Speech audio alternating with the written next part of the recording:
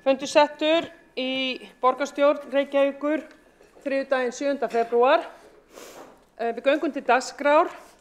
Forseti vill upplýsa það að hér í dagskrá eru 2 tillögur sem eru að sama meiði og forseti leggur því til að þær tillögur verði teknar saman. Þetta eru tillaga borgarfulltrúa Sjálfstæðisflokksins foreldrastyrk og tillaga borgarfulltrúa Flokks fólksins heimagreiðslu til foreldra í ljósi manneklu á leikskólum. Og þegar svona mál að ræða og við höfum sameinað umræðu, þá hefð fyrir því að stærri flokkurinn hefji umræðu sem frummælandi og annar frummælandi þá frummælandi minni flokksins, og í lok umræðu þá hafa borgarfulltrúar gjarnan óskað eftir að fá að vera síðastir á dagskrá og þá það einnig í sömu röð. Þannig að stærri flokkurinn fær þá fyrri síðustu ræðuna og minni flokkurinn fær þá síðustu ræðuna. Þannig að þetta eru þá mál 2 og 5 sem verða þá í rauninni mál númer 2 á dagskrá fundarins í dag. Að öðru leyti okkur ekki að vanbúnað en að hefja fund, og fyrsta mál á dagskrá umræða samkeppnishæfni borga að beiðni borgarfulltrúa Samfylkingar, Framsóknar, Píratar og Viðreisnar, og frummælandi borgarstjóri Dagur B. Eggertsson. Gjörðu svo vel. Forseti, ágæta borgarstjórn, ég þakka fyrir og vildi innleiða aðeins umræðu samkeppnishæfni höfuðborgarsvæðisins, Reykjavíkur eins og við köllum höfuðborgarsvæðið í öllu alþjóðlegu samhengi, og samkeppnishæfni einmitt ein af þeim umræðum sem að rammar inn annars vegar hlutverk Reykjavíkur gagnvart landinu og mikilvægi borgarinnar í alþjóðlegu og innlendu samhengi.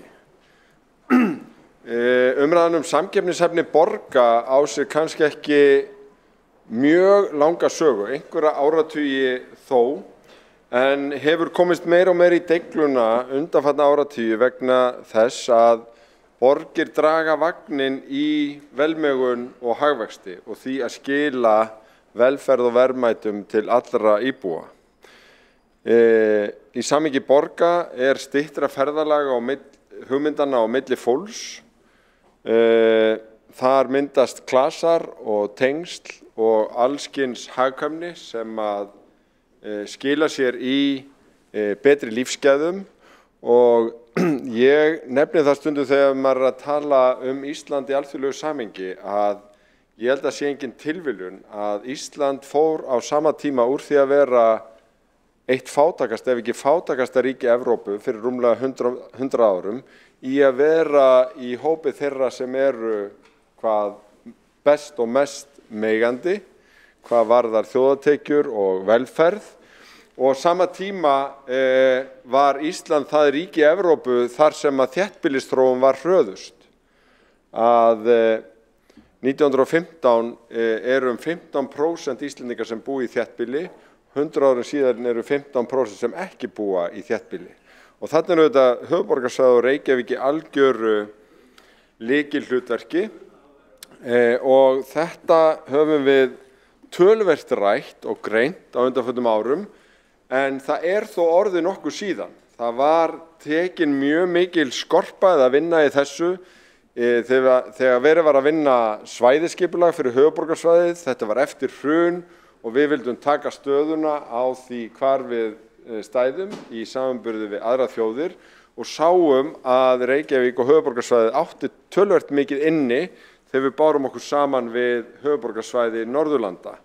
Og þá ég að tala bara hagvaxtastig, og það ekkert óeðlilegt þarna árin eftir hrun, en það hefur örugglega og væntanlega breyst. En ein af þeim spurningum sem hangir í loftinu í þessari umræðu hvort að borgarstjórn vilji fjalla meira þessu mál, hvort við eigum að láta draga saman upplýsingar, sammælast hvaða mælikvarða við eigum helst að horfa til og uppfæra þær greiningar sem gerðar voru fyrir núna hartnær 10 árum á samkeppnishæfni höfuðborgarsvæðisins. Því að það má segja að þessar greiningar sem eru til á skýrsluformi og fólk getur kynnt sér meðal annars inn á heimasíðu Sambands sveitarfélaga á höfuðborgarsvæðinu, voru mjög gagnlegar til að skerpa fókusinn og setja á dagskrá verkefni sem hafa skilað mjög miklu á árunum sem á eftir hafa fylgt.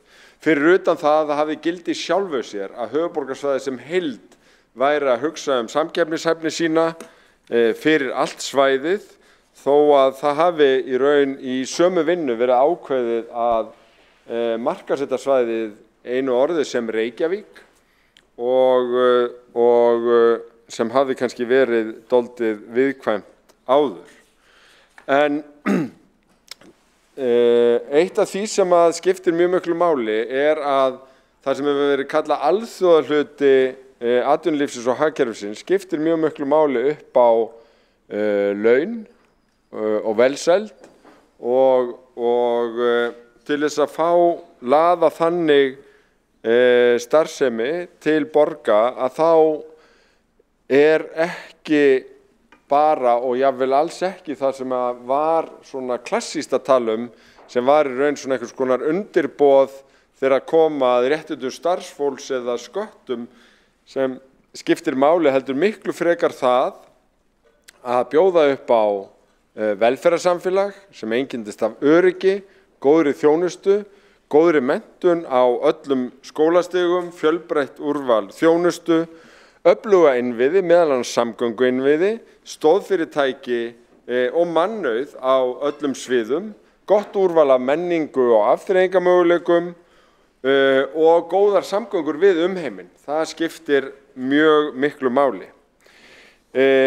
Við höfum haft svona annað augað eða fylgst með ýmsum alþjóðlegum samanburði þar sem að Reykjavík með eða ekki, Ísland með eða ekki og í sumum tilvikum erum við að raðast að hluta til vegna þess að það vantar statistík sem að til dæmis öll Evrópusambandslönd hafa yfir að ráða í gegnum Evrópusamstarfið á því sviði en vantar að sömu leyti fyrir Ísland.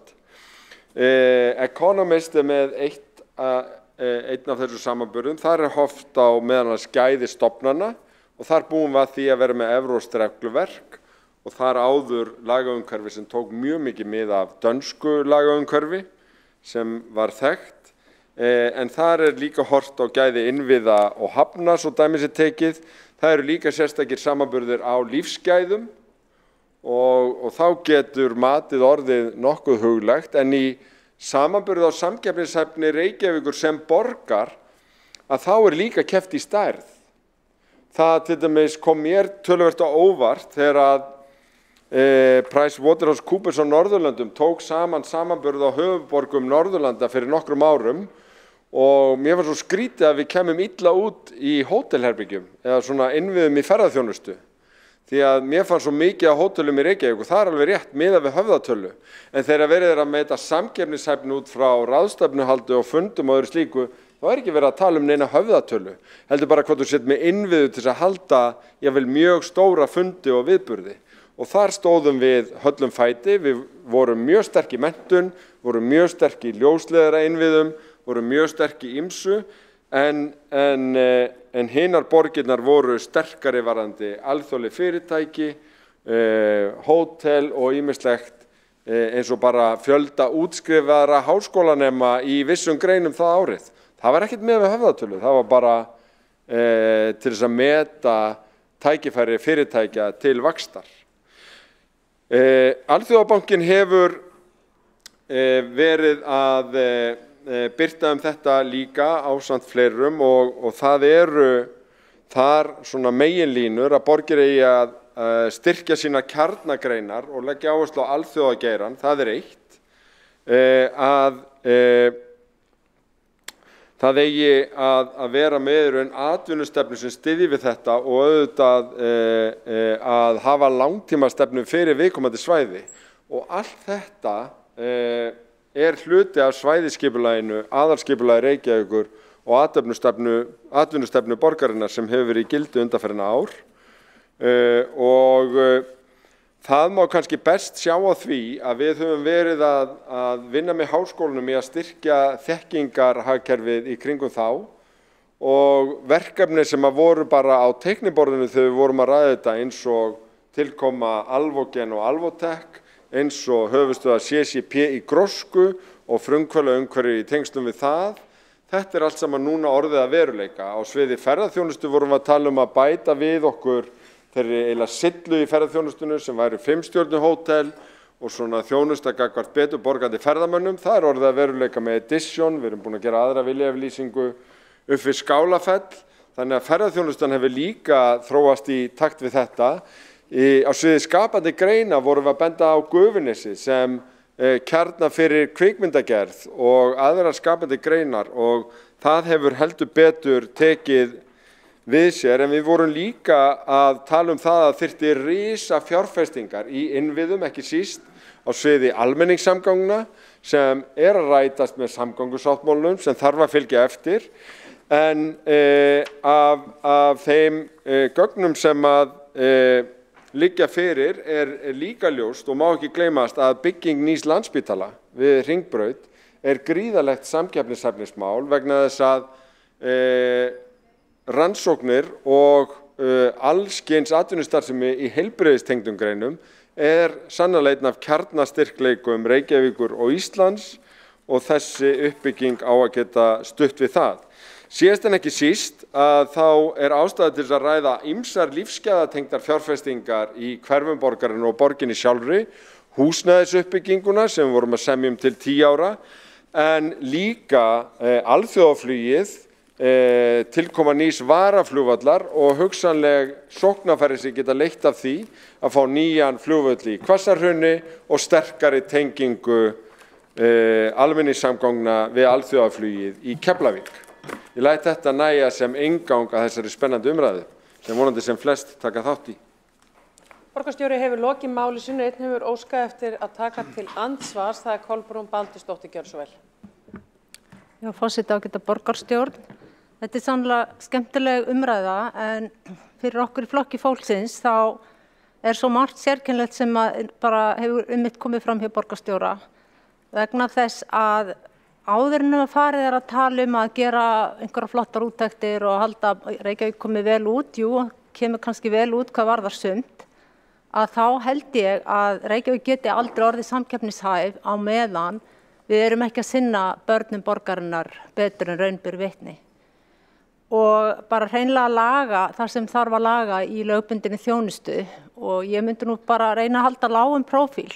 Svona þar til að búið að gera betur hvað varðar okkar viðkvæmustu hópa. Það auðvitað alveg hægt að búa til flottar byggingar og gera glæsilega innviði, en eins og við vitum að þá ekki mikið fjármagn til í borginni núna. Þannig að við þurfum aðeins að skoða í hvað krónan fer. Þannig að þetta akkurat svona mál sem að ég held að við getum svolítið látið bíða og ég tala nú ekki að fara gera fjárfrekar úttektir og kannanir og greiningar, allt kostar og kannski bara byrja á að skoða hvar skóinn kreppir og hefja leikinn þar. Borgarfulltrúinn er lokið við að veita andsvar, svara þá andsvari borgarstjóri, gjörðu svo vel. Forseti, ágæta borgarstjórn, ég vil þakka fyrir þetta innlegg eða svona vangaveltur og eitt af því sem einmitt dálítið spennandi í umræðum samkeppnishæfni sterk staða Norðurlanda.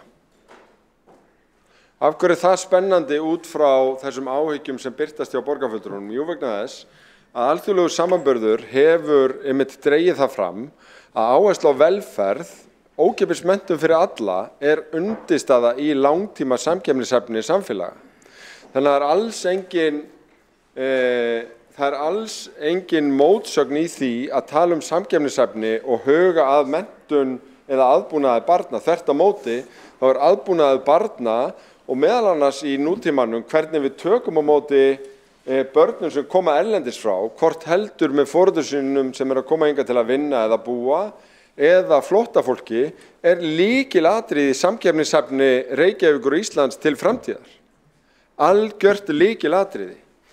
Og það athyglisvert sjónarhorn að telja að Reykjavík hafi aldrei haft minni fjármuni milli handana því að líklega hið öfuga það sem satt.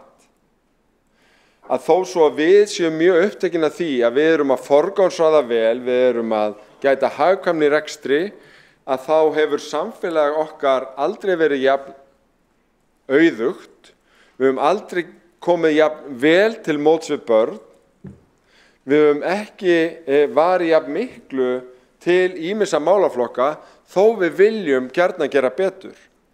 Og hvernig gerum við betur? Það meðal annars með því að huga að samkeppnishæfni borgarinnar, atvinnulífsins og samfélagsins í heild, forgangsraða í þágu menntunar og velferðar, barna og þeirra sem þurfa á stuðningi að halda, tímabundnum eða ekki.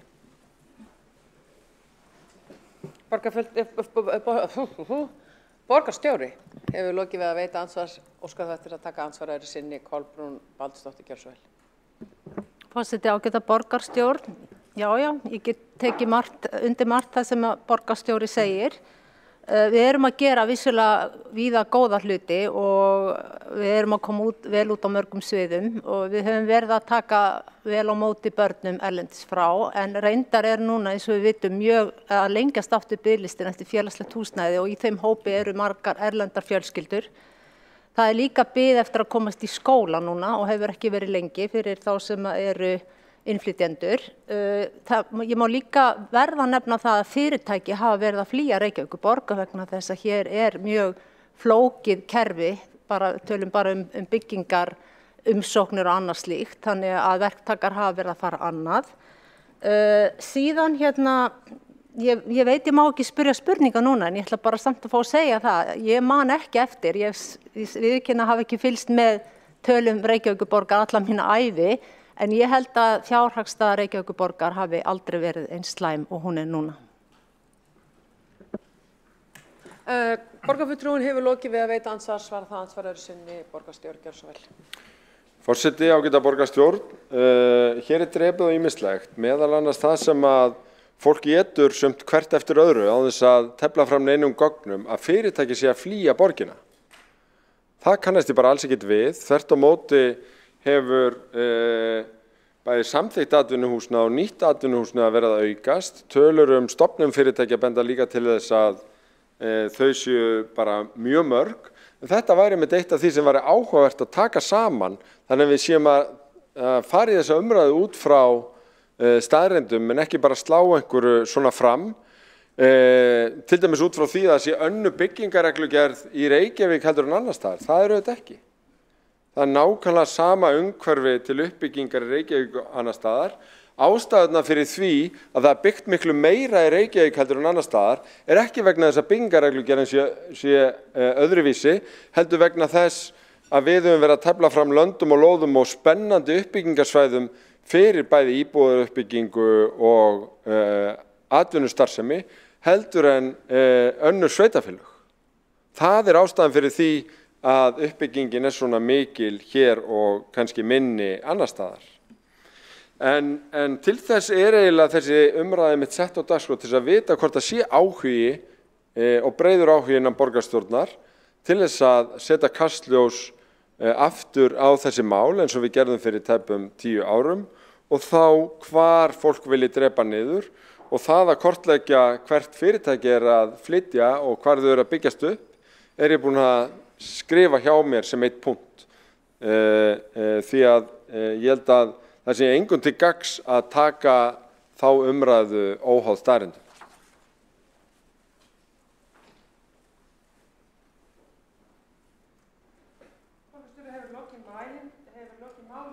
Tekur þá til máls Hildur Björnsdóttir, borgarfulltrúi Sjálfstæðisflokksins. Gjörðu svo vel.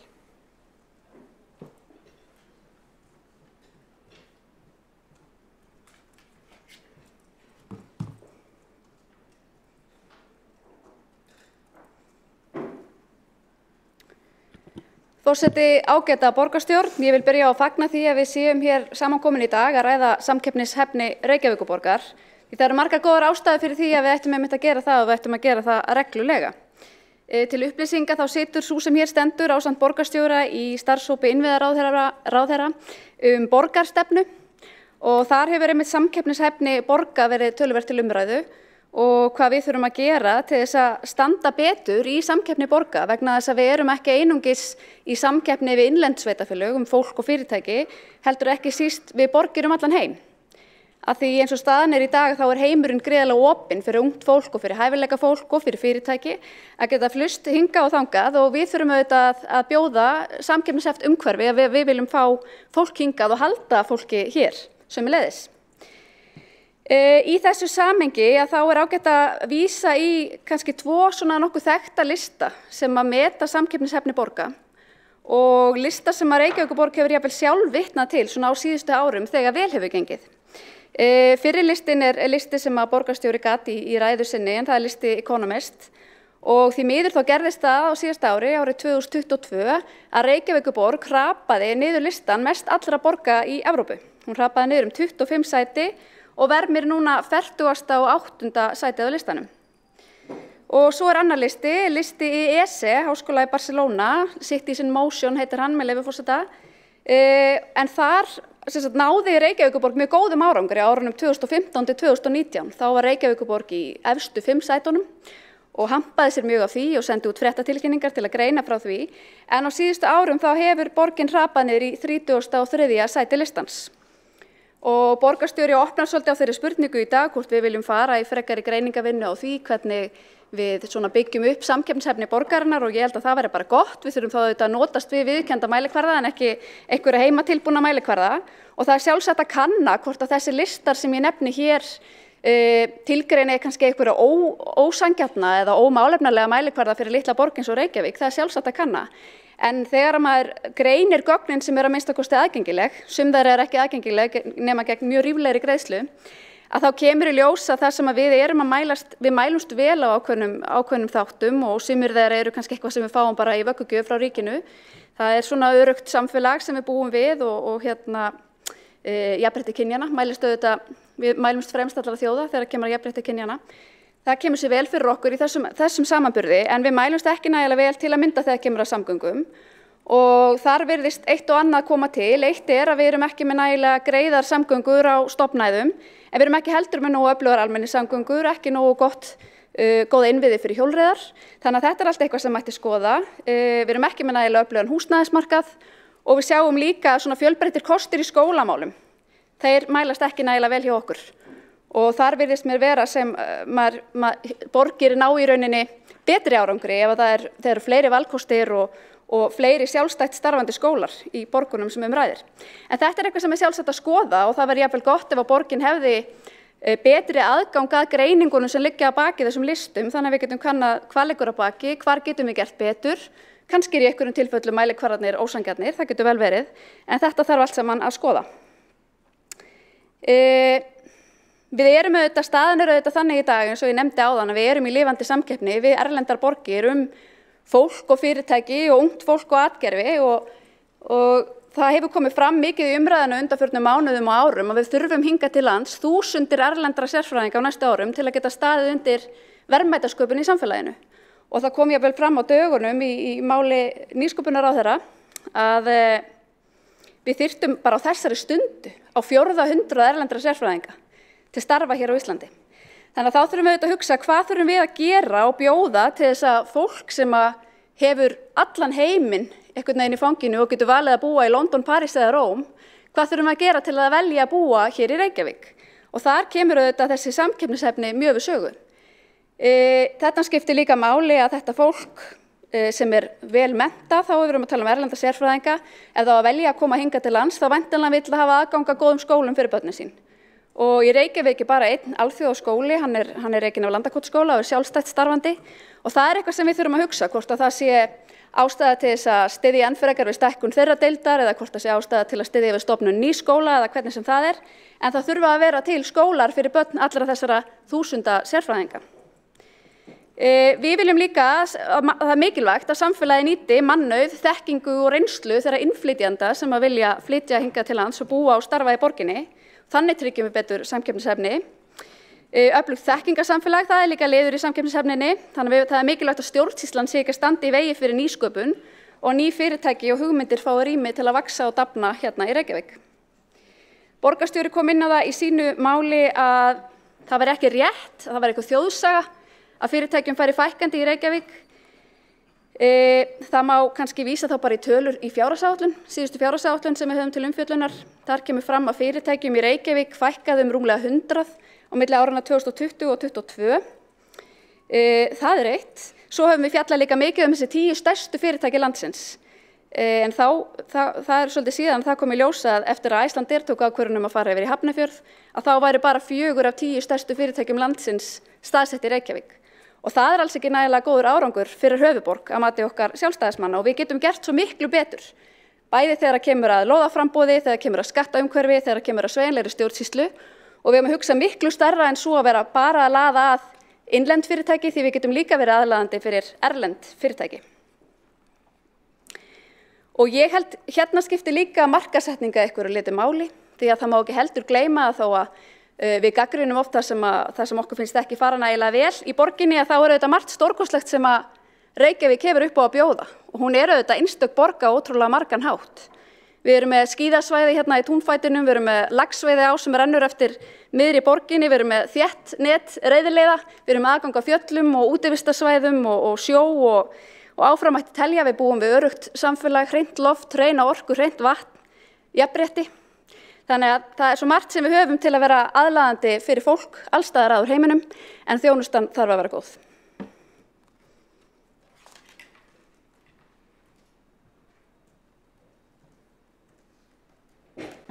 Borgarfulltrúinn hefur lokið máli sínu og enginn hefur óskað eftir að koma í andsvar. Næstur á mælendaskrá er Hjálmar Sveinsson, borgarfulltrúi, gjörðu svo vel.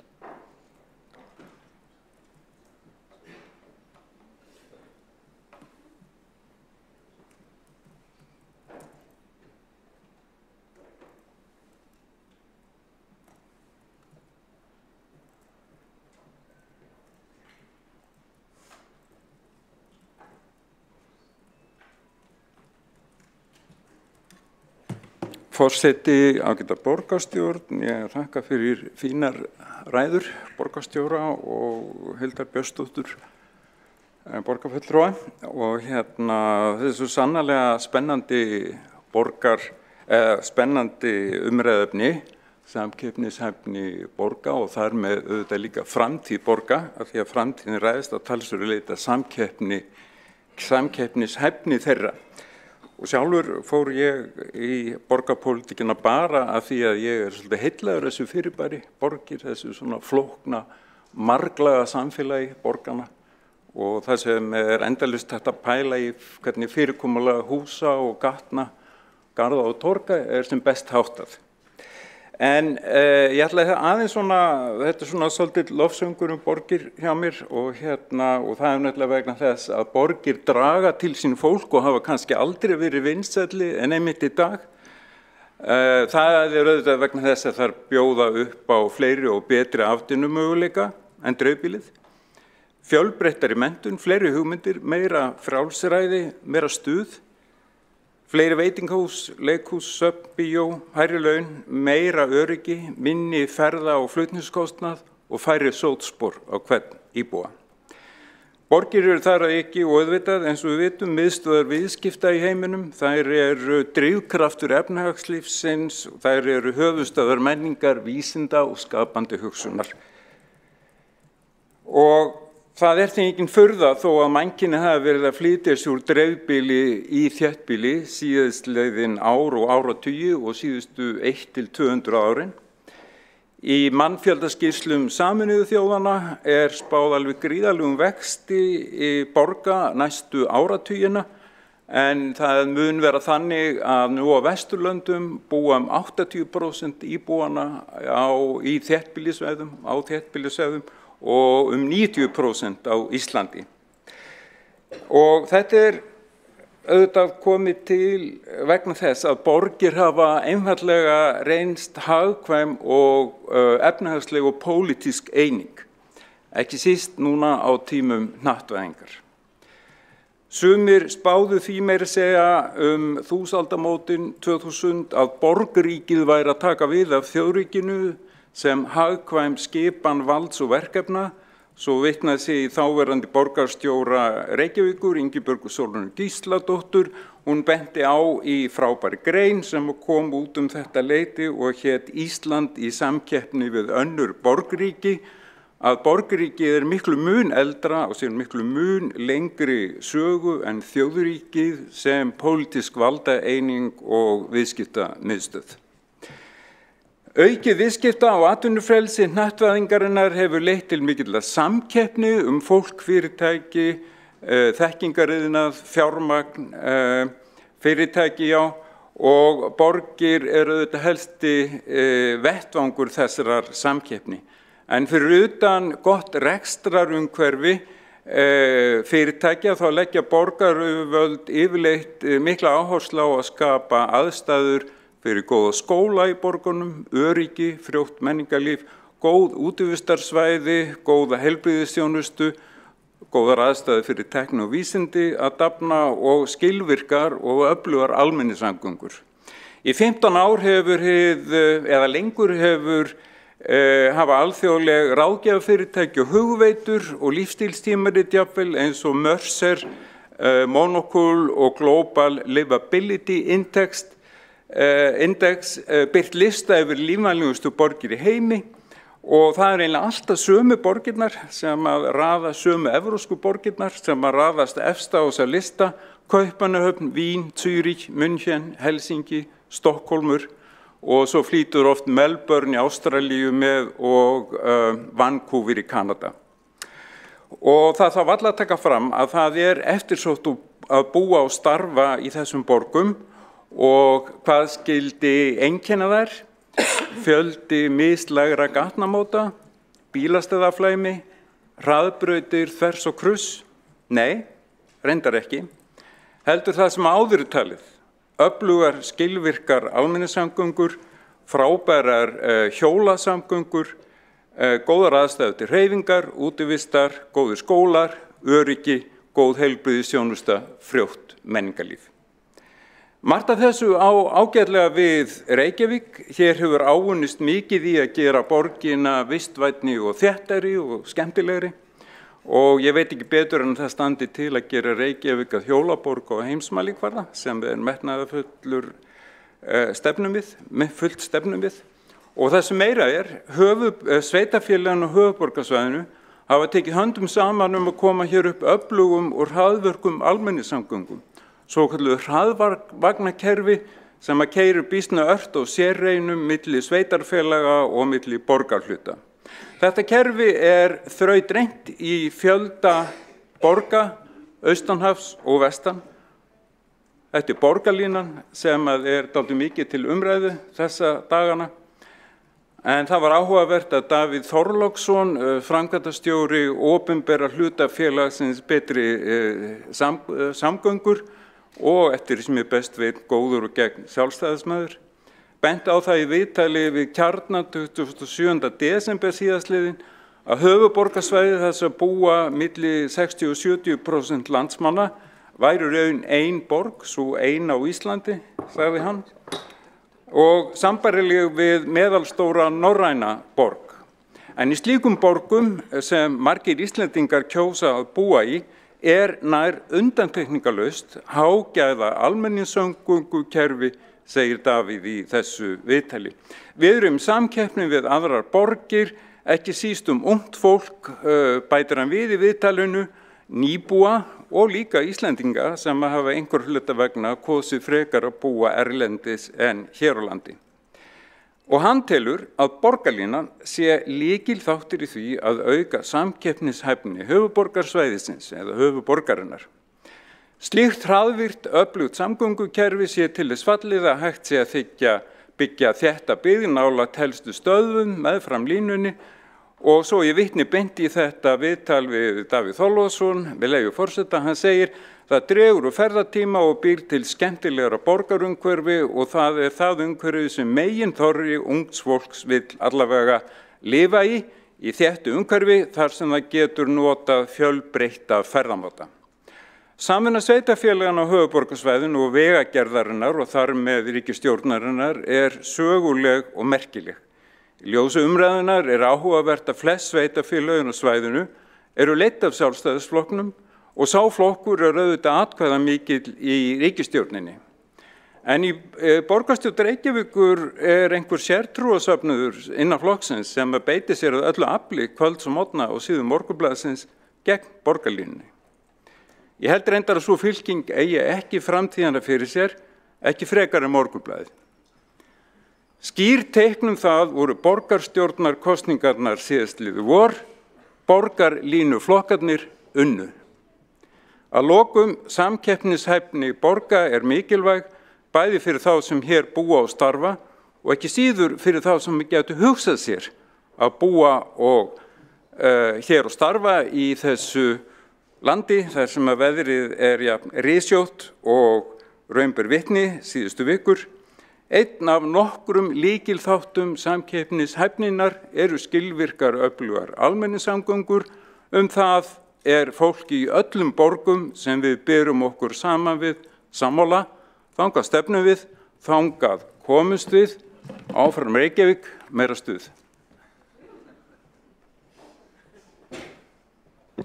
Borgarfulltrúinn hefur lokið máli sínu og tekur þá til máls Árelía Eydís Guðmundsdóttir, gjörðu svo vel, borgarfulltrúi Framsóknarflokksins.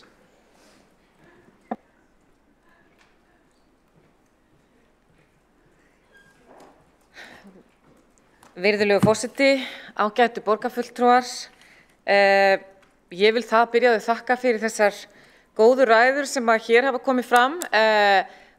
Þær hafa allar verið áhugaverðar og ég ætla að segja ykkur það að ég vaknaði í gærmorgun full af tilhlökkun að koma í borgarstjórn sem ekki alltaf, hefur ekki alltaf verið raunin, en þetta ég segi eins og Hjálmar, ein af ástæðunum fyrir því að ég líklega hingað komin.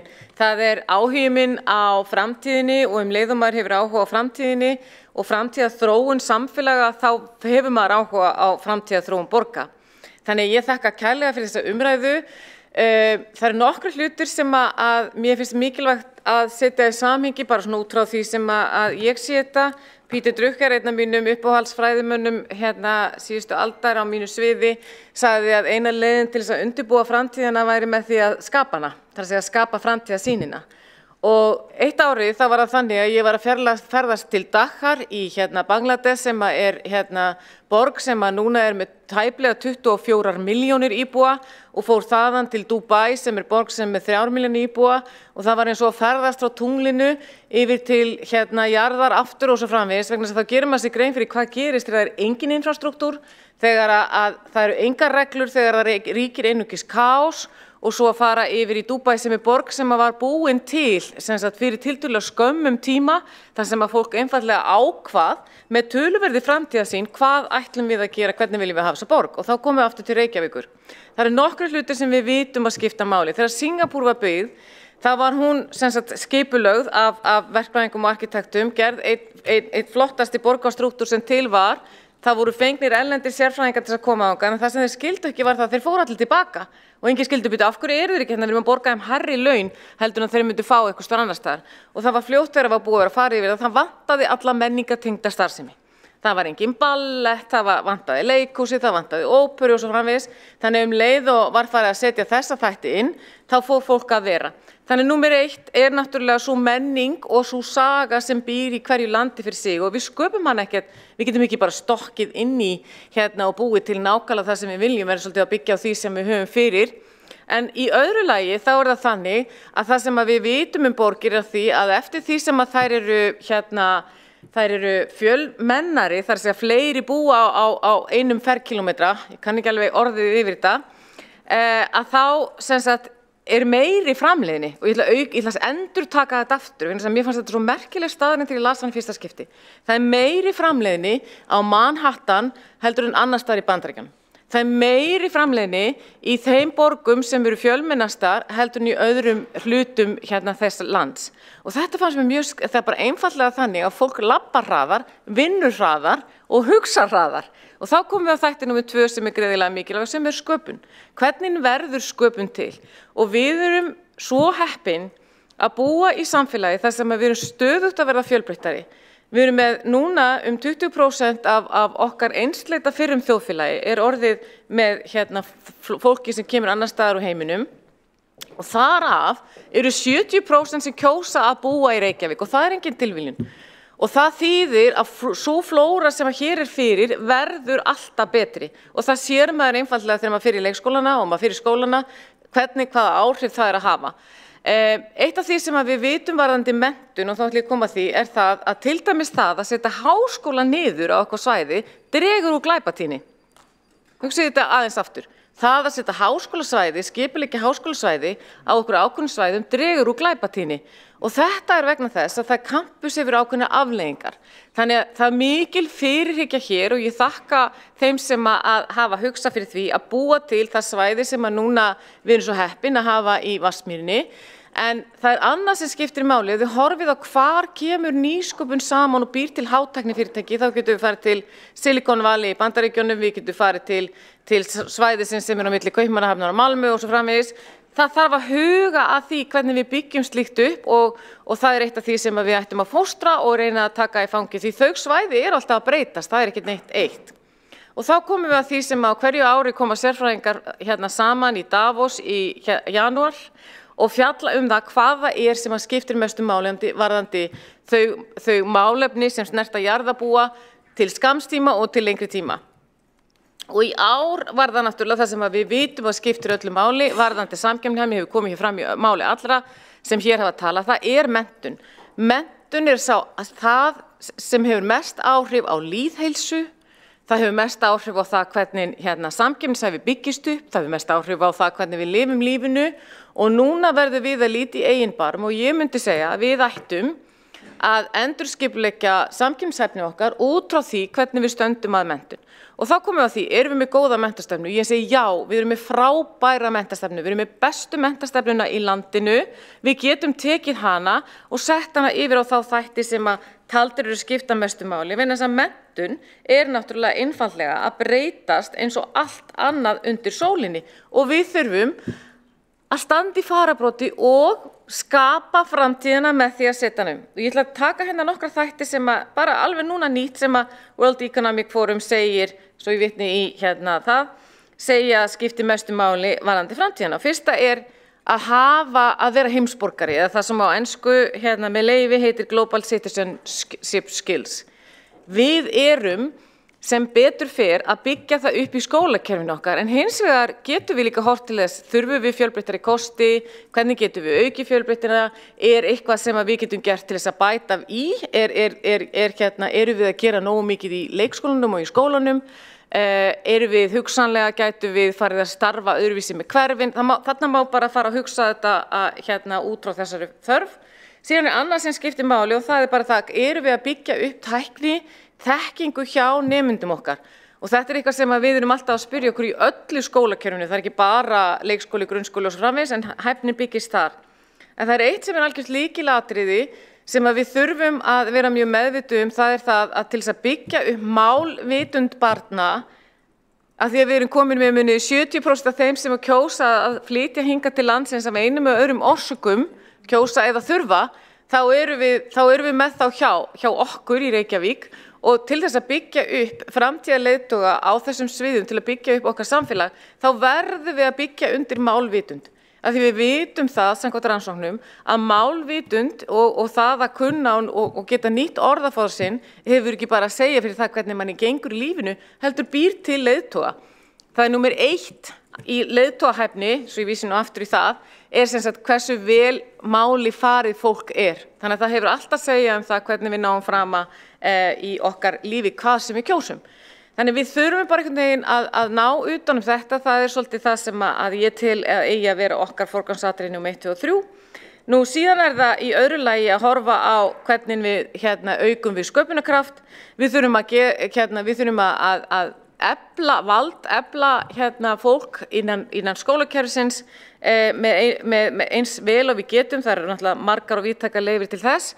En svo einn þáttur sem svolítið mikilvægur sem við erum bara einhvern veginn að byrja að hugsa og það það að við erum landslægð á vinnumarkaði algjörlega breytt gagnvart því hvernig við byggjum upp okkar vinnu við sem erum ætlum kannski ekki að vera næstu 20, 30, 40 árin, en við þurfum að hugsa það, hvernig er ég að byggja upp atvinnuhæfni mína. Ég fer inn í, og það eins og Völundarhús, ég fer inn í skóla og út úr skóla, ég fer í burtu í 1 ár og svo fer ég að gigga í einhvern ákveðin tíma og svo framvegis. Þannig við þurfum að opna menntakerfið okkar og kerfinu okkar gagnvart þeirri þróun og kenna nemyndum okkar alveg frá upphafi að standa með sjálfur sér og kunna að koma sjálfur sér á framfæri og þá náttúrulega skiptir miklu máli að nefna 2 þætti viðbútt sem eru gagnrýnin hugsun og það sem að kalla vandamálagreining.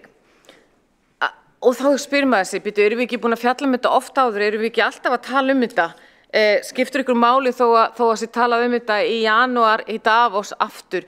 Og ég segi, við verðum að skipuleggja borgina þannig að þegar við erum að kjósa, við erum að tala okkar vinnuafl sem hér, að við veljum þá. Af hverju eru fólk 1996 að gerði rannsókn á því hverjir fara frá Íslandi og hverjir koma aftur og það voru eiginlega bara Íslendingar sem að þoldu roki og rigninguna og svo framvegis. Það er svo fólk sem að hafði verið alið upp hér sem að koma aftur. Við erum í bara allt öðru samfélagi sem betur fer og við þurfum að byggja upp samfélag sem gerir það að verkum að það sé ekki bara þeir sem fara sem vilja koma aftur, heldur líka viljum við bjóða þá velkomna sem að auka við og gera samfélag okkar betra og byggja undir samkeppnishæfni með því að vera klárt og gott vinnuafl en líka með því að taka þátt í því að byggja upp tiltölulega ungt samfélag. Við erum bara tiltölulega ungt samfélag og við viljum bara vera borg sem að allir vilja einhvern tímann koma eins og þeir segja New York, þú veist, ef þú hefur ekki lifað og hefur ekki verið í New York. If you can make it there, you can make it anywhere. Það verður hægt að segja það Ísland líka. Takk fyrir mig. Borgarfulltrúinn hefur lokið máli sínu og næsta mælendaskrá, fyrirgefðu, það fór alveg fram hjá mér. Nei, fyrirgefðu Marta mín, ekkert mál, forseti gerir undantekningu, treystir forseta. Þá hefur einn óskað eftir að veita andsvar og það Marta Guðjónsdóttir, gjörðu svo vel. Forseti, ágætu borgarfulltrúar, borgarfulltrúin Árelía Eydís Guðmundsdóttir kom hér inn á að það þyrfti að byggja upp samkeppnishæfni og við þyrftum að endurskipuleggja samkeppnishæfni borga en tala jafnframt það að við varum með frábæra menntastefnu, þá bestu í heimi. Ég velti því fyrir mér hvort að borgarfulltrúin hafi ekki áhyggjur af því að við þurfum kannski að fara að endurskoða hana og endurskipuleggja menntamálin í borginni þegar að 30% drengja geta ekki lesið sér til gagns að loknum grunnskóla.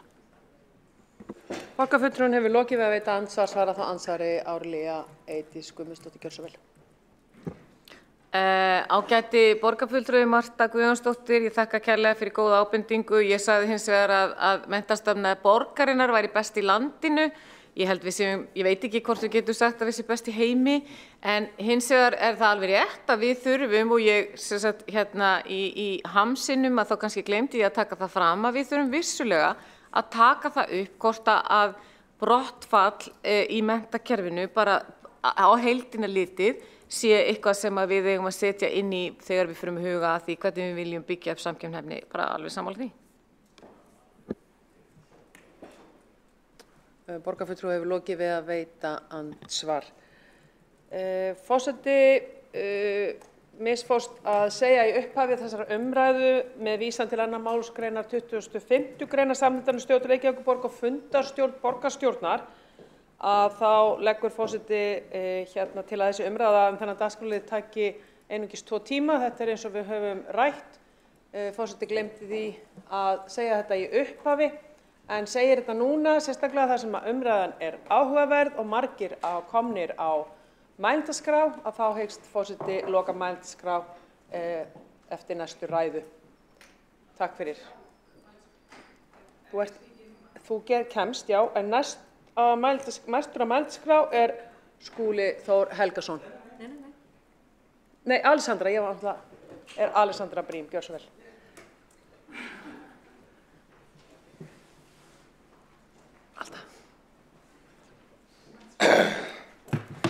Forseti og aðrir góðir áheyrendur, Eitt af mikilvægustu viðfangsefnum hverrar borgar að passa upp á sitt samkeppnishæfi. Nútímasagan full af dæmum stórar og öflugar borgir sem áttu uppgangsskeið og voru jafnvel leiðandi á heimsvísu á einhverju ákveðnu sviði, en annarkvort tóku eitthvað feilspor eða mistókst að fylgja breytingum tímans, drógust aftur úr og urðu að lokum varlasvipur hjá sjón, sem voru vist á sértilboðum daginn. Nei, urðu að lokum varlasvipur hjá sjón og breyttust kannski bara jafnvel í hálfgerða draugabæi. Þegar að borg komin inn á þá vegferð, þá getur verið mjög erfitt að snúa þróuninni við. Þá eru fasteignagjöld og tekjur hættar að standa undan viðhaldsþörf og ekkert afgangs til þess að fara í eitthvað átak eða gefa afslætti eða fara í hluti sem borgir gætu gert til þess að bjarga sér. Og þetta verður hálfgerður vítahringur. Það verður hvað segir maður? Þegar að borg komin, þá erfitt að snúa þessu við og þess vegna þurfum við að passa að lenda alls ekki á brautinni. En við þurfum líka að passa upp á að vinna okkur ekki til tjóns til þess að forðast hana.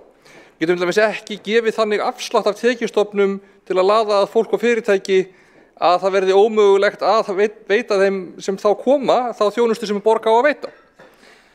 Reykjavík líka höfuðborg, eina raunverulega borg landsins, með fullri virðingu fyrir öllum öðrum sveitarfélögum, og svona það hlutverk einangrar okkur að vissu leyti gegn því að einstök eða tiltölulega lítilvæg mistök gætu olli þessu sem að gæti kannski komið fyrir milli stóra borg í Bandaríkjunum eða Evrópu. Þar sem að nóg af öðrum borgum fyrir alla til þess að flýta sér yfir á ef í óöfni stefnir. Samkeppni Reykjavíkur samt í raun ekki við landsbyggðina á Íslandi svona að þessu leyti. Í stóra samhenginu erum við í samkeppni við nágrannalöndin, við EES-svæðið og að vissu leyti svona við allan heiminn. Og þegar við erum að skoða samkeppnishæfi Reykjavíkurborgar í þessu samhengi, þá erum við í rauninni að skoða samkeppnishæfi í ekki bara höfuðborgarsvæðisins, heldur líka landsins, bara alls.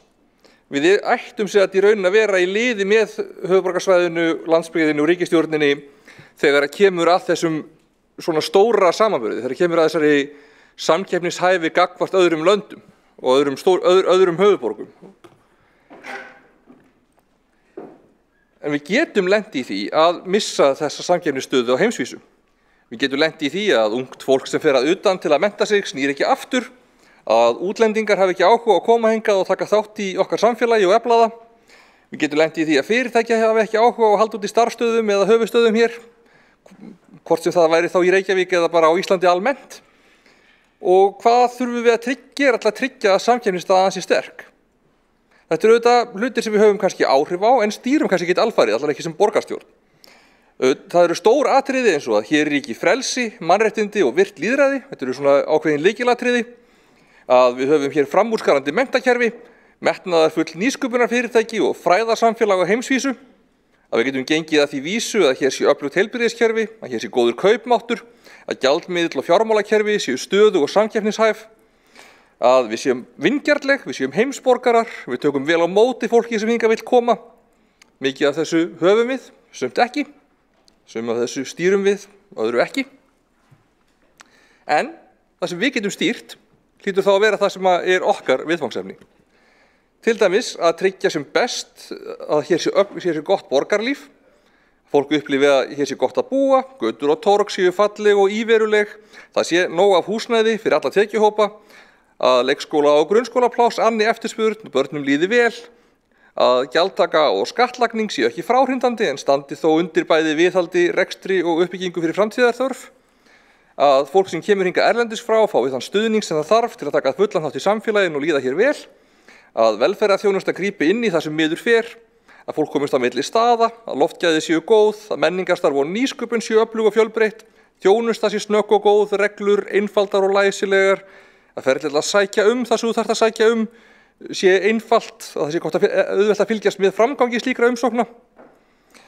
Við þurfum að hafa öflugar almenningssamgöngur, við þurfum að breyta borgarmyndinni, þannig að hún sé þéttari, snúist meira fólk og vegalengdir á mannlegum skala, þannig að fólk komi stærri hluta ferða sinna gangandi eða hjólandi í manneskjuvænu umhverfi, þannig að hún sé grænni og fjölbreyttari. En þrátt fyrir skref síðustu ára Reykjavík enn ein dreifbílasta höfuðborg í heimi. og við munum líka alltaf þurfa að tryggja það að það sé til pláss fyrir þau sem vilja búa aðeins dreifðara, fyrir fyrirtæki og iðnað sem henta illa inni í þéttri byggð, við þurfum samt að bjóða upp á það í Reykjavík. Og við þurfum líka að halda áfram með efla stafræna innviði. Það er fjárfesting sem við fáum aftur margfalt tilbaka, ekki síður en bara fjárfesting í öðrum innviðum. En Reykjavík var farin að dragast ákveðið aftur úr áður en farið var í átak til að bæta úr því. Átak dugir samt í rauninni ekki til. Þetta er þekking sem þarf að þróa og viðhalda. Þetta eru kerfi sem þurfa að virka vel og þau þurfa að þróast áfram með þörfum borgarbúa. Við höfum tekið risavaxið skref, stór bara áberandi skref eins og umsjónarkerfi fjárhagsaðstoð til framfærslu sem vann til verðlauna. Skráningarkerfi fyrir grunnskóla var tekið í gagnið í fyrra og skráningarkerfi fyrir leikskóla verður tekið í gagnið á þessu ári. Rafrænt umsjónarkerfi byggingarleyfa fór nýlega í loftið og hefur gengið mjög vel. Og þetta þarf að halda áfram að þróa það, en samtök iðnaðarins til dæmis mæla með að það verði tekið í gagnið víðar. Og þetta eru atriði sem eru sýnileg út á við og skipta máli. En það sem undir yfirborðinu skiptir líka máli. Að við náum utan öll okkar mismunandi kerfi, að gögnin séu tölvulæsileg, kerfin sem búa yfir þeim geti talað saman. Og svo skiptir ímynd borgarinnar líka máli. Alveg óháð því að innihaldi verður að vera gott, þá er erfitt ef að innihaldi í borginni er rosalega gott en enginn veit það. Það skiptir líka máli að Reykjavíkurborg sé treyst fyrir því að við séum menningarborg, að við séum mannréttindaborg, við séum borg sem trúir á vísindi, samstarf, lýðræði, samtal, að við séum friðarborg, að við séum stöðug og stöndug og getum staðið af okkur áföll og slagviðri, að við séum ábyrg í okkar skipulagi, pössum upp á heildarhagsmuni hverfa og borgarinnar, leyfum ekki óheftum sérhagsmunum á hverjum stað að ganga á hagsmuni heildarinnar. Við þurfum að vera trúverðug og við þurfum að vera ábyrg og fólk þarf að trúa því. Og það skiptir máli líka að fólk finni, ef Reykjavíkurborg kemur að einhver ákveðnu verkefni, málþingi, viðburði, einhverju starfsemi, þá sé svo aðkoma til að auka tiltrú á því. Og ég held nú reyndar að flest séu við þar. Þó við séum kannski ósammála áherslur og stefnu. Ef Íslendingur sér einhvern viðburð auglýstan og er kannski efins að þarna sé eitthvað til að taka mark á og sér svo að Reykjavíkurborg er einn af aðstandendum, þá sé það sennilega til þess að auka tiltrú á þeim viðburði. Jafnvel þó að við séum kannski, eins og ég segi, ósammála áherslurnar. Og ég get alveg nefnt einhverja borgir í heiminum sem að búa ekki til slík jákvæð hugrenningatengsl með aðkomu sinni. Og við skulum ekki gleyma því að þó fjárhagsstaðan sé erfið núna, þá hefur hún sannarlega verið verri. Og við skulum ekki efast það heldur að við höfum allt til að bera til að komast í gegnum tímabundna erfiðleika. Til þess getur auðvitað þurft að taka skemmtilegar ákvarðanir, en það þarf að standa vörð grunnþjónustu og það þarf að passa upp á þau atriði sem skapa virði fyrir íbúa og sem bæta þjónustu og sem nýta fjármuni og mannauð betur til framtíðar. Því í grunninn snýst þetta verkefni að búa til borg þar sem er gott að lifa.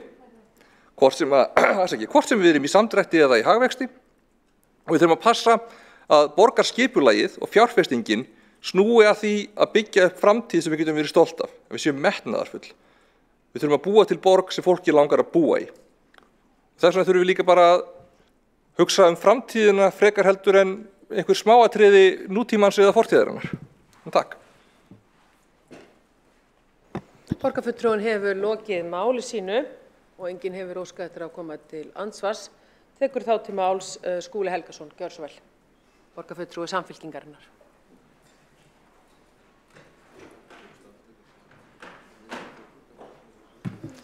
Forseti, ágæta borgarstjórn, ég byrja á því að þakka fyrir þessa mjög þörfu umræðu samkeppnishæfni borga. Við erum reglulega að taka snúning á þessum málum og eins og borgarstjóri kom inn á þá var unnin hér fyrir 7 til 8 árum góð skýrsla á vegum Samtaka sveitarfélaga á höfuðborgarsvæðinu samkeppnishæfni reyndar höfuðborgarsvæðisins og ég held einmitt að það sé fullt tilefni til þess að taka aðeins nýjan snúning á því máli til dæmis á þeim vettvangi og undir forystu borgarinnar. Hvað er það sem að gerir borgir samkeppnishæfar fólk og fyrirtæki? Ég held að besta svari við því sé númer 1 góðir samfélagslegir innviðir, sterkt skólakerfi, sterkt menntakerfi, velferðarþjónusta í fremstu röð, húsnæði á viðráðanlegu verði, nútímalega samgöngur með áherslu á almenningssamgöngur eins og við sannarlega höfum verið að leggja þunga áherslu á undanfæri misseri, sjálfbærni og virðing fyrir náttúrunni. En líka metnaður í atvinnulífinu, sérstaklega tækifæri til nýsköpunar og grósku, metnaður til þess að taka forystu í stórum viðfangsefnum samtímans til dæmis á sviði loftslagsmála, grænnar atvinnusköpunar, skapandi greina og annarra þátta. Reykjavík í alþjóðlegu samhengi fámenn höfuborg en hún með risastórt hjarta, fjölbreytt stórborgar mannlífi í faðmi náttúruaflanna, hafnarsvæði sem hefur sannarlega gengið í endurnýjun lífdaga og hefur vaxandi aðdráttarafl bæði hjá borgarbúum og ferðamönnum, kraumandi menningarlíf þar sem yfir 1000 viðburðir eru haldnir á hverju einasta ári, sundlaugarmenning sem á sér fáa líka í veröldinni, fjölbreytt tækifæri til útivistar og hreyfingar í borgarlandinu með öflugu neti hjóla og göngustíga alla borg og svo mætti áfram telja. Það áhugavert að skoða tölfræði ferðaþjónustuna sem okkar stærsta atvinnugrein, að það eru yfir 90% þeirra ferðamanna sem koma til Íslands sem koma við hér í borginni og á höfuðborgarsvæðinu og nýta þá fjölmörgu kosti sem Reykjavík hefur upp á að bjóða. Og líka framþróun til dæmis varðandi skemmtiferðaskipin þar sem við höfum til nokkura ára verið að fá fleiri og fleiri ferðamenn. Núna það að gerast í fyrsta sinn að Reykjavík að verða formlegur vettvangur fyrir farþegaskipti þar sem farþegar hefja ferð sína í Reykjavík og það þýðir lengri viðdvöl og meiri gjaldeyristekjur fyrir þjóðarbúið. Við sem höfum verið hér í borgarstjórn undanfarin ár vitum að borgin hefur fjárfest myndarlega í grunnþjónustunni, í menntun og velferðarþjónustu. Við höfum fjárfest í grunnskólunum, sett 1,5 milljarð í viðbót í fjárhagsramma grunnskólana, lagt sérstaka áherslu á þróunarmálin með 800 milljónum á undanförnum 4 árum í þróunarsjóð menntamála, sett mikla orku í að bæta vinnuumhverfi í leikskólum, grunnskólum og frístund. Það hleypur á milljörðum, ríflega 4 milljarðar bara í leikskólana og síðan 2 milljarðar til viðbótar í grunnskóla og frístund. Menntastefnan hefur verið nefnd og hún hefur nýst okkur afskaplega vel enda búin til af okkar fólki á gólfinu í að draga fram forgangsatriðin og það sem mestu máli skiptir að sitja eftir hjá börnum sem fari í gegnum okkar menntakerfi og það hefur verið fyrirmynd fyrir önnur sveitarfélög og vakir reyndar athygli á alþjóðavettvangi. Öflugt vísindaþorp hefur reisið í Vatnsmýrinni með alþjóðlegum fyrirtækjum sem að skapa störf í þekkingagreinum fyrir þúsundir starfsmanna af íslenskum og erlendum uppruna. Borgarstjórinn nefndi Gufunesbæinn sem kvikmyndaþorp og framtíðarmiðstöð skapandi greina í borginni. Við erum að sjá risastór kvikmyndaverkefni koma til landsins og áhugavert að verkefni sem að margir spáðu að myndi nú ekki endast lengi eins og Iceland Airwaves hátíðina, hún hefur lifað hér ríflega 2 áratugi. Var fyrst haldin í flugskili við Reykjavíkurflugvöll 1999 og enn á sínum stað og þúsundir ferðamanna og tónlistarhöfunda sem koma til landsins og borgarinnar á hverju ári til þess að njóta þess sem það boðið upp á. Borgin hefur nýlega fest kaup á Hafnarhúsinu sem verður hús myndlistarinnar í borginni og Grófarhús verður endurbætt miðstöð orðsins í Kvosinni. Tónlistarborgin Reykjavík hefur haldið út í fjölbreyttri starfsemi og verið hvati fyrir ýmiss konar nýsköpun í þeim geira. Það deigla í gangi varðandi uppbyggingu sjálfstæðra sviðslista og svo mætti áfram telja. Jafnréttismálin voru hér aðeins til umræðu fyrr í þessari umræðu og þar hefur borgin ekki bara tekið við góðum hlutum frá ríkinu, hún hefur sannarlega verið frumkvöðull og brimbrjótur ekki síst í því að jafna launamun kynjanna. Ekki síst á undanförnum tæplega 20 árum, 1995 vorum við að horfa á það að launamunu kynjana var ríflega 20% en var komin í innan við 1% árið 2021. Og þetta hefur ekki gerst af sjálfu sér, það hefur verið mikil vinna af hálfu borgarinnar alveg frá því að Reykjavíkurlistinn tók við völdum 1994 í þessu efni og við búum að því áfram. En hvað vantar? Hér hefur verið nefnt og formaður skóla- og frístundaráðs Árelía Eydís Guðmundsdóttir fór vel yfir stöðuna í skólamálunum almennt. Við erum með Landakotsskóla sem hefur haldið úti metnaðarfullu skólastarfi með alþjóðlegri námskrá og þar vilji til stækkunar. Og við þurfum fleiri skóla sem að vinna út frá alþjóðlegri námskrá. En við ættum líka að skoða fýsileika þess að opna alþjóðlega leikskóla. Við erum á þeim stað að það í samfélaginu okkar vaxandi hópur fólks sem að hefur kennaramenntun, hefur það sem til þarf að miðla til barna góðum hlutum sem að munu nýtast þeim á ævinni allri. En okkur vantar sannarlega meira varðandi það að vera með íslensku nám fyrir slíka aðila, starfsfólk með annar móðurmál en íslensku, til þess að geta nýtt þá krafta meðanlega í okkar menntakerfi. Og eitt af því sem við ættum að velta fyrir okkur til dæmis nefni ég hér að við erum að fara að opna leikskóla við Vörðuskóla í hverfi þar sem er mjög hátt hlutfall barna af erlendum uppruna. Þar gæti verið tækifæri fyrir alþjóðlegan leikskóla sem að gæti einmitt nýtt starfsfólk af erlendum uppruna sem með kennaramenntun eða með uppeldisfræðimenntun í ýmsum greinum sem myndi nýtast vel í leikskólastarfinu. Að lokum við höfum markað skýra fjárfestingastefnu í borginni með græna planinu sem regnhlífin yfir fjárfestingaborgarinnar og í því samhengi er rétt og gaman að nefna eitt skýrt dæmi sem sýnir hvað litla Ísland getur velt þungu hlassi. Carbfix er eitt af dótturfélögum Orkuveitu Reykjavíkur og hefur haslað sér völl sem frumkvöðull á sviði kolefnisbindingar sem að getur haft verulega áhrif ekki bara hér á landi heldur alþjóðlega í baráttunni við loftslagsbreytingar. Þetta er félag sem að sérhæfir sig í því að kolefnis binda CO2 og breyta í stein og það er athyglisvert sem dæmi það sem við erum að tala samkeppnishæfni borgarinnar að verkefni Carbfix hlaut á síðasta ári stærsta styrk sem nokkuð tíman hefur fengist úr Evrópusjóðum inn í íslenskt atvinnulíf, 16 milljarðar króna á nýsköpunarsjóði Evrópusambandsins til þess að byggja upp móttöku og förgunarmiðstöð í tengslum við álversstarfsemina í Straumsvík. Þetta verður fyrsta miðstöð sinnar tegundar í heiminum og það er áætlað að starfsemin hefist þar mitt ár 2026, nái fullum afköstum 5 árum síðar og þá stefnir í að 3 milljónum tonna af CO2 verði fargað á hverju ári og það er hvorki meira minna en 65% af heildarlosun Íslands árið 2019.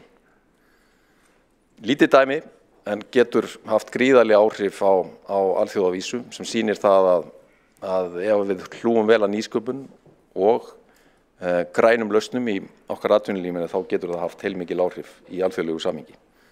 Ég þakka fyrir umræðan og tek undir með borgarstjóra að gott næsta skref væri einmitt að kortleggja og virkja mælikvarða sem að gera okkur kleift að vera með virt mælaborð á hverjum tíma samkeppnishæfni borgarinnar.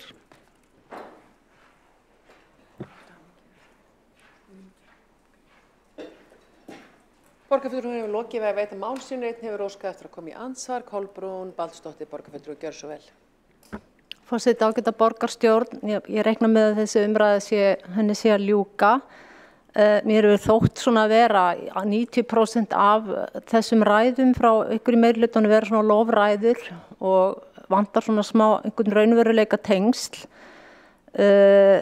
Þetta minnir mig svolítið á þegar maður að fara kannski til sumra borga sem að allt er svo flott sem ferðamönnum er sýnt en svo handan við hornið er fátækrakörfin en það er bara aldrei talað þau og ferðamönnum svo sannarlega þeim ekki sýnt neitt hvernig ástandið er þar.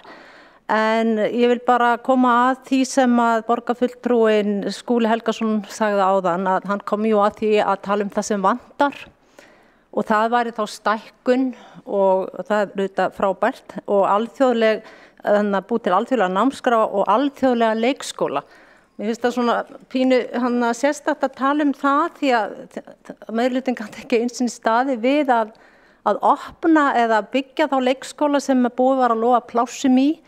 En það vantar sannarlega ekki háleit markmið og stundum held ég að hugurinn og viljinn sé farin svolítið langt á undan raunveruleika tengslum meirihlutans. Ég meina ef ekki að byrja bara að klára það sem búið var að lofa og koma þeim börnin sem búin að bíða, koma þeim í hús áður en að við þurfum að tala að byggja alþjóðlega leikskóla. Ég meina vera bara hér og nú, kannski í smá tíma. Takk. Borgarfulltrúinn hefur lokið við að veita andsvar.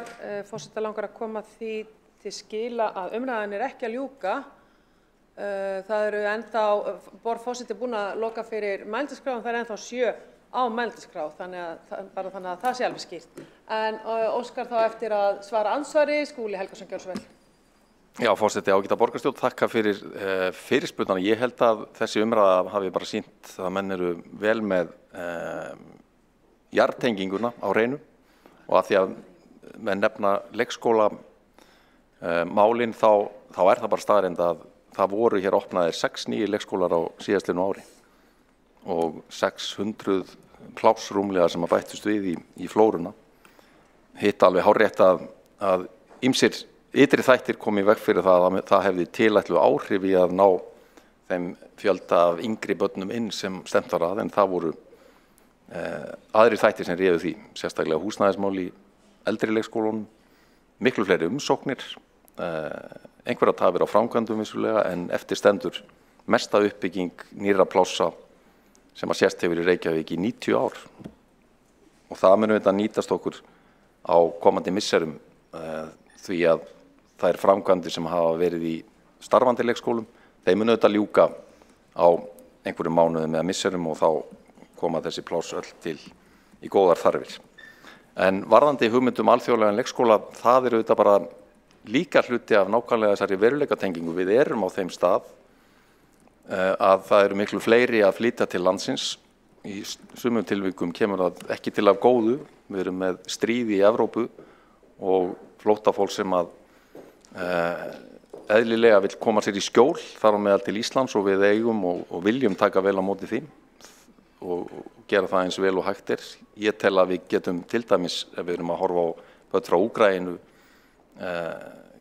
gert betur við þann hóp með því að vera með alþjóðlega námskrá. Þetta hópur barna sem væntanlega mun fara til síns heima að loknu þessu stríði sem vonandi klárast nú fyrr en seinna.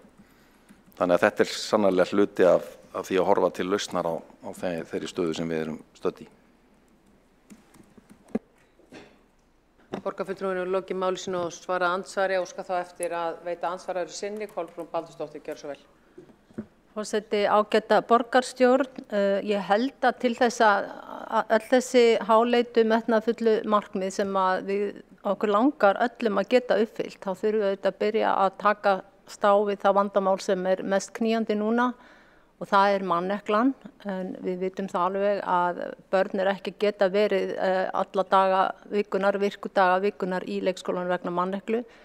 Þau ýmist beðum að sækja þau snemma eða jafnvel bara stutt eftir þau eru komin eða að það skipulagðar skerðingar í gangi. Ég meina, við hljótum að sjá að það endalaust að tala og búa til fleiri úrræðin í framtíðina en ef það enginn til að vinna verkin, að þá það varla að ganga upp. Það þarf að laga laun þessa starfshóps og aðstæður og það enginn nema meirihlutinn í borginni sem getur gert eitthvað í þessum málum, enda heldur utan borgarsjóð. Borgarfulltrúinn hefur þó lokið við að veita andsvaraðri sinni, svara það andsvaraðri sinni Skúli Helgason, gjörðu svo vel. Já, forseti, ágæta borgarstjórn. Manneklan búið að vera verkefni okkar alveg síðan 2016, svo ég bara tali eftir mínu minni og auðvitað erum við með dæmi í fortíðinni sömulegis tímabil þar sem var mikil mannekla og sérstaklega þar sem var mikil uppgangur í atvinnulífinu. Atvinnuleysi með minnsta móti núna og það ráðandi skýringaþáttur. Það auðvitað misskilningur hjá borgarfulltrúanum að það sé eitthvað sérstakt verkefni borgarinnar og eingöngu verkefni borgarinnar að takast á við manneklu í leikskólum. Skýringin á manneklunni númer 1, 2 og 3 þessi að eftir að kennaranámið var lengt þá hefur orðið hrun í útskriftum leikskólakennara úr þeim menntastofnunum sem að mennta kennara og heldur betur dramatískt hrun. Við erum að tala um 75% fækkun á örfáum árum. Menn ennþá að vinna í þessum veruleika. Það hefur ekki orðið nein sú fjölgun sem að breytir þessari stöðu.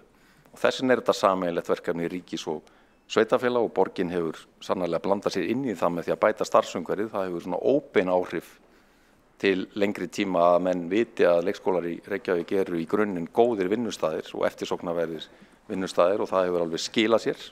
Aðsóknin hefur aukist í kennaranámið sem betur fer. En það enn langur vegur frá því að við séum á nægilega góðum stað þarna og þessin samtal áfram í gangi við ráðuneyti menntamála þetta mál. Borgarfulltrúinn hefur lokið máli sínu og þá andsvörum lokið að sinni. Þá tekur til máls Sanna Magdalena Mörtudóttir, gjörðu svo vel, borgarfulltrúi sósíalista.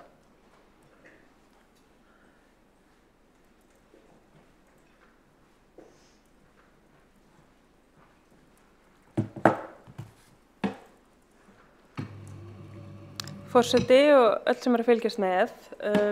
Í nútíma samfélagi þá eru mælikvarðar settir á nánast allt í kringum okkur.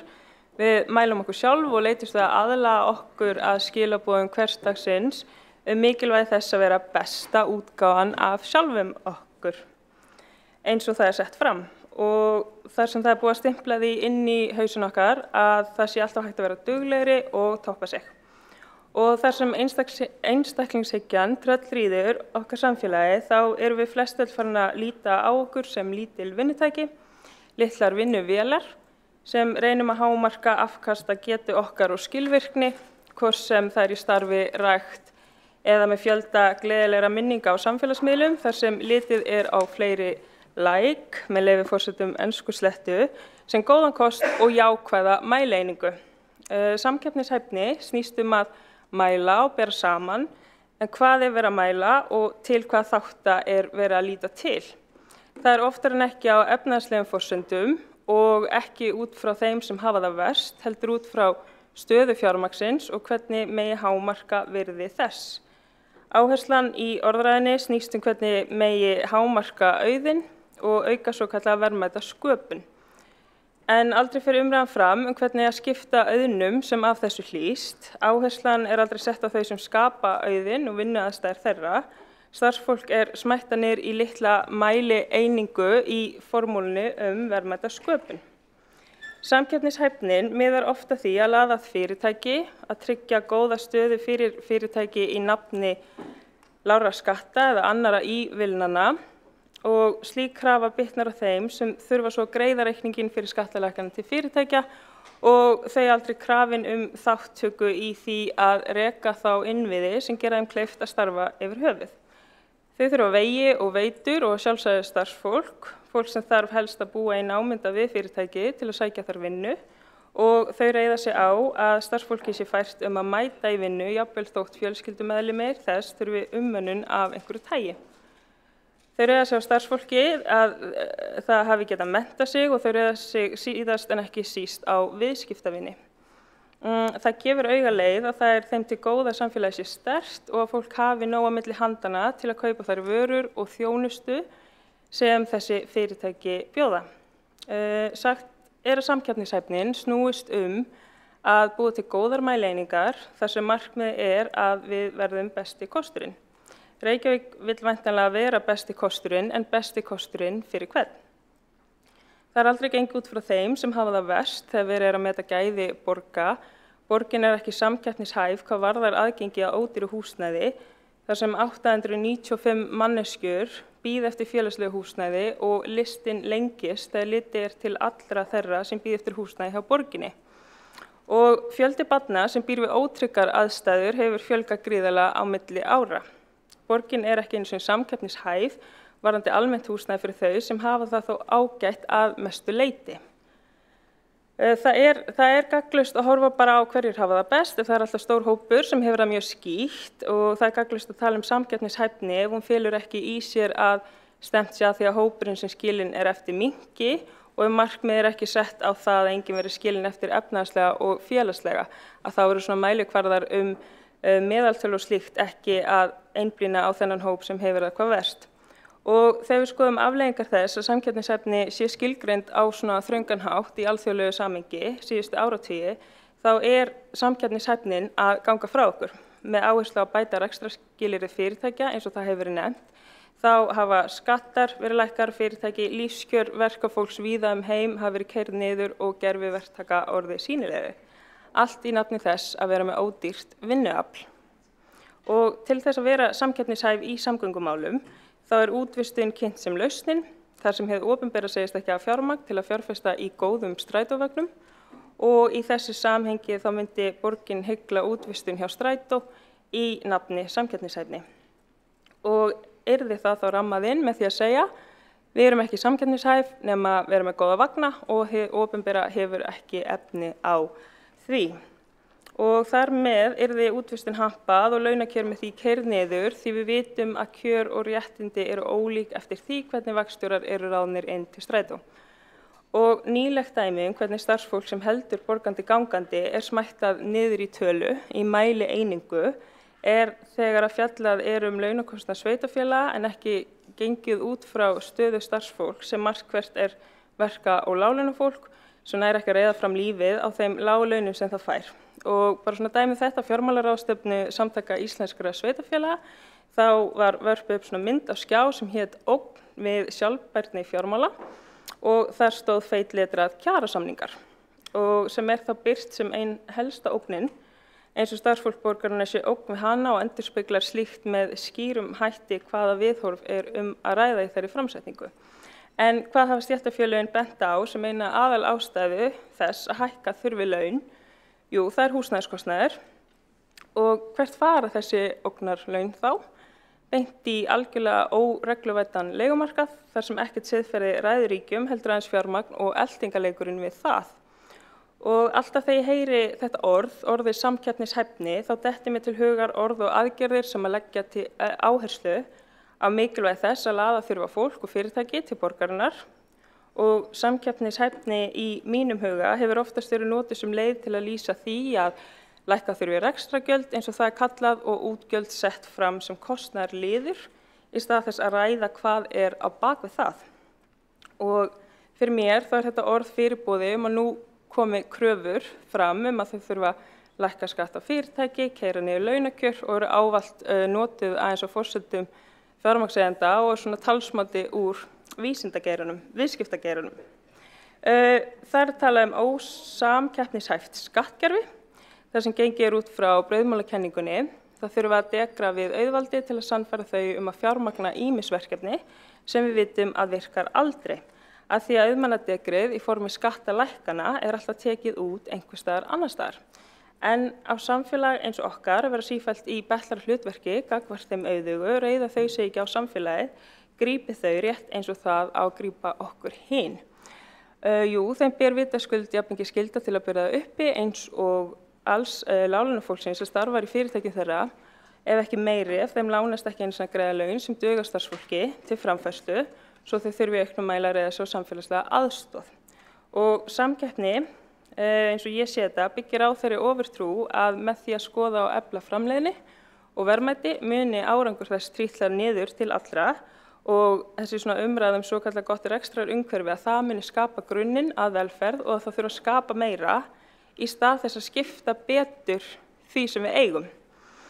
Og þetta svona sjaldnast útskýrt neitt nánar en það erfitt þegar dæmin sýna beinlínis hið gagnstæða þar sem við sjáum til að mynda dæmi að fjármunir flæða brott í okkar samfélagi, til dæmis í skattaskjól en ekki út í samfélagið. Ójöfnuður, hann ekki ávarpaður í ráðandi orðræðu verðmætasköpun og framleiðni og þessi svona mantra að meiri framleiðni skapi ávallt meiri verðmæti og þar af leiðandi aukinn hagvöxt og ekkert með hægja á þeim hagvexti. En hagvöxtur gerir ekkert ef að valda dýnamíkin á bakvið skiptingu þess vaxtar ekki tekin fyrir og þar fyrir utan þá þessi ofur áhersla á sífelldan vöxt að ganga frá jörðin okkar og augljóslega þar með nokkru framtíð þessara borgar. Og hvaða samkeppnishæfni höfum við þá?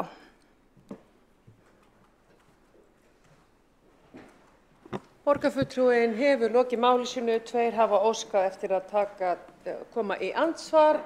Það eru Árelía Eydís og Heiða Björg og fyrst Árelía Eydís, gjörðu svo vel. Virðulegi forseti, takk fyrir þetta og kærar þakkir, hæstvirtur borgarfulltrúi Sanna Magdalena. Margt sem áhugavert sem þú lagði fram, en það nokkur hlutir sem að vekja athygli mína. Það það að þegar við skilgreinum samkeppnishæfni að þá sko jöfnuður og jafnrétti lykilhugtök í því. Þannig að þess vegna eru borgir Norðurlandanna að skora svona hátt vegna þess að það í rauninni vegna þess að jöfnuður svo mikill í okkar samfélögum ef við teljum okkur þar á meðal.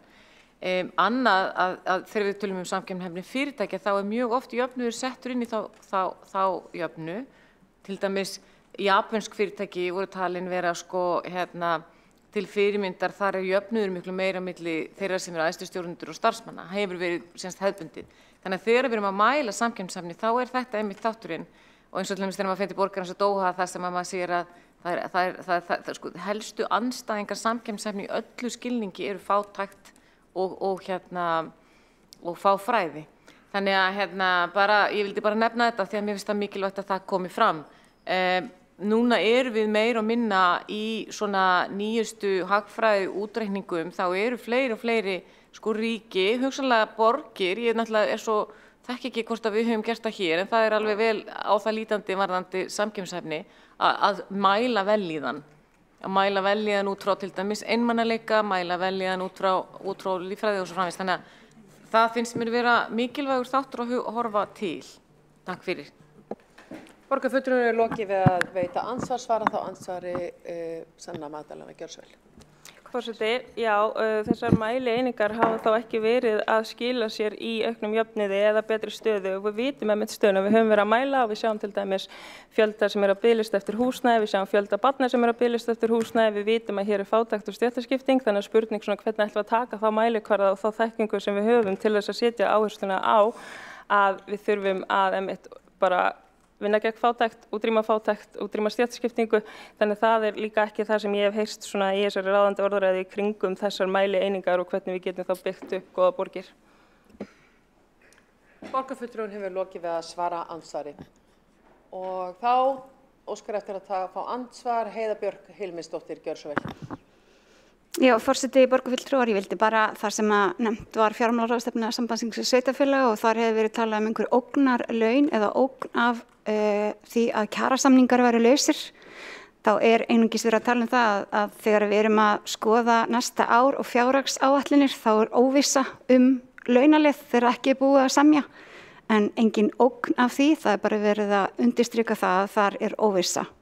Og óþarfi að kannski gera, fannst mér, að gera eitthvað annað út úr því.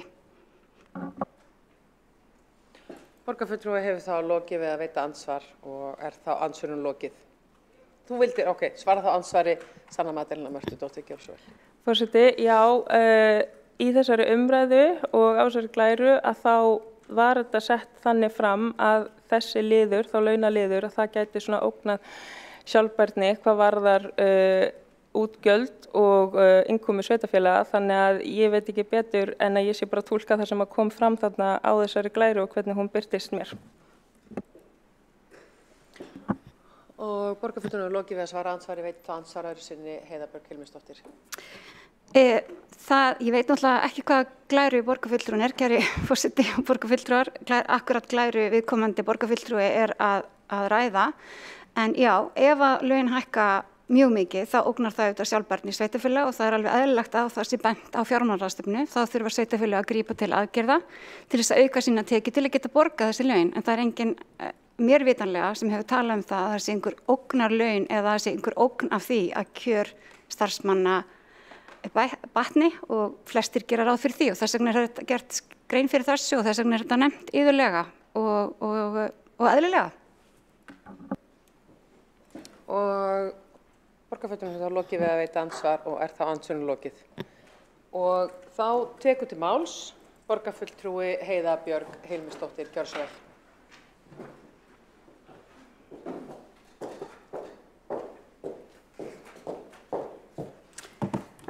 Japp, forseti, ágætu borgarfulltrúar.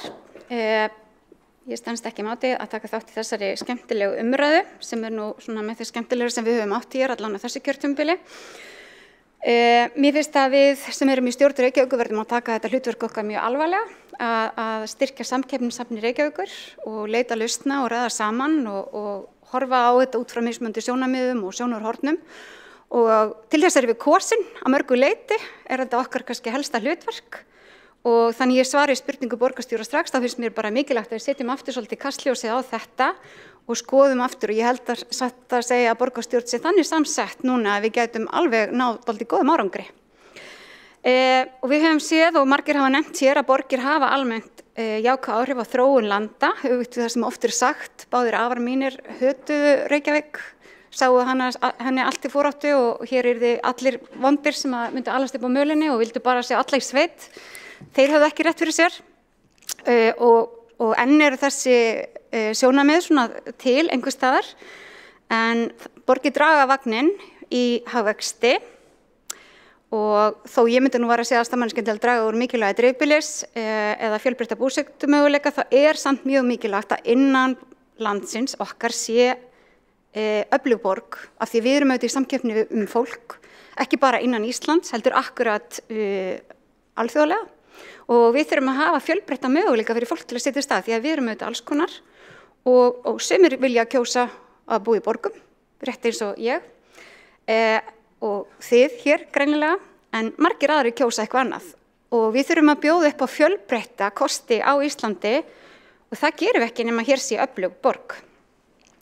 Og þetta ekkert nýtt, ég meina það talað að fyrstu minjar borgir séu 9000 ára gamlar, það gerir svo margt þegar fólk kemur saman, það gerir svo margt þegar einstaklingar fara að vinna saman, fólk með alls konar reynslu og þekkingu og áhuga kemur saman og það einmitt það sem að gerir borgir svo frábærar, að þarna það er þessi samskipti, þessi tengsli myndast, það sem að hugmyndir verða til og tækifæri og samkennd skapast, kannski meiri og ég held að það sé hluta því að fólk sækir í borgir, það sækir í þetta nálega við annað fólk og það sem að ég hef lesið mig til og sé, þá eiginlega svona sem stendur alltaf upp úr að það borgir sem að ná árangri og það sameiginlegt að þær eru alltaf í stöðugri þróun, þær eru alltaf að breytast, þær eru alltaf opna fyrir nýjum hugmyndir og það staðna ekki. Þannig að nútíma borgir eru í samstarfi við aðra borgir að deila þekkingu, deila hugmyndum og þar Reykjavík og þar eigum við auðvitað að vera og kannski mættum við vera ennþá meira. Og það auðvitað bara hlutverk borga að vera svona hreyfiafl breytinga og ég hef séð Reykjavík þannig fyrir mér og mér finnst mikilvægt að við skoðum alltaf hvernig við erum að upplifa það. Við erum auðvitað megin atvinnusvæði höfuðborgarsvæðisins sem hérna í Reykjavík, hérna eru skólar á öllum skólastigum, 2 öflugir háskólar, framhaldsskólar, þú getur lært hér iðnnám, þú getur verið hér í leikskóla og grunnskóla, þú getur verið í ýmsum sérmenntun, þú getur menntað í hinn og þessu. Hérna er miðstöð menningar og lista á Íslandi, miðstöð verslunar, fjármálastarfsemi, stjórnkerfisins, hátækni og svona mætti lengi halda áfram. Og það auðvitað þessi mikilvægi þess að við búum öllu þessu gott umhverfi og sem svo mikilvægt og þess vegna skipulagshlutverki líka svo mikilvægt út frá því og getur ráðið úrslitum í rauninni samkeppnishæfnina og gott dæmi þetta eins og þessi myndun klasa, menntun og rannsókn og vísinda sem og heilbrigðisþjónustu á Vatnsmýrasvæðinu og hér áður nefndi borgarfulltrúi í Gufunesið sem líka, þetta mikilvægt en það líka mikilvægt að við séum með búsetukosti fyrir allt fólk, við séum með fjölbreytta búsetukosti, að við séum með tækifæri fólk til þess að fara á milli staða án þess að endilega þurfa að reka til þess bifreið, að maður geti hjólað eða maður geti valið sér og maður geti átt heimili og þar hefur Reykjavíkurborg sannarlega dregið vagninn á Íslandi og við skrifum undir samning við innviðaráðuneytið á dögunum og Húsnæðis- og mannvirkjastofnun, rammasamningu sem að innviðaráðuneyti og sambandískra sveitarfélaga komu sér saman sem byggir bara að stóru leyti á því sem að Reykjavíkurborg hefur verið að gera.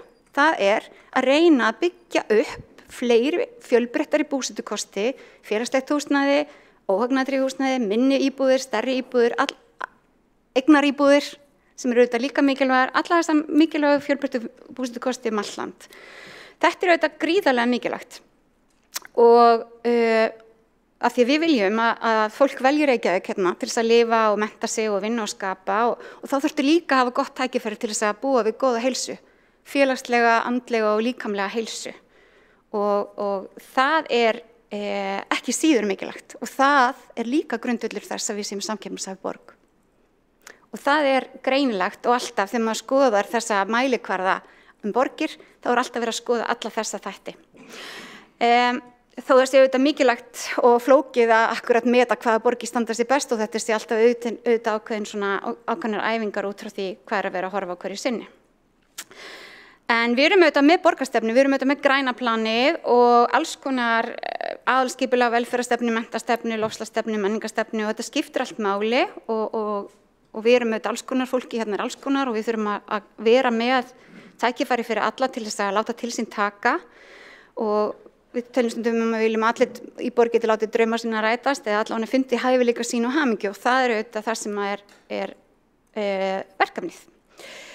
Það ekki tilviljun að norrænar borgir koma best út. Það af því þar eru öflugu velferðarkerfi og þessi öflugu velferðar- og menntakerfi sem að skapa tækifæri fyrir fólk, fyrir félagslegan hreyfileika, leysa úr leiðangi hugmyndauðgi og skapa tækifæri fyrir fólk, alls konar tækifæri, fyrir bæði einstaklinga, fjölskyldur og samfélagið allt. Og ég hef bara mjög oft sem formaður velferðarráðs síðustu 4 ár, svo ég farið aðeins inn í það, bara rekið mig á það, hvað við getum lært mikið á borgunum í kringum okkur. Og það ekki eftir þær gera allt betur en Reykjavíkurborg, því Reykjavíkurborg hefur lengi verið með mjög öflugt velferðarkerfi. En þær hafa bara rekið öflugt velferðarkerfi mun lengur heldur en við og þær búa líka almennt við bara betra velferðarkerfi innan sinna ríkja heldur en Reykvíkingar eða við í Reykjavík búum við. Það meiri áhersla á velferð og það skapar okkur oft erfiðleika til samanburðar en engu síður þá höfum við verið að leggja meiri áherslu á þetta núna án þess að við ætlum eitthvað að fara að ganga inn í hlutverk ríkisins með að greiða barnabætur eða fæðingarorlof eða örorkubætur eða annað slíkt, þá verðum við að vera öflug og styrkja og þannig getum við líka haft áhrif á ríkið og hér verði öflugra velferðarsamfélag, velferðarþjónusta í okkar velferðarsamfélagi til framtíðar. Nokkur dæmi það sem við erum að skoða núna sem að mér langar að deila með ykkur. Það til dæmis hvernig við mætum jaðarsettum hópum. Borgirnar í kringum okkur eru bara mun öflugri þar. Þar eru einhvern veginn bara komna lengra og kunna það og við höfum, ég hef kynnt mér til dæmis hvernig tekið á móti flóttafólki. Þar eru borgirnar í kringum okkur mun lengra komnar heldur en við. Þar hafa bara tekið á móti flóttafólki mun lengur. Við getum lært mikið af því. Ég hef líka verið að skoða núna hvernig borgirnar í kringum okkur eru að styrkja ungt fólk, ekki síst þennan NEET-hóp sem þetta unga fólk á aldrinum 16-24 ára sem ekki í námi, vinnu eða virkni. Það ískyggilega hár fjöldi svona ungs fólks í þessum hópi í Reykjavík, eins og annars staðar, færri reyndar hér hlutfallslega, en enga síður við ættum að geta tekið betur utan um hóp og við getum lært mjög mikið af því hvernig aðra borgir hafa verið að gera og hvernig þeir hafa verið að bregðast við. Og svo náttúrulega verði ég að nefna það hér að ég hef verið að fylgjast mjög vel með rannsóknum á áhrif samfélags á öldrun, hvernig fólk upplifir öldrun og hvernig fólk eldist nú til dags. Það verið að bera saman í mínum gamla háskóla í Gautaborg og glatt þá sem eru hér að eldast, þar mikið talað um það að 70 sé hið nýja 50. Þannig að þeir sem eru 70 sé skræða 20 ár, en þetta var alltaf 40 þeir eru nýja 30, þannig að það margt spennandi. Þannig að þó að þegar við erum að sjá borgarmyndir og sjáum oft myndir á húsum og torgum sem eru ótrúlega fallega oft og dásamleg, þá auðvitað borgir fyrst og fremst fólk og þar við öll jafn mikilvæg, óháð kyni, uppruna, útliti, holdafæri, aldri eða fjárhagslegri stöðu og samfélög sem skapa rými og tækifæri fyrir öll til að láta til sín taka eru bestu samfélögin og þannig samfélag eigum við að skapa í Reykjavík. Borgarfulltrúinn hefur lokið máli og forseti þakkar fyrir hressinguna sem að ég tel mig vera einn af í hópi aldursforseta hér í borgarstjórn meðal annars. Þannig að við förum jákvæð út úr því. Takk fyrir það. En þá næstur á mælendaskrá Kjartan Magnússon, gjör svo vel.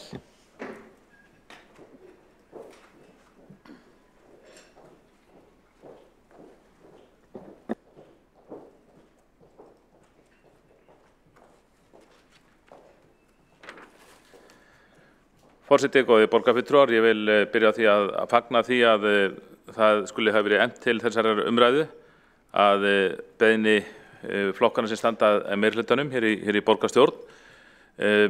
Þetta atriði sem við þurfum alltaf að hafa í huga í öllum okkar störfum að Reykjavíkurborg í margvíslegri samkeppni leynt og ljóst á degi sem nóttu.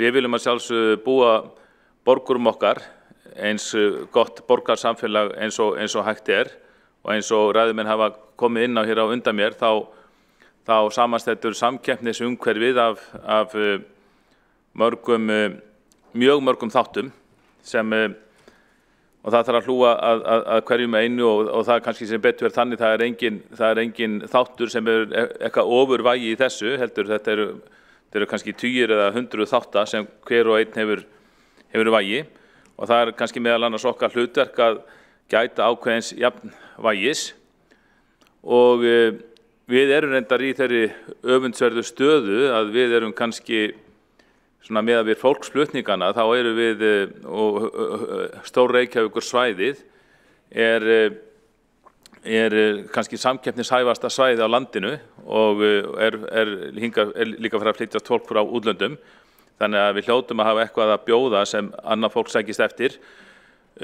Auðvitað skiptir mjög miklu máli bara þessi þéttbýlisþróun sem á sér stað út allan heim. Þéttbýlisþróun sem eru bara efnahagslega forsendur fyrir, þéttbýlisþróun sem hefst hér fyrir 100-200 árum, kapitalismin eru auðvitað hluti af því, breyttir atvinnuhættir, verkaskipting. Fólk flyst til borga út allan heim og Ísland er engin undantekning og það var eins og að komið hérna aðeins áður, þá er Ísland jafnt og þétt að breytast í borgríki. Það er ákveðin skilgreining á borgríki en svo að það sé ríki þar sem 75% íbúa eitthvað þannig búi í borginni og ég hef haft svona svolítinn áhuga á borgríkjum, þau eru nokkur í heiminum en þetta er kannski Ísland er kannski fyrsta borgríkið sem verður borgríki, er að þróast í borgríki sem hefur samt yfir gífurlegu landsvæði að ráða. Það þjappast Hér þjappast allir saman á eitt risastórt þéttbýlissvæði og þátt fyrir að það með merkja þessa þróun víðar eins og til dæmis í Alaska þá er þetta á sér stað með mjög miklum hætti. Nú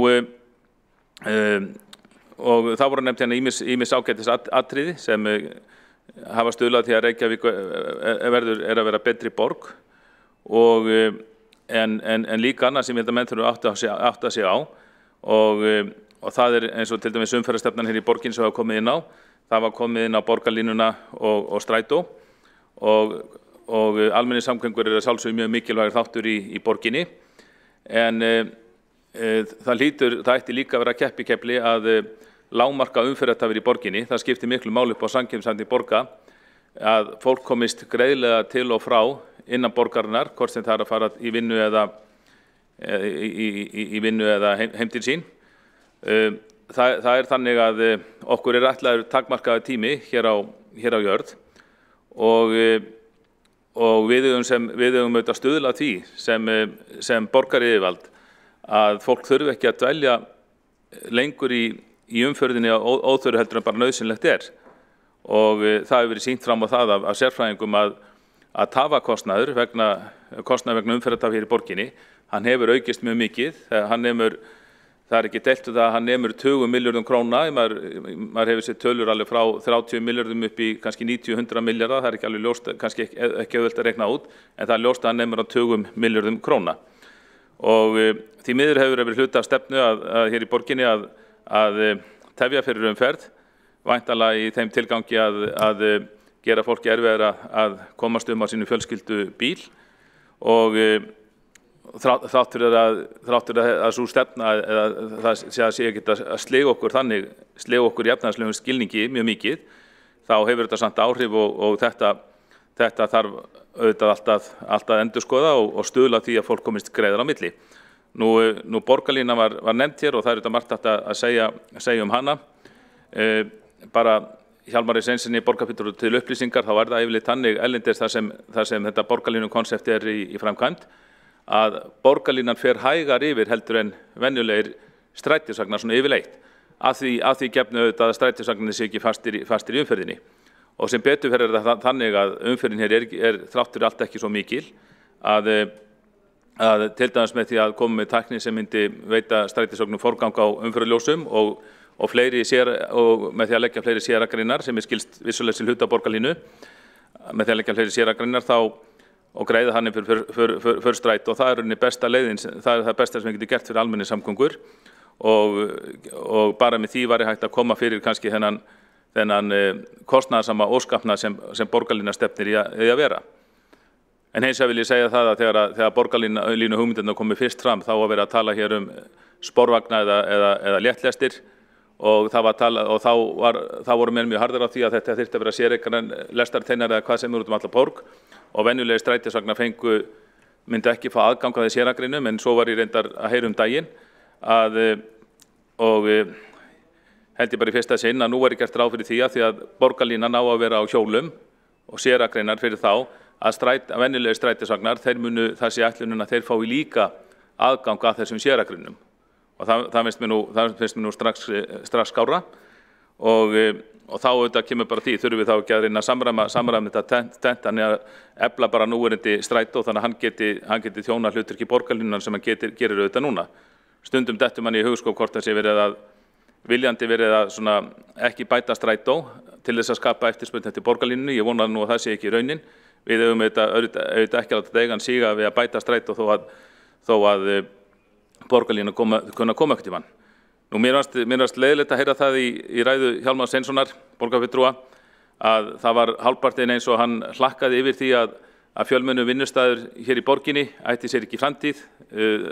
Eina dagblaði sem kemur út í borginni sem er dreift í hús.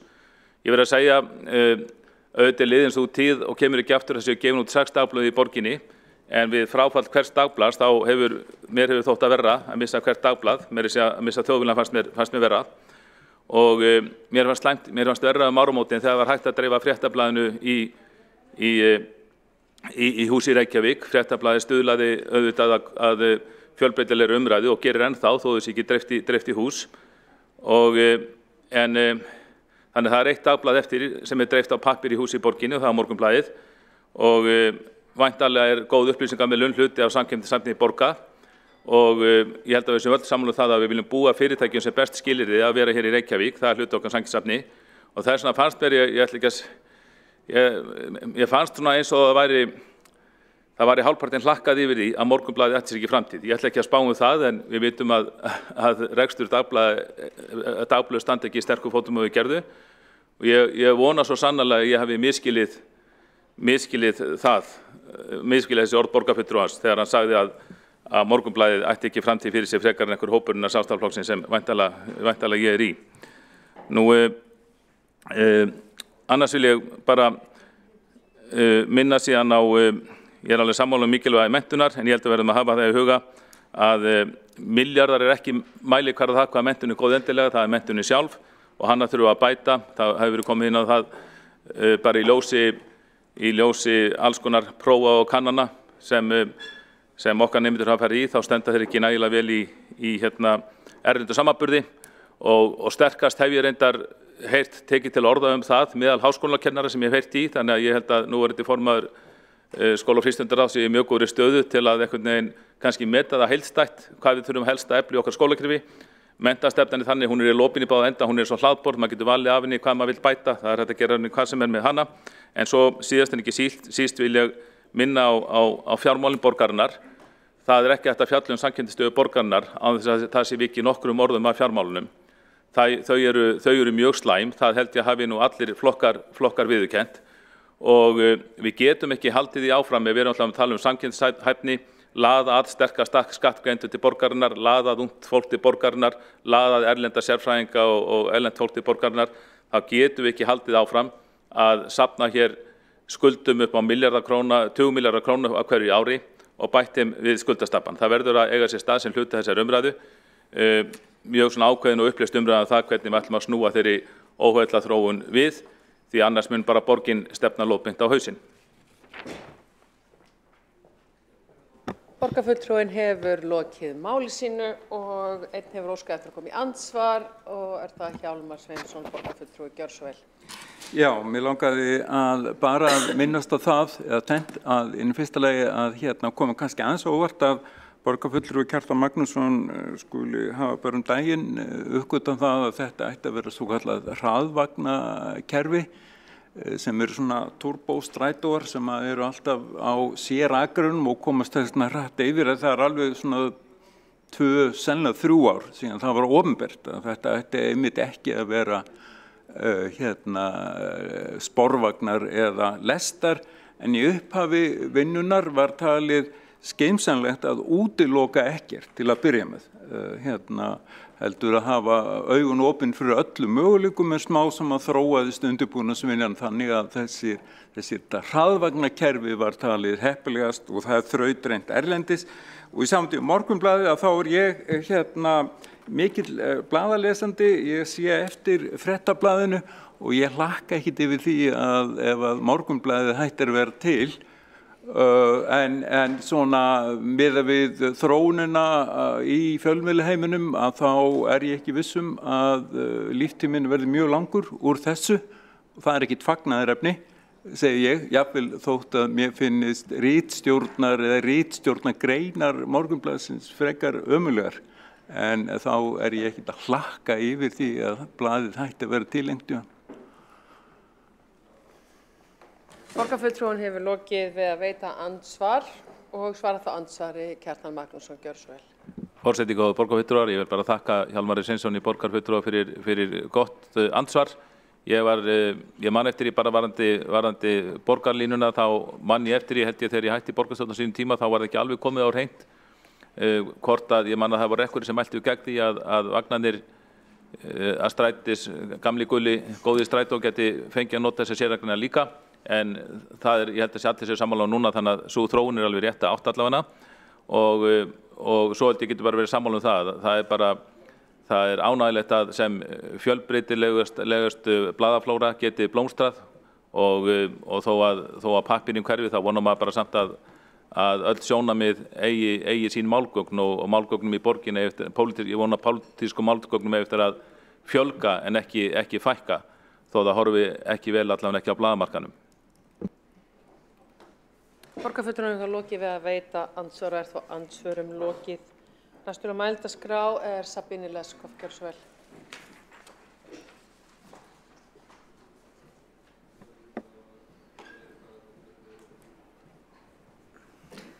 Forseti, ágætu borgarfulltrúar, mér fannst eiginlega að ég yrði að tjá mig aðeins hér.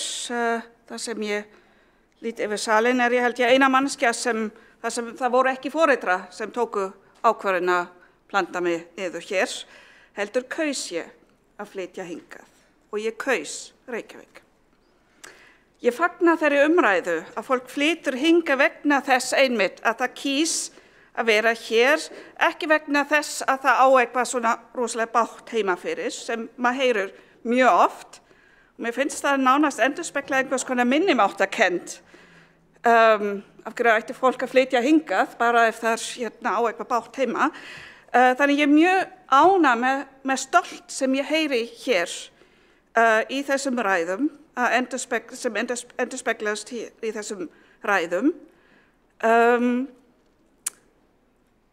Og að við eigum hér frábæra borg sem þess virði að kjósa. Og mér finnst ekki bara Ísland og ekki bara Reykjavík best í heimi, heldur meira að segja hverfið mitt, en það hef ég allan tíma einungis átt eitt heimilisfang hér í borginni. Ég var háskólakennari á fertugsaldri með 2 lítil börn. Jafnrétti og þátttaka kvenna á atvinnumarkaðnum voru svo sannarlega lykilþáttur í minni ákvörðun. Það var svo sem maðurinn minn sem fekk boð hingað sem sérfræðingur, en ákvörðun að flytja var tekin sameinlegt vegna þess að við höfðum ekki áhyggjur að tækifærin sem myndi bjóðast mér, tækifærin myndi bjóðast mér líka. Af því að ég vissi hvað ég var að gera, ég þekkti þetta bæði að vera útivinnandi móðir í landi þar sem ég spurði stanslaust af hverju ég var ekki heima að sinna börnunum mínum. Og ég sannfæri það að þetta sé lykilþáttur í samkeppnishæfni borgarinnar. Punktar sem ég vildi nefna aðeins sem hafa kannski ekki fengið svo rosalega mikla vægi hér áður eitthvað sem við megum ekki gleyma að við erum ekki bara að flytja inn sérfræðingur erlendis frá í þau störf sem eru laus á hverjum tímapunkti, heldur erum við hér með stóran hóp innflytjenda sem eru gjörsamlega vannýtt vinnuafl. Ég mæli með þessari skýrslu hér, konur af erlendum uppruna, hvað kreppir að. Hér mikið af tölfræði að finna þáttöku innflytjenda, bæði karla og kvenna. Það eru skýra tölur hægt að finna, með sérstaklega konur af erlendum uppruna sem fá ekki vinnu við hæfi hér. Þetta ótrúlega sóun og hefur líka áhrif á samkeppnishæfni. Við þurfum að hafa miklu meira áherslu að nýta þennan mannkost sem við höfum hér og það áhrif sem það hefur á samkeppnishæfni nákvæmlega það sem ég lýsti kannski hérna út frá minni persónulega dæmi. Ef aðilinn veit að það bjóðast tækifæri fyrir hinn aðila, fyrir alla fjölskylduna, þá hefur skiptir þetta gífurlega miklu máli. Það eru fleiri kvenkyns innflytjendur hér sem útskrifast úr framhaldsskólum og með viðbótarstigi á framhaldsskólastigi og háskóla, en það endurspeglast ekki í starfstækifærum. Heldur eru konur af erlendum uppruna sá hópur sem líklegra en allir aðrir að vera ofmenntuð. Sem sagt, að fá ekki að vinna við störf við hæfi heldur á lægri færnistig.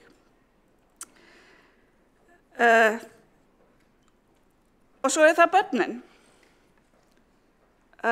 Við erum búin að nefna hér aðeins alþjóða skólastarf og það sjálfsögðu mjög mikilvægt, sérstaklega fyrir þann hóp sem ætla sér ekki að stoppa lengi hér.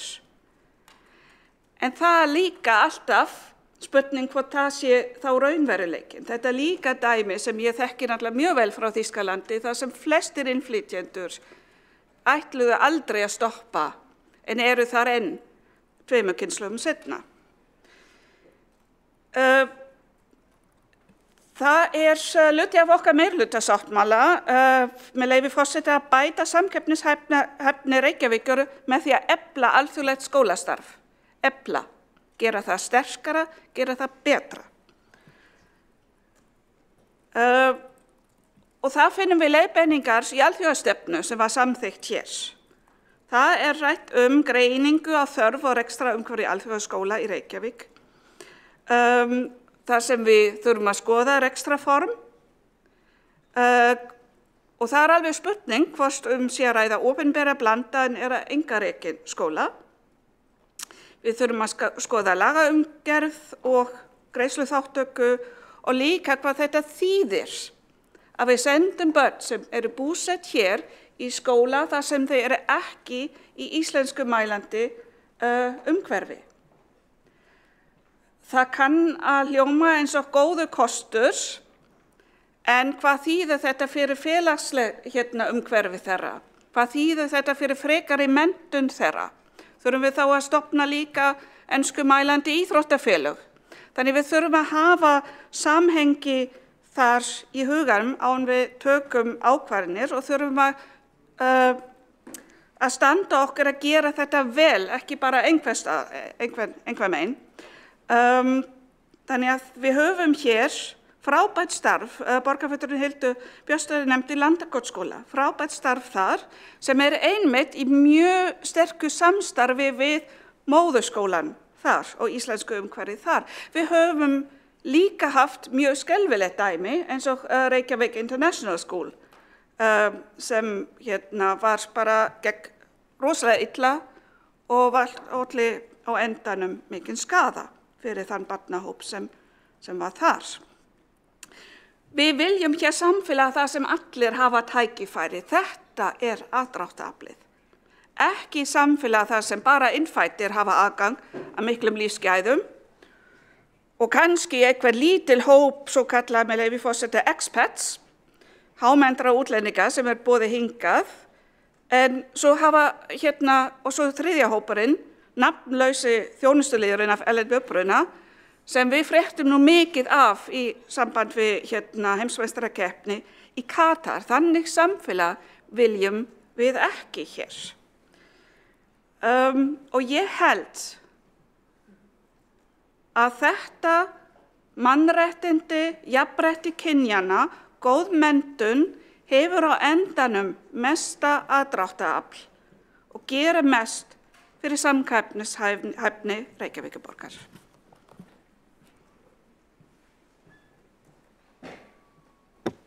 Borgarfulltrúinn hefur lokið máli sínu og tekur þá til máls Friðjón R. Friðjónsson. Gjörðu svo vel.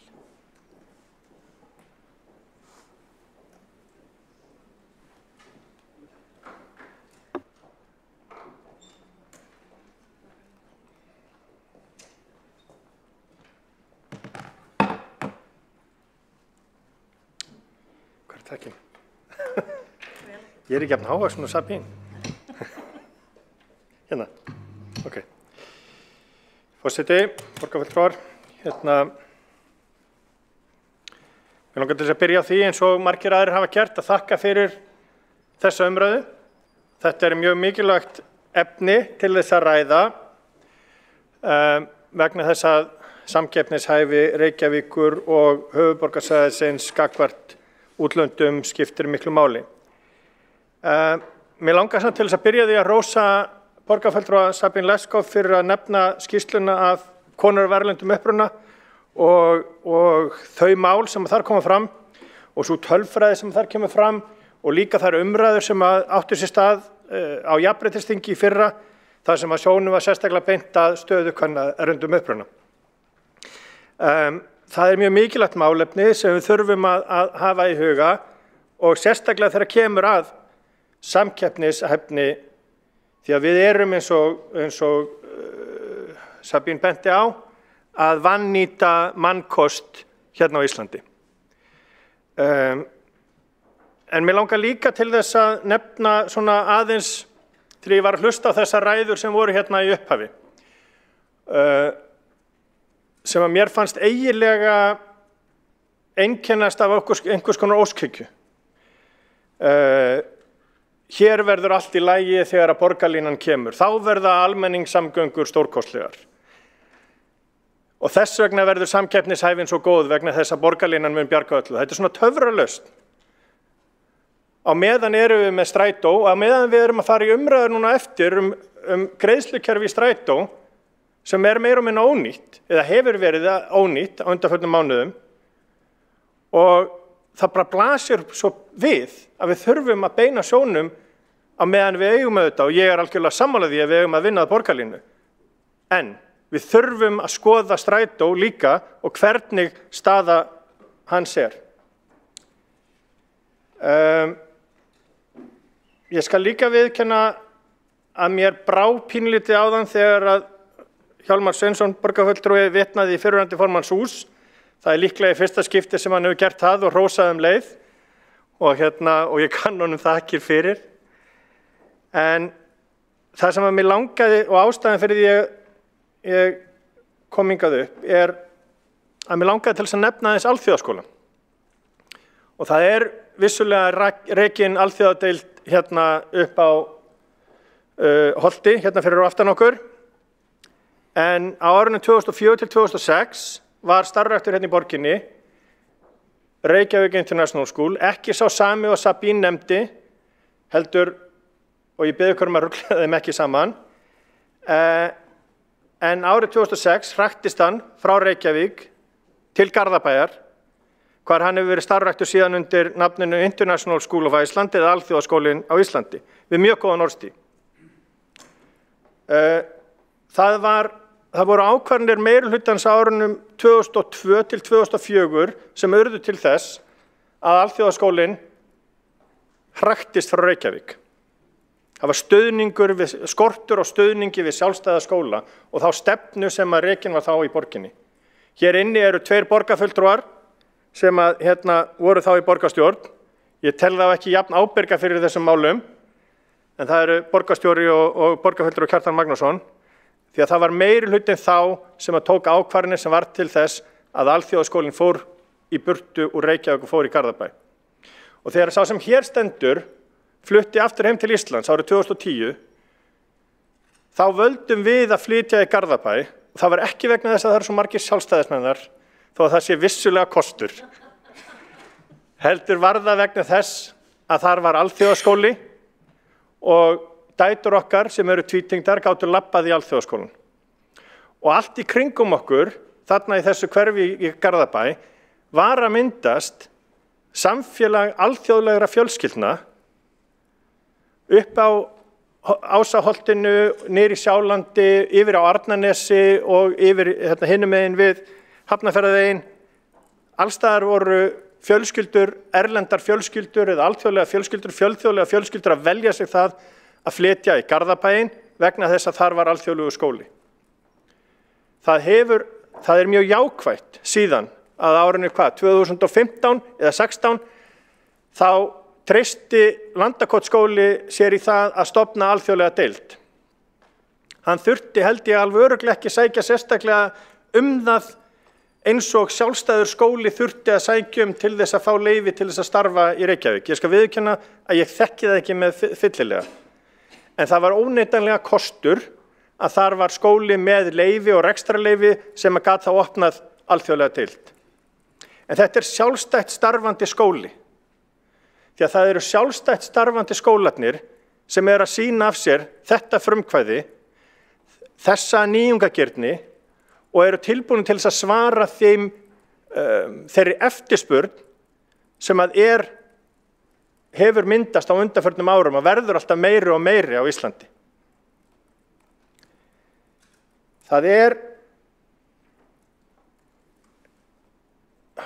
Þess vegna finnst mér alveg frábært að heyra að það sé hugmyndir að stofna alþjóðlega leikskóla. Ég held hins vegar að það fari langbest á því að leyfa fólki sem hefur áhuga á að stofna alþjóðlega leikskóla og vinna í því umhverfi að gera það. Miklu frekar heldur en að borgin reyni að starfa í því kvika umhverfi sem að alþjóðleg menntun er. Og ég myndi fagna því mjög ef að við færum þessa leið. Því að þessi vinstri meirihluti sem að Framsóknarflokkurinn gekk inn í hefur ekki sýnt sjálfstætt starfandi skólum nægjanlega stuðning eða áhuga á undanförnum árum með áratugum. Það er svo mikilvægt að við styðjum við sjálfstæða skóla. Allt frumkvæði kemur frá áhuga einstaklinga. Þannig að við skulum nýta drifkraft einstaklingana, sérfræðingarna, fólksins sem að starfar út í feltinu og hefur áhuga á að vinna á þessum vettvangi, leyfum þeim að stofna skóla, leyfum þeim, styðjum við þá og rekum af Reykjavík sliðruorðið sem að hefur verið á undanförnum árum. Svo að lokum velti ég því fyrir mér, sem langar mig til þess að velta því fyrir mér, hvað vill meirihlutin eiginlega með í umræðum leikskólamál, því að í nóvember voru þeir yfirmannaðir og núna vantar fólk í leikskóla og vegna þess að það er engin framsóknarmaður sem er eftir mér á mælendaskrá, er mér það bæði ljúft og skylt að koma ráðherra skólamála til varnar og segja borgarstjórn frá því að í fyrra sumar var sagt frá því að umsóknum nám í leikskólakennarafræði fjölgaði 20% milli ára og mun fleiri útskrifuðust í fyrra heldur en mörg ár þar á undan. Þannig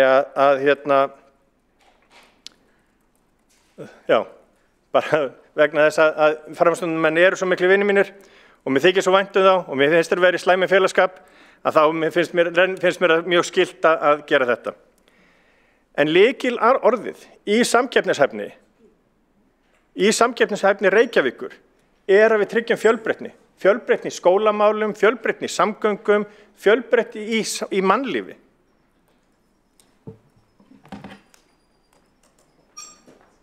Borgarfulltrúinn hefur lokið máli sínu og tveir hafa óskað eftir að koma í andsvar. Það er Sabíne og Aðalsteinn. Sabíne er á undan, gjörðu svo vel.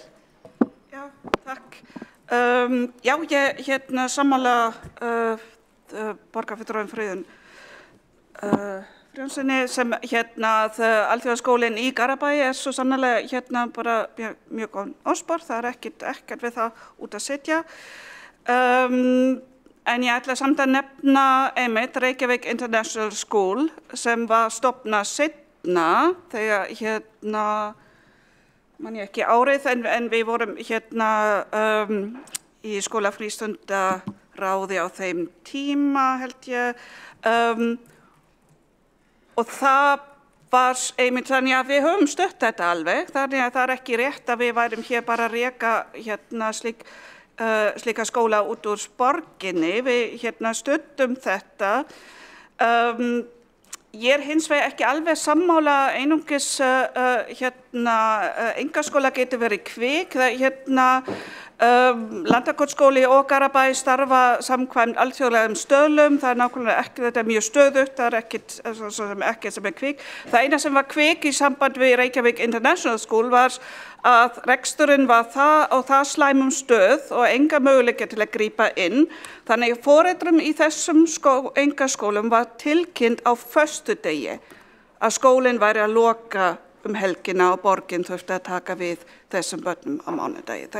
Þannig að kvik kannski ekki alltaf mesta gæðastimpil í skólastarfi. Borgarfulltrúinn lokið við að veita andsvar, svara þá andsvari borgarfulltrúi Friðjón R. Friðjónsson. Þegar ég var að vísa, takk fyrir ábendingun og við erum alveg sammála það að það tókst ekki vel með þann skóla en þegar ég var að vísa til þess að einkaskólar eða sjálfstætt starfandi skólar væru kvikir þá eru þeir kvikari til þess að bregðast við eins og til dæmis því að sjá þá eftirspurn sem í borginni eftir alþjóðlegri menntun því að ekki var grunnskólakerfið að gera nokkuð skapaðan hlut í því.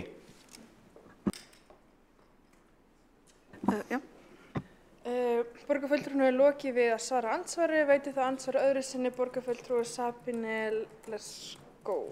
Já, þá erum við bara aftur svo mikið sammála hér að grunnskólakerfið var ekki tilbúin að grípa þennan hóp, en það náttúrulega útiloka ekki að það getur verið það í framtíðinni.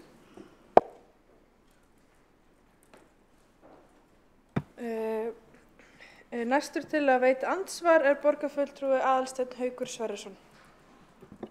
Forseti, ég vil nú bara þakka Friðjóni Friðjónsinni fyrir afar hlý orð í garð okkar Framsóknarfólks og bara lýsa yfir hvað við erum glöð að eiga svona góða vini að. Takk fyrir. Borgarfulltrúinn hefur lokið við að veita andsvar, svara þá andsvari borgarfulltrúi Friðjón R. Friðjónsson. Ég hlýt þá á móti að þakka fyrir hlý orð Framsóknarmanna í minn garð. Borgarfulltrúi hefur lokið við að svara andsvari, talst og andsvarum lokið. Næsta mælendaskrá Ragnhildur Alda Vilhjálmsdóttir, borgarfulltrúi.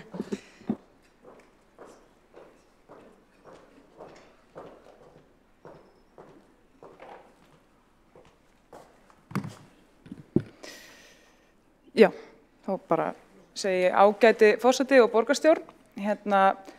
Það hafa komið fram hér ýmsar góðar ræður og aðrar margar mjög gáfulegar og aðrar frekar svona skrautlegar. Heilt yfir kom það mér á óvart að meirihlutin hefði sjálfur ákveðið að setja þetta mál á dagskrá, en þetta svona hrapi niður listan náttúrulega ákveðin áfyllisdómur The Economist yfir þeirra störf. En ég bara hugsaði með mér að þetta væri nú kannski bara merki aðeins ábyrgðarfyllri pólitík en áður hefur hér við gengist og við ætlum bara að hafa kannski meira svona almennilega umræðu og hvað hefur kannski verið úrskeiðis og hvert við ætlum að stefna og hvernig ætlum að komast þangað. En svo kom bara þetta uppistand frá borgarfulltrúanum Hjálmari Sveinsinni. Og ég gat bara ekki látið það óátalið, enda ljóst að það er löngu tímabært að stappa í borgarfulltrúan stálinu. Því borgarfulltrúinn tilheyrir þeim flokki sem hefur verið við stjórn höfuðborg Íslands í nánast 2 áratugi með örlitlum hléum og hefur því haft hvað mest að ráða höfuðborgarsvæðið, en eins og sést á eignarhlutfalli Strætó og Sorpu og bara í lögunum og reglunum. Og samkvæmt öllum opinberum skjölum ætti borgin að vera langt valdmeiri en önnur sveitarfélög. En samt verið sem svo af ræðu hans að dæma að flokkurinn hans sé svo illa haldinn að við valdlausu fulltrúar minnihlutans honum einfaldlega óyfirstíganleg hindrun. Og þar sem aðrir sjálfstæðismenn sitja í litlu bæjarfélögunum í kringum okkur, þá bara valta þeir yfir hennar meirihluta í Reykjavík. Og maður getur bara ekki annað en kennt í brjósti menn sem upplifa sig svona máttlausa. Og nú veit ég ekki alveg hvað svakalega minnimáttarkennt að baki því að þrátt fyrir áratuga langa valdatíð sem menn hérna enn að reyna að klína sökina á Sjálfstæðisflokkinn. Augljóslega hefur þetta bara reynst meirihlutum Samfylkingarinnar megn að tryggja góða innviði hér í borginni og árangursleysi sést vissulega vel á samgöngunum og mögulega má rekja þennan ómöguleika við að horfast í augu við eigin getuleysi í almenningssamgöngum til þess að það hendar bara vöruverkinu mjög illa. En það þýðir ekki alltaf að kenna öllum öðrum og hér kemur bara eitt ókeypis hollráð að ef borgarfulltrúinn vill efna kosningaloforð Samfylkingarinnar bara ágætis byrjun að trúa því sjálfur að hann geti það. Að því að ræðu hans að dæma virðist sem meirihlutanum skorti bara allt sjálfstraust í verkið, verandi svona illa haldinn með Sjálfstæðisflokkinn fyrir utan sig. En það kannski útskýrir þetta sífellda endaleysi. En það gott að hér sé viðurkennt að Reykvíkingar hafa þurft að þola hér lággæða almenningssamgöngur síðustu áratugi undir þessi vinstri meirihluta, enda væri öðruvísi ekki þörf á að titla strætó og sérakrein sérstaklega sem hágæða samgöngur í samanburði. En auðvitað þetta tal tröllin í Sjálfstæðisflokknum bara mjög algengt þrástef hjá borgarstjóravorum, en það líka bara í sjálfu sér ákveðið skjall. Því það greinilegt að umræddir menn trúa því að það sé bara ekki hægt að ganga yfir brúna án þess að Sjálfstæðisflokkurinn hleypi þeim yfir. En það segir kjósendum að ef þeir vilja raunverulegar aðgerðir í þágu innviða, betri almenningssamgangna og bara betri þjónustu almennt, að þá þeirra atkvæði best geymt hjá Sjálfstæðisflokknum því að við komum hlutunum í verk.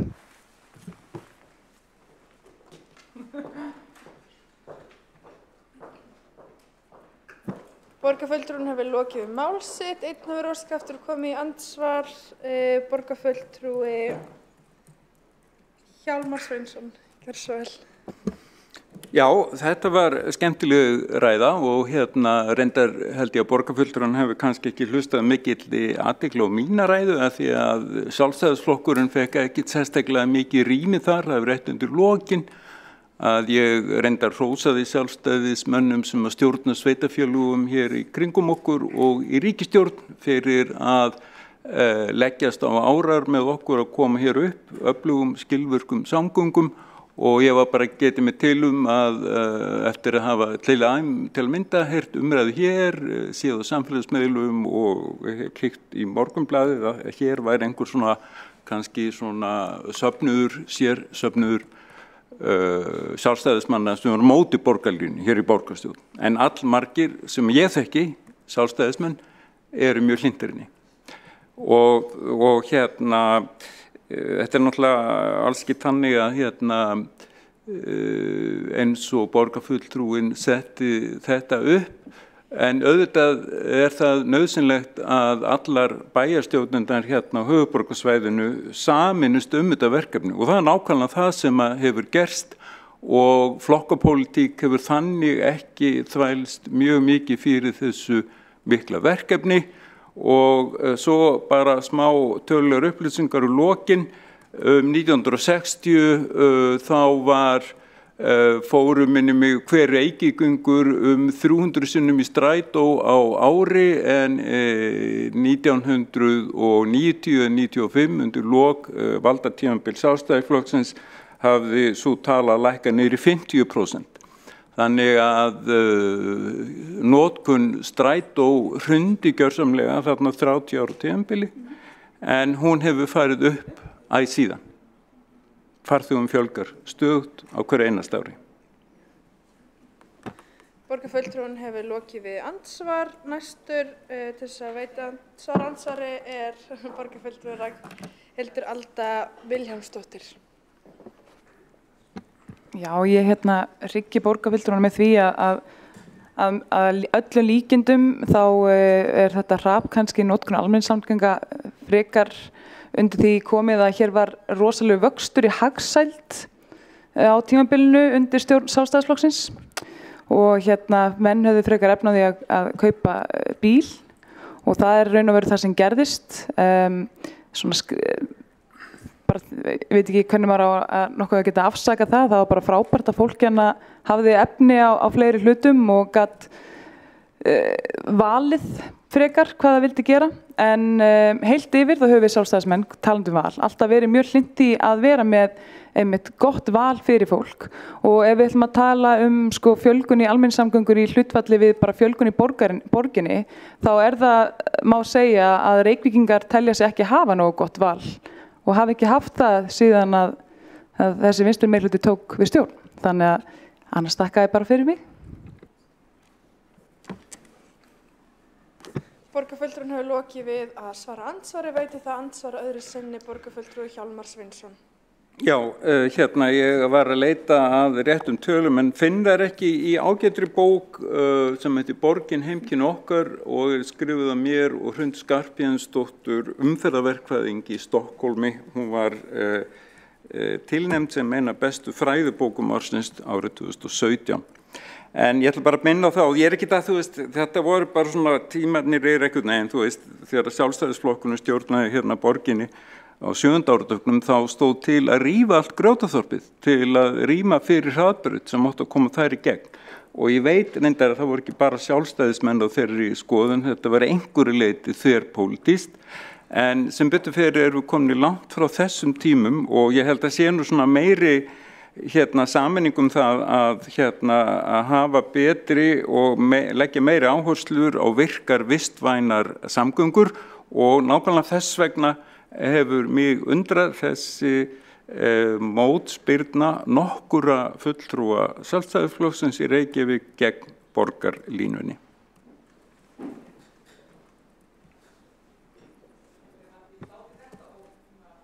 Borgarfulltrúi hefur lokið við að veita andsvar, eða svara andsvari, veita andsvar öðru sinni og talst að andsvarum lokið. Næsta mælendaskrá borgarfulltrúi Þórdís Lóa Þórhallsdóttir.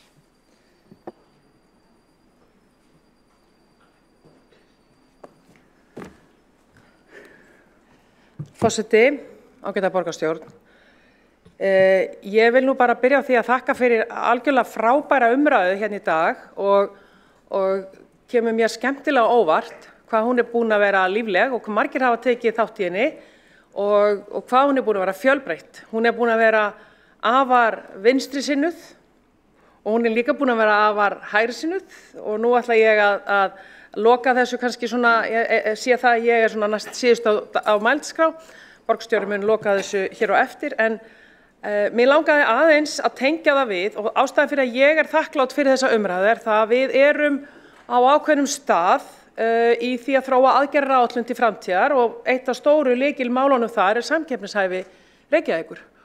Og við vorum hér á lok síðasta kjörtímabils unnum að atvinnu- og nýsköpunarstefnu borgarinnar og það var gríðarlega mikil vinna og mörg ykkar þekkja þá vinnu mjög vel. Að henni komu fleiri 100 manns á annað 100 manns í beinni aðkomu í rýni og samtali og það var gríðarlegur fjöldi af fólki sem kom með ótrúlega mikið og flott input inn í þessa vinnu. En við erum á þeim stað í dag, ég ætla nú ekki að fara alveg í atvinnu- og nýsköpunarstefnu, ég ætla að hlífa ykkur við því, en þið sem eru hér ný, ég hvet ykkur til þess að kíkja á hana. En mér langaði til að draga fram nokkrar sérstakar stefnu áherslur og hvert á ég að benda þessu. Það já, hvert? Já, ég ít og íti. Nei. Frábært.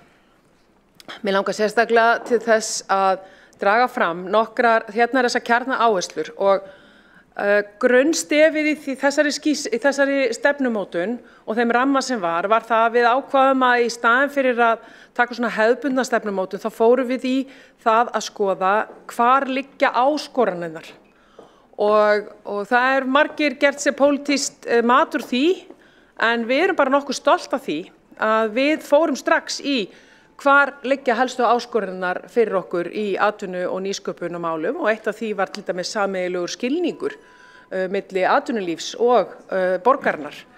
gott umhverfi atvinnulífs og nýsköpunar, fleiri stoði verðmætasköpunar, sögur úr borginni, grænn vöxtur og engin skilin eftir. En núna langar mig aðeins að draga fram þessar kjarnaáherslur sem snúa að númer 2 sem gott umhverfi atvinnulífs og nýsköpunar, sögur úr borginni númer 4 og númer 6 engin skilin eftir, því að það nákvæmlega þarna sem að ég sé fótsporin liggja saman af þeirri umræðu sem hefur verið hér í dag.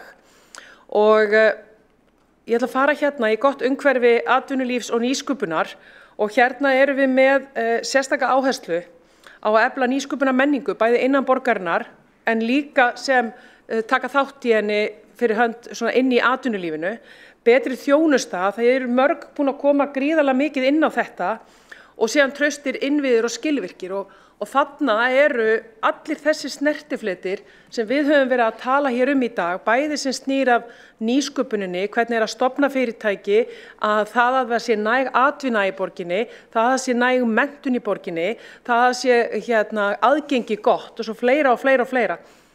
Þarna eru við núna á þeim tímapunkt að vera með dröga aðgerðaáætlun og við erum þannig staðsett í tímalínunni að vera með dröga aðgerðaáætlun, hún er núna í sérstakri rýni og í samráði. Og þess vegna ég svo þakklátt fyrir umræðuna hér í dag því að það eru margir punktar sem hafa komið hérna sem eiga heima í aðgerðaáætlun okkar með fókus. Mér langar síðan að sýna ykkur sérstaklega sögur úr borginni. Hvernig komum við til skila, hvernig borg Reykjavík er. Allt þetta sem hefur komið fram í dag varðandi mannlífið, borgarlífið, fjölbreyttar samgöngur. Ég ætla ekki að fara ofan í dýptin á því hvað er í þessu, því að það er búið að koma gríðarlega vel inn á það.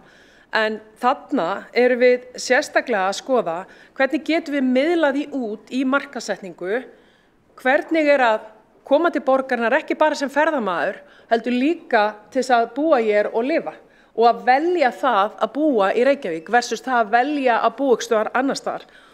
Og þá kom meðal annars borgarfulltrúi Sabine Leskopf sérstaklega inn á tungumálið sem að ég held sé gríðarlega mikið og tækifæri, tungumálið sem við þurfum alltaf að vera að skoða.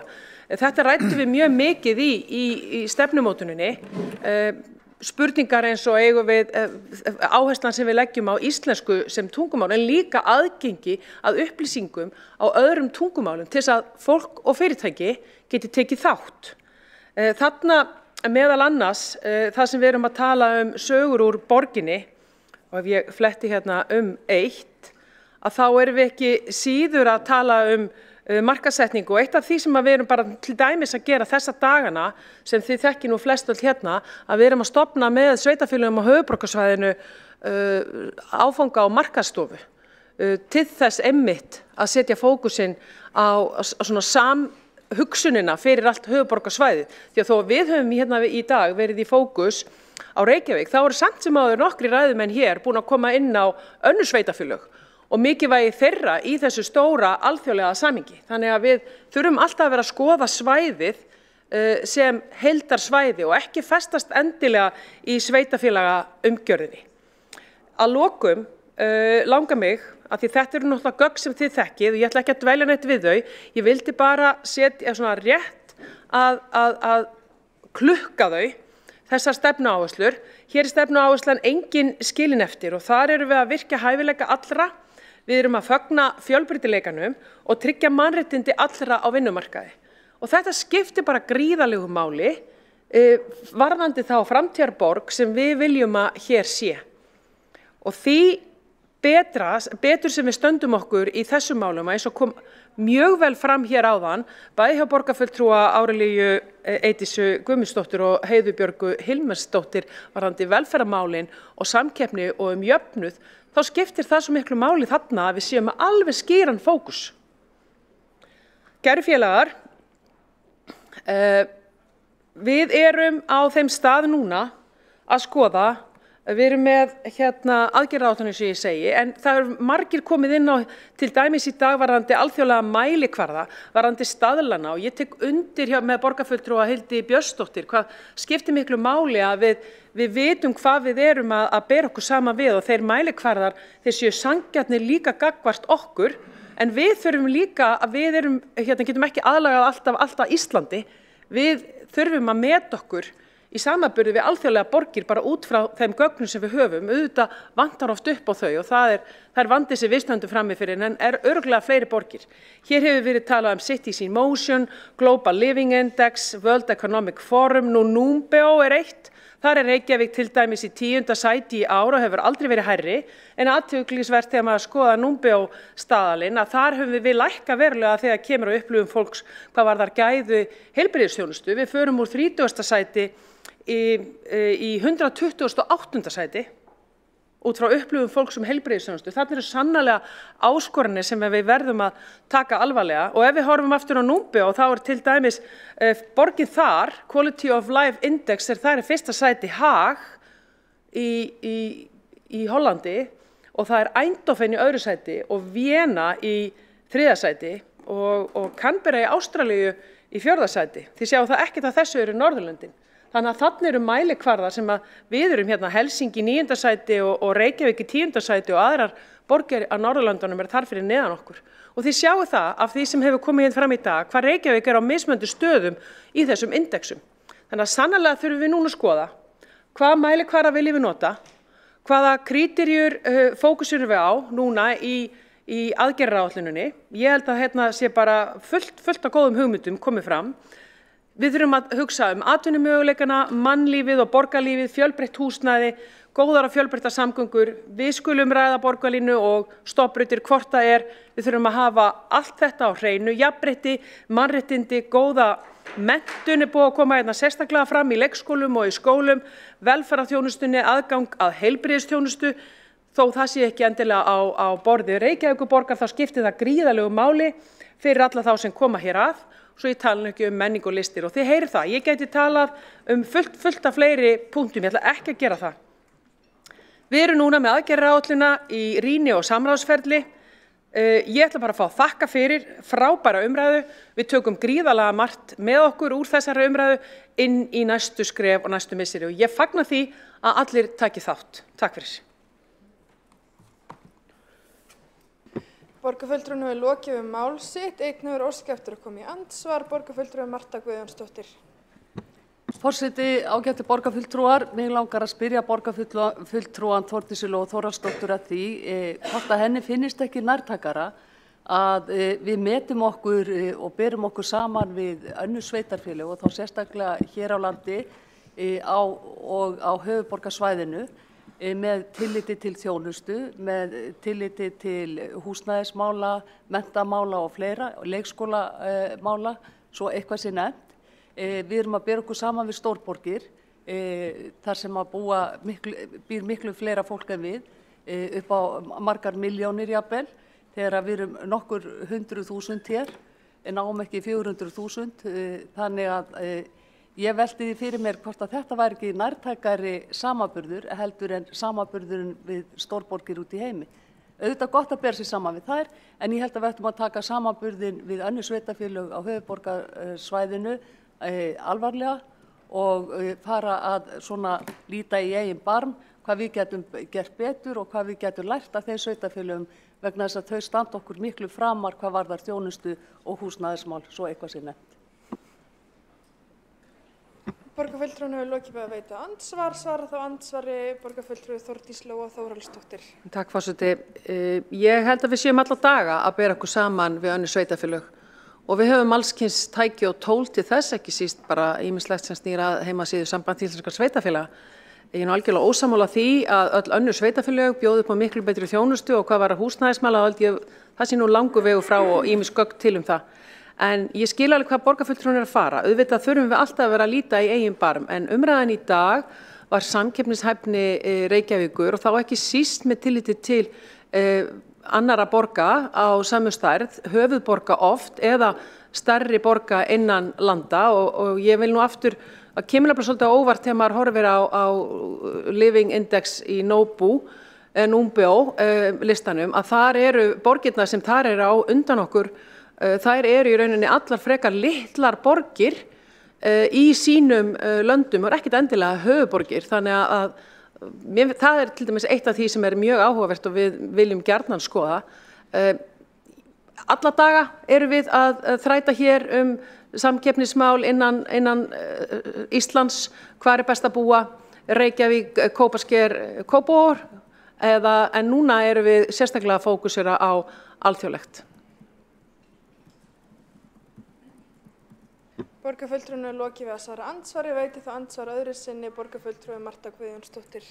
Forseti, góði borgarfulltrúar, tölurnar tala sínu máli og flótti fólks úr Reykjavík á undanförnum árum sýnir það best hversu aftarlega við stöndum, hvað varðar húsnæðismál og þjónustu, sérstaklega þjónustu við barnafólk. Þannig að þetta er allt atriði sem við ætlum að taka alvarlega og þess vegna ítrekaði það að við ættum alla daga að vera að bera okkur saman við önnur sveitarfélög hér á suðvesturhorninu og á höfuðborgarsvæðinu sem að gera miklu betur en stærsta sveitarfélagið í Reykjavík.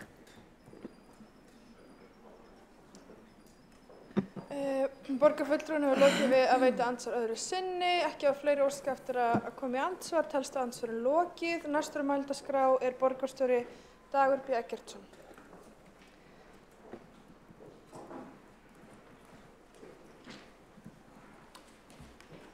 Forseti, ágæta borgarstjórn, ég vildi nú fyrst og fremst fá að koma hér upp og þakka fyrir þessa umræðu. Ég vil líka bara vekja athygli á þeim áhuga sem hefur verið á þátttöku, sem segir mér að þetta sé eitthvað sem við eigum að hafa áfram á dagskrá og taka föstum tökum. Ég vil þakka Hildi Björnsdóttur, oddvita Sjálfstæðisflokksins, sérstaklega fyrir að nefna verkefnið þar sem við erum bæði og hefur verið falið að marka borgarstefnu hvernig hægt að efla samkeppnishæfni Reykjavíkur og höfuðborgarsvæðisins í heild, og þá erum við að ekki að tala Reykjavík í eiginlegum skilningi og í raun ekki heldur höfuðborgarsvæði í hefðbundnum skilningi, heldur erum við í raun að horfa á Reykjavík eins og það skilgreint af OECD, þar að segja funksionell borgarsvæði, þegar það skortir kannski góða þýðing á því, þar að segja atvinnu og búsetusvæði Reykjavík, og það nær alveg allan Reykjanesskagann og upp í Borgarnes og austur í Árborg það bil, og í raun alveg ótrúlega tölur sem að hafa verið í þróun undanförnum árum, en það 30% skagamanna sem koma inn á höfuðborgarsvæðið til vinnu í hverju viku og nánast á hverjum degi, og 20% auki sem farin á Grundartanga. Þannig að 50% af þeim sem búa á Akranesi að fara töluverðan veg til vinnu. Þannig að dæmis tekið, þannig að þetta sannarlega hluti af höfuðborgarsvæðinu. Hér var verið að velta upp og velta fyrir sér tölum fyrirtæki og fyrirtækjaflótta, og það var nefnt að fyrirtækjum hefði fækkað í fyrra, það alveg rétt. Þeim fækkaði í fyrra og hlutfallslega í Reykjavík, og það vegna þeirra þrota sem urðu í kjölfar COVID, einkum í ferðaþjónustu, og hlutfall ferðaþjónustu fyrirtæki óvenju hátt í Reykjavík. Það breytir hins vegar ekki því að hlutfall fyrirtækja með við höfðatölu hæst í Reykjavík og höfuðborgarsvæðinu, hefur verið það mjög lengi. Það Garðabær og Kópavogur sem eru komin á svipaða slóðir, en maður getur alveg velt fyrir sig þegar maður sér tölurnar fyrir Garðabær og sérstaklega Seltjarnarnes, hvað mikið af þessu einkahlutafélag utanum í raun rekstur af einhverju öðru tagi en þar sem við sjáum fyrir okkur þegar við nefnum fyrirtæki, og það þyrfti bara aðeins að bora sér betur ofan í þetta vegna þess að 70% af skilgreindu atvinnuhúsnæði á höfuðborgarsvæðinu í Reykjavík, og Hafnarfjörður þarna næst, en önnur sveitarfélög eru miklu lægri og hafa í raun hlutfallslega þá hefur atvinnufermendur verið að fækka með fólksfjölda í ýmsum sveitarfélögum. Það segir okkur kannski það að tekjumódel sveitarfélaga þannig að þau eru svolítið að skipuleggja frá sér atvinnulífið, nema Reykjavík og að einhverju leyti Hafnarfjörður. Við erum að bjóða upp á langflestar lóðir fyrir fyrirtæki í þessum samanburði. En þetta var bara svona aðeins innleggið þetta en ég ítreka að við getum farið dýpra ofan í allt þetta ef við viljum skoða þessa hluti þannig að við séum ekki og þurfum ekki að vera þrátt staðreyndir, það er eiga bara að liggja fyrir. Ég vil síðan taka undir með borgarfulltrúa Kjartani Magnússoni varðandi það að tafakostnaður og tafakostnaður í umferð er mikilvægt málefni til þess að fjalla og hann vísaði til sérfræðinga í því að tafakostnaður væri dýr og það er rétt. En mig grunar að sömu sérfræðingar, allavega helstu sérfræðingar landsins í samgöngumálum, hafa verið að benda á það að öflugri almenningssamgöngur eru lykilatriði til að stemma stigu við auknum tafakostnaði, auknum töfum og ef að við förum ekki borgarlínu þá munu tafirnar á höfuðborgarsvæðinu stóraukast vegna þess að stofnbrautaleiðin ein og sér, hún leiðir af sér tröllauknar tafir í umferðinni. Það hefur lengi legið fyrir að sérakreinar borgarlínu muni líka nýtast fyrir strætó en kannski eiga þessar svona nýju uppgötvanar í umræðinum borgarlínu að verða okkur tilefni til þess að taka bara ítarlega umræðu sem við erum að gera hér samkeppnishæfni samgöngusáttmálann og þessi plön og hvað þetta þýðir og þýðir ekki þannig að við þurfum ekki að velkjast í vafa það. En sum sé, takk fyrir mjög góða umræðu, við skulum finna henni farveg bæði með frekari greiningum en líka haldina áfram. Takk. Borgarstjóri hefur lokið máli sínu og er þá umræða fyrsta lið á dagskrá lokið. Nú verður gert tæplega 10 mínútna kaffihlé og við komum hér aftur klukkan 15. Klukkan 15.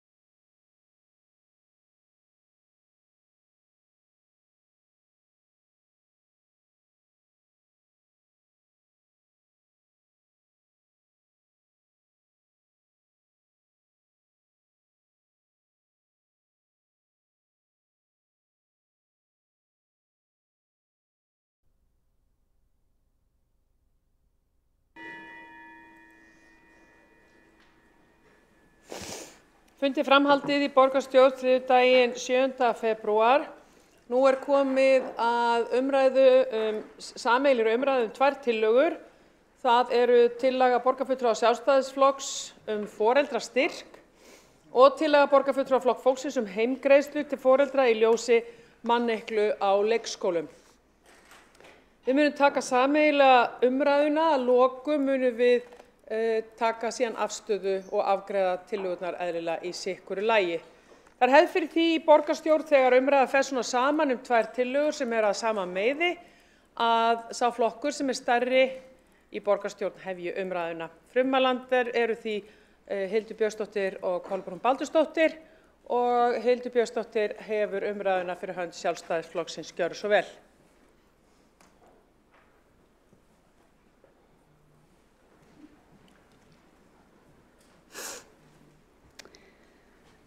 Forseti, ágæta borgarstjórn, ég mæli fyrir tillögu okkar sjálfstæðismanna foreldrastyrk með börnum þeirra foreldra, til foreldra þeirra barna sem ekki hafa fengið leikskólapláss við 12 mánaða aldur og við erum að hugsa þetta sem fjárhæð að 200.000 krónur á mánuði. Fjárhæðina má reyndar alveg taka til sérstakrar umræðu, sérstaklega. Hún kannski ekki endilega það sem skiptir mestu máli í þessu. En þetta snýr að því að börn á aldrinum 12 til 24 mánaða og foreldrar þeirra sem enn eru með þau heima geti sótt þennan styrk. Þetta svona innlegg í það ástand, þetta biðlista ástand sem nú ríkir hvað varðar leikskóla í Reykjavík, en líka hugsa sem valkostur fyrir þá sem getur hugsa sér að dvelja aðeins lengur heima fyrir. Og ég ætla að rekja þetta mál aðeins betur fyrir ykkur og þá kannski ágætt að skoða líka bara úr hvaða jarðvegi sprettur þessi tillaga í sjálfu sér. Og jú, við höfum oft heyrt umræðu þennan foreldrastyrk bara í gegnum árin. Í gamla daga var þetta kallað heimgreiðslur og sumir kallaði þetta reyndar ennþá heimgreiðslur. Einhvern tíma var þetta kallað þjónustutrygging, en við erum að kalla þetta foreldrastyrk, en þetta svo sem alltaf sama meiði. Tillagan sprettur í rauninni úr þeim jarðvegi að hér leikskólavandi í Reykjavík. Og ef við rekjum bara aðeins söguna á síðasta ári og í aðdraganda kosninga þá sáum við það að 3. mars á síðasta ári að þá birtust fréttir af því að öll 12 mánaða börn fengju leikskólapláss það haustið og af þessu komu þarna fregnir og við sjálfstæðismenn stigum strax upp og sögðum jú, sannarlega er þetta gott markmið og við styðjum þetta markmið, við viljum öll 12 mánaða börn geti fengið leikskólapláss en það eru engar aðgerðir í farvatninu sem geta leitt til þess að þetta markmið náist nú í haust. Þannig að við sáum auðvitað strax og bentum á að þarna varum einhverja kosningabrellu að ræða. 20. og 1. apríl að þá fá foreldrarbréf og þeim boðið pláss að hausti, meðal annars á leikskólum sem voru ekki til, eins og eitt foreldrið orðaði það. Borgin bjóði pláss á leikskólum sem eru ekki til og var þá sérstaklega verið að vísa í ævintýraborgir sem ekki höfðu sumar þeirra risið og jafnvel ekki komið skipulag fyrir heldur og allir þetta mikilli reiði meðal foreldra. Síðan koma kosningar 14. maí og þá verandi meirihluti, þetta bara heldur ótrúður áfram með þessi loforð og lætur engan bilbug á sig finna. En 10. júní, eftir að nýr meirihluti tekin við, þá stígur borgarstjóri fram og segir skyndilega að það verði erfitt að tryggja 1 árs börnum leikskólapláss í haust. Þarna hvað skyndilega við annan tón eftir að atkvæðin voru komin í kjörkassana. 14. júní, þá sagðist borgarstjóri vonast eftir betri leikskólastöðu í haust og þá hélt maður nú kannski að nýr meirihluti myndi nýta allt sumarið í að vinna að lausn á þessum vanda og við sæjum kannski einhverjar aðgerðir kynntar strax í ágúst. En svo var ekki og þarna voru foreldrar auðvitað orðnir gríðarlega ósáttir og áttuðu sig á að þeim hafði kannski hreinlega bara verið sagt ósatt og þau höfðu bara að fífli hreinlega í kosningabaráttu. Þannig að foreldrar flykkjast í Ráðhúsið og mótmæla og við munum öll þessa daga þegar að foreldrar komu hér með börnin sín í Ráðhúsið og mótmæltu stöðunni. 18. ágúst að þá birtist grein í Viðskiptablaðinu þar sem að var í rauninni því slegið upp hvort að hreinlega hafi verið bara logið að kjósendum í Reykjavík. Þó ég orðið það svo kannski aðeins sakleysislegra að vísvitandi hafi fólki verið sagt ósatt, en fyrirsögnin var logið að foreldrum. 18. ágúst þá voru kynntar 6 tillögur til að bregðast við leikskólavandanum. Sjálfstæðisflokkurinn lagði líka inn 12 tillögur til að bregðast við leikskólavandanum og þær voru settar inn í púkkið og það var nú reynt að vinna þetta svona í einhverri þverpólitískri sátt og maður auðvitað vonaði að þeir unnið mjög hröðum höndum að lausn vandans á þessum tíma en það gerðist einhvern veginn ekki. Og það gerði strax og það áhugaverða var að hluti af þessum tillögupakka var hvernig maður átti nýta leikskólan Bakka sérstaklega sem lausn á leikskólavandanum. En 29. ágúst þá voru strax fréttir af því að fundað yrði framtíð leikskólans Bakka. Og allavega samkvæmt upplýsingum sem ég fekk í síðustu viku þá enn nokkuð óljóst hvað verður framtíð leikskólans Bakka. 1. september 2022 þá borust fregnir af myglu á leikskólanum Grandaborg, fjórðungur starfsfólks frá vegna myglu og við þekkjum kannski flest hvernig framhaldið var með Grandaborg. Þar hefur starfsemi í því húsnæði algjörlega legið niðri og börnum dreift víðsvegar borgina og þurfti jafnvel að nýta pláss sem var búið að bjóða öðrum börnum.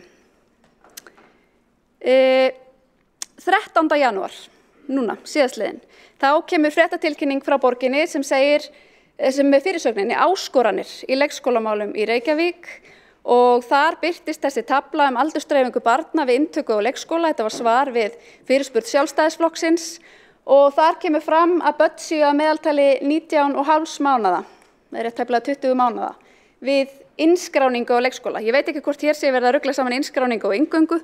Við höfum lagt áherslu á að það munur á því hvenær barn innritað og hvenær það hefur inngöngu, þarna geta liðið stundum einhverjir mánuðir á milli. En mér skilst að sé nú verið að tala inngöngu og ég bið að vera leiðrétt ef svo ekki.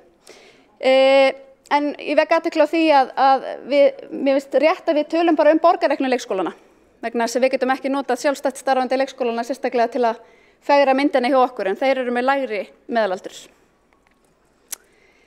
Þannig að þetta er svolítið staðan sem við erum í dag. Raunin er sú að fyrir ári síðan, rétt tæpu ári síðan, þá lofa meirihlutaflokkarnir þáverandi og margir en þá núverandi því að 12 mánaða börn fá leikskólapláss í haust og nýverið birtist okkur fréttatilkynning þess efnis að ekki hefði tekist að lækka meðalaldur barna við inngöngu og leikskóla. Þannig að það hefur engin árangur náðst og það hafa alls konar áskoranir mætt í rauninni leikskólakerfinu í Reykjavík. Það hefur verið mannekla og það hefur verið húsnæðisvandi. Eitthvað því borginni algjörlega sjálfur að kenna, ekki síst viðhalds skorturinn. En við erum að reyna að tala inn í jarðveginn sem blasir við okkur og við tölum alltaf fyrir fjölbreyttum lausnum. Vegna þess að við vitum að börn og fjölskyldur þeirra eru ólíkar og þeim verður ekki öllum tróðið í eitt box og þeim þarf að bjóða fjölbreyttar lausnir. Þannig að það hluti af okkar áherslu að foreldrar eigi fjölbreytta valkosti fyrir sín börn strax í kjölfar fæðingarorlofs, sem sagt við 12 mánaða aldur. Og þá erum við að gera ráð fyrir því að fólk fullnýti sitt orlof.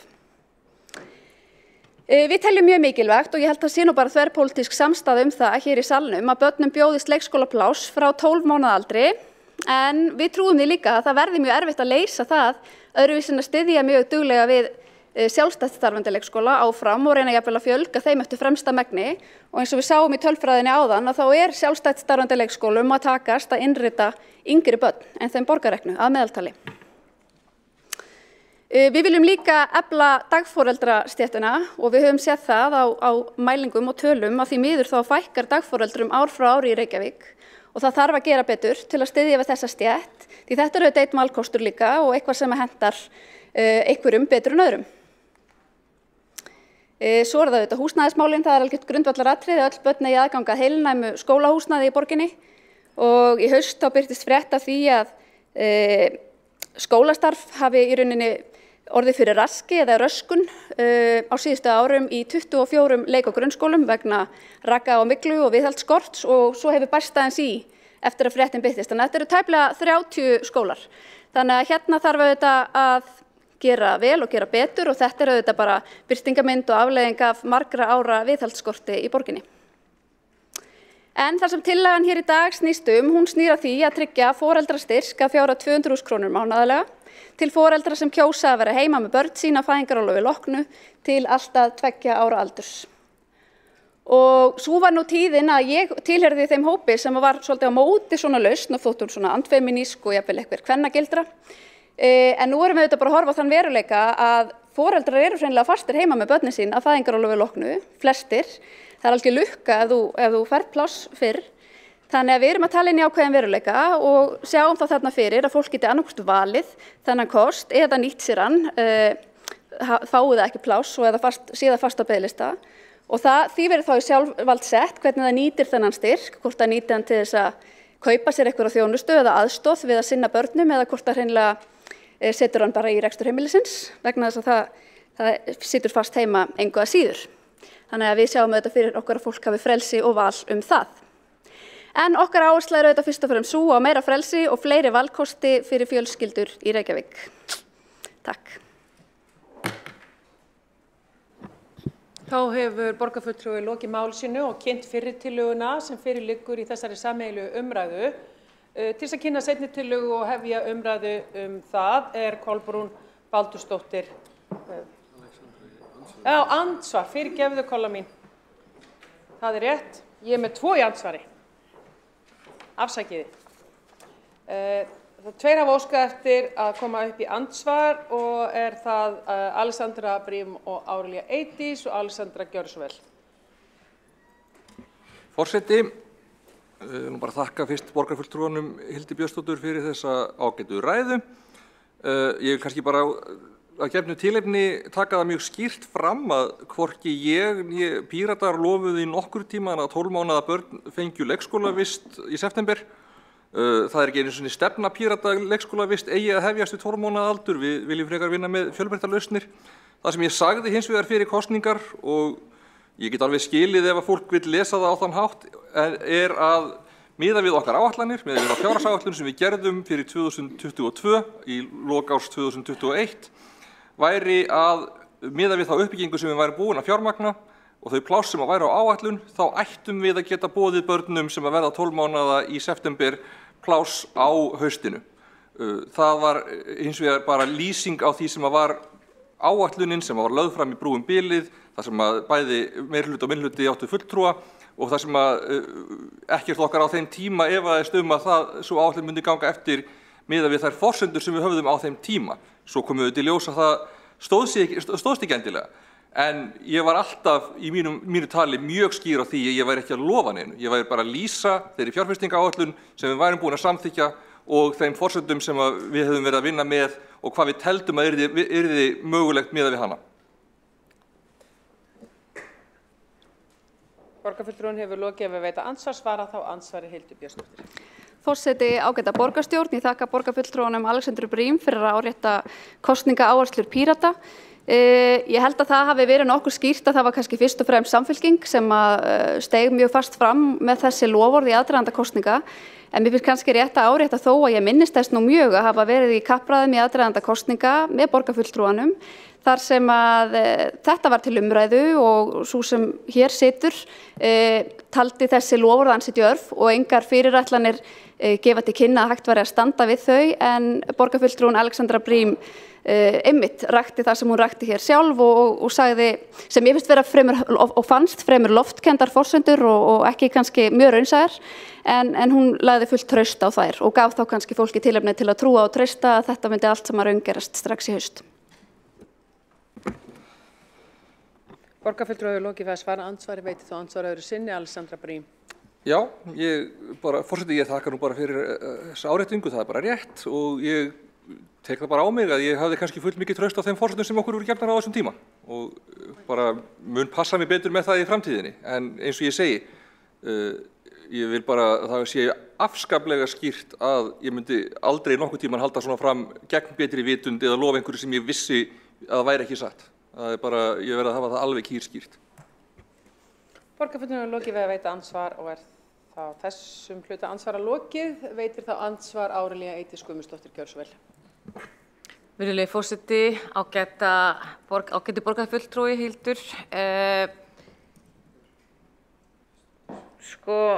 Ég ætla ekki að svara fyrir fortíðina og ég er nú yfirleitt alltaf meira í því að fókusera á framtíðina. En þessi yfirferð sem hún fórst í er að mörgu leyti rétt að því leyti til að við höfum staðið frammi fyrir því að við myndum gjarnan vilja að það kæmust yngri börn að. Þrátt fyrir það að á síðasta ári höfum við opnað 6 leikskóla þá erum við í erfiðri stöðu og það ekkert annað hægt en að viðurkenna það. Það hins vegar og kannski það sem að situr eftir að hins vegar það þannig að eins og Hildur Björnsdóttir borgarfulltrúi nefndi að þá eru ýmislegt sem að eru staðreyndir og eitt af því sem að við höfum verið að vinna að núna á síðasta ári að fá réttar tölur upp úr gagnagrunnum sjálfstæðra leikskóla og ég veit ekki alveg hvaðan þessar tölur eru unnar því að við höfum ekki komist í rauninni, við höfum ekki aðgang að því eins og sem gerir okkur erfitt fyrir varðandi að því að Vala hefur ekki þessar upplýsingar sem upplýsingakerfi okkar. Þetta útskýrir svo sem ekki mikið en það skiptir máli að þetta sko hluti af því hvernig við erum að reyna að vinna í stafrænni vegferð til þess að þessar tölur séu að gefa okkur sem skýrustu mynd. Við höfum verið og stór hluti af mínu starfi sem ég hef komið að reyna að ná utan þetta og við erum náttúrulega með sérstakann stýrihóp til þess og við róum að því öllum árum.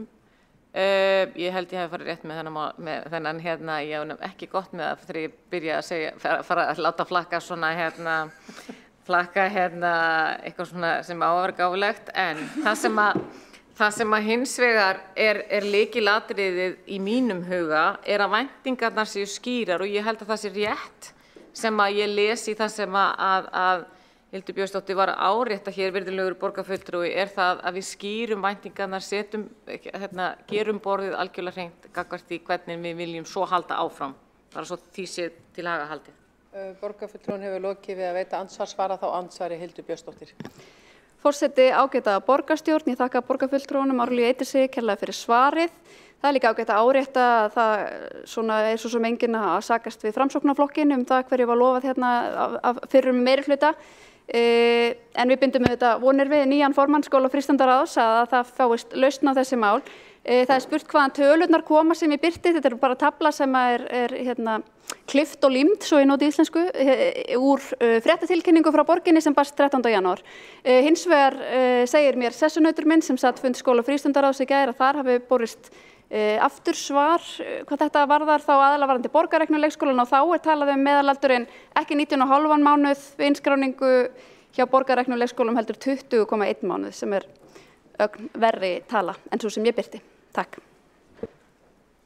Borgarfulltrúin hefur lokið við að svara andsvari, veitir þá andsvari öðru sinni Árlíu Eydís Guðmundsdóttir. Virðulegi forseti, ágæti borgarfulltrúi Hildur Björnsdóttir. Það sem sagt ennþá vandi við höfum náðu í þessu sem betur verið gott áskildi segja að þetta væri úr okkar eigin tölum en varðandi þessa tölur sem var verið að þú varst að nefna þá þetta það sem mest í borgarhluta sem mest þörf. Þannig bara svo það komið fram. Svo erum við með 16 mánaða í það sem best Þannig að þetta ekki sem sagt meðaltal. Borgarfulltrúi hefur lokið við að veita andsvar og þá þessum andsvörum lokið. Og þá komið að frumalanda með tillögu Flokk fólksins sem í sömu umræðu og það Kolbrún Baldursdóttir, gjör svo vel. Tillaga heimgreiðslur til foreldra í ljósi manneklu á leikskólum.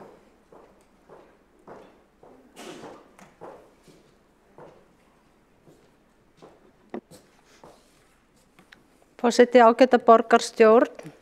Já, ég fylgi hér úr hlaði þessari tillögu Flokks fólksins heimgreiðslur. Við erum í þessu mitt gamla hugtaki, notum orðið heimgreiðslur, en auðvitað þetta ekkert nema annað en styrkur.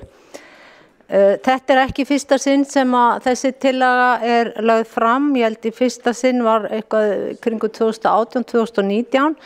Því að þessi tillaga eða hugmynd var ein af kosningaloforðum Flokks fólksins í kosningunum 2018 og síðan aftur 2022. 2018 þá var hún reyndar aðeins útvíkkaðri, hún var svona kannski hugsuð jafnvel til lengri tíma fyrir foreldra sem vildu vera lengur heima með börnum sínum, kannski fram til 3-4 ára. Ég var nú sjálf með efasemdir þessa tillögu á þessum tíma, sérstaklega að hugsa hana þannig að börni færi ekki á leikskóla, bara þegar að sá tími kæmi, því að ég hef mikla trú á leikskólastarfi og held bara öll börn hafi mjög gott að því að fara á leikskóla. En þessi hugmynd og tillaga náttúrulega núna í ljósi aðstæðna bara í rauninni bráðnauðsynleg að gera þetta að valkosti, en það þarf að vera alls konar val með við svona hvernig landi liggur. En hún hljóðar svona og eins og ég segi hefur ítrekað verið lagt fram. Lagt til að á meðan Reykjavíkurborg getur ekki veitt yngstu börnum í leikskólapláss sé foreldrum boðnar heimgreiðslur. Það mánaðarlegan styrk á meðan að beðið eftir leikskólaplássi. Þetta úrræði væri val fyrir foreldra fyrstu 2 ár barnsins og einhverjir foreldrar hafa tækifæri til að vera heima hjá barni sínu fyrstu misserin og geta vel hugsað sér að þiggja mánaðarlegar greiðslur frekar en að þiggja leikskólapláss. Heimgreiðslu úrræði myndi létta á biðlistum leikskólana sem eru í sögulegu hámarki vegna manneklu, myglu í leikskólahúsnæði og seinkun á verkefninu Brúum bilið. Nú það alveg rétt að það hefur verið mikil fjölgun í umsóknum og má kannski helst rekja vandann til húsnæðisskorts og manneklunar.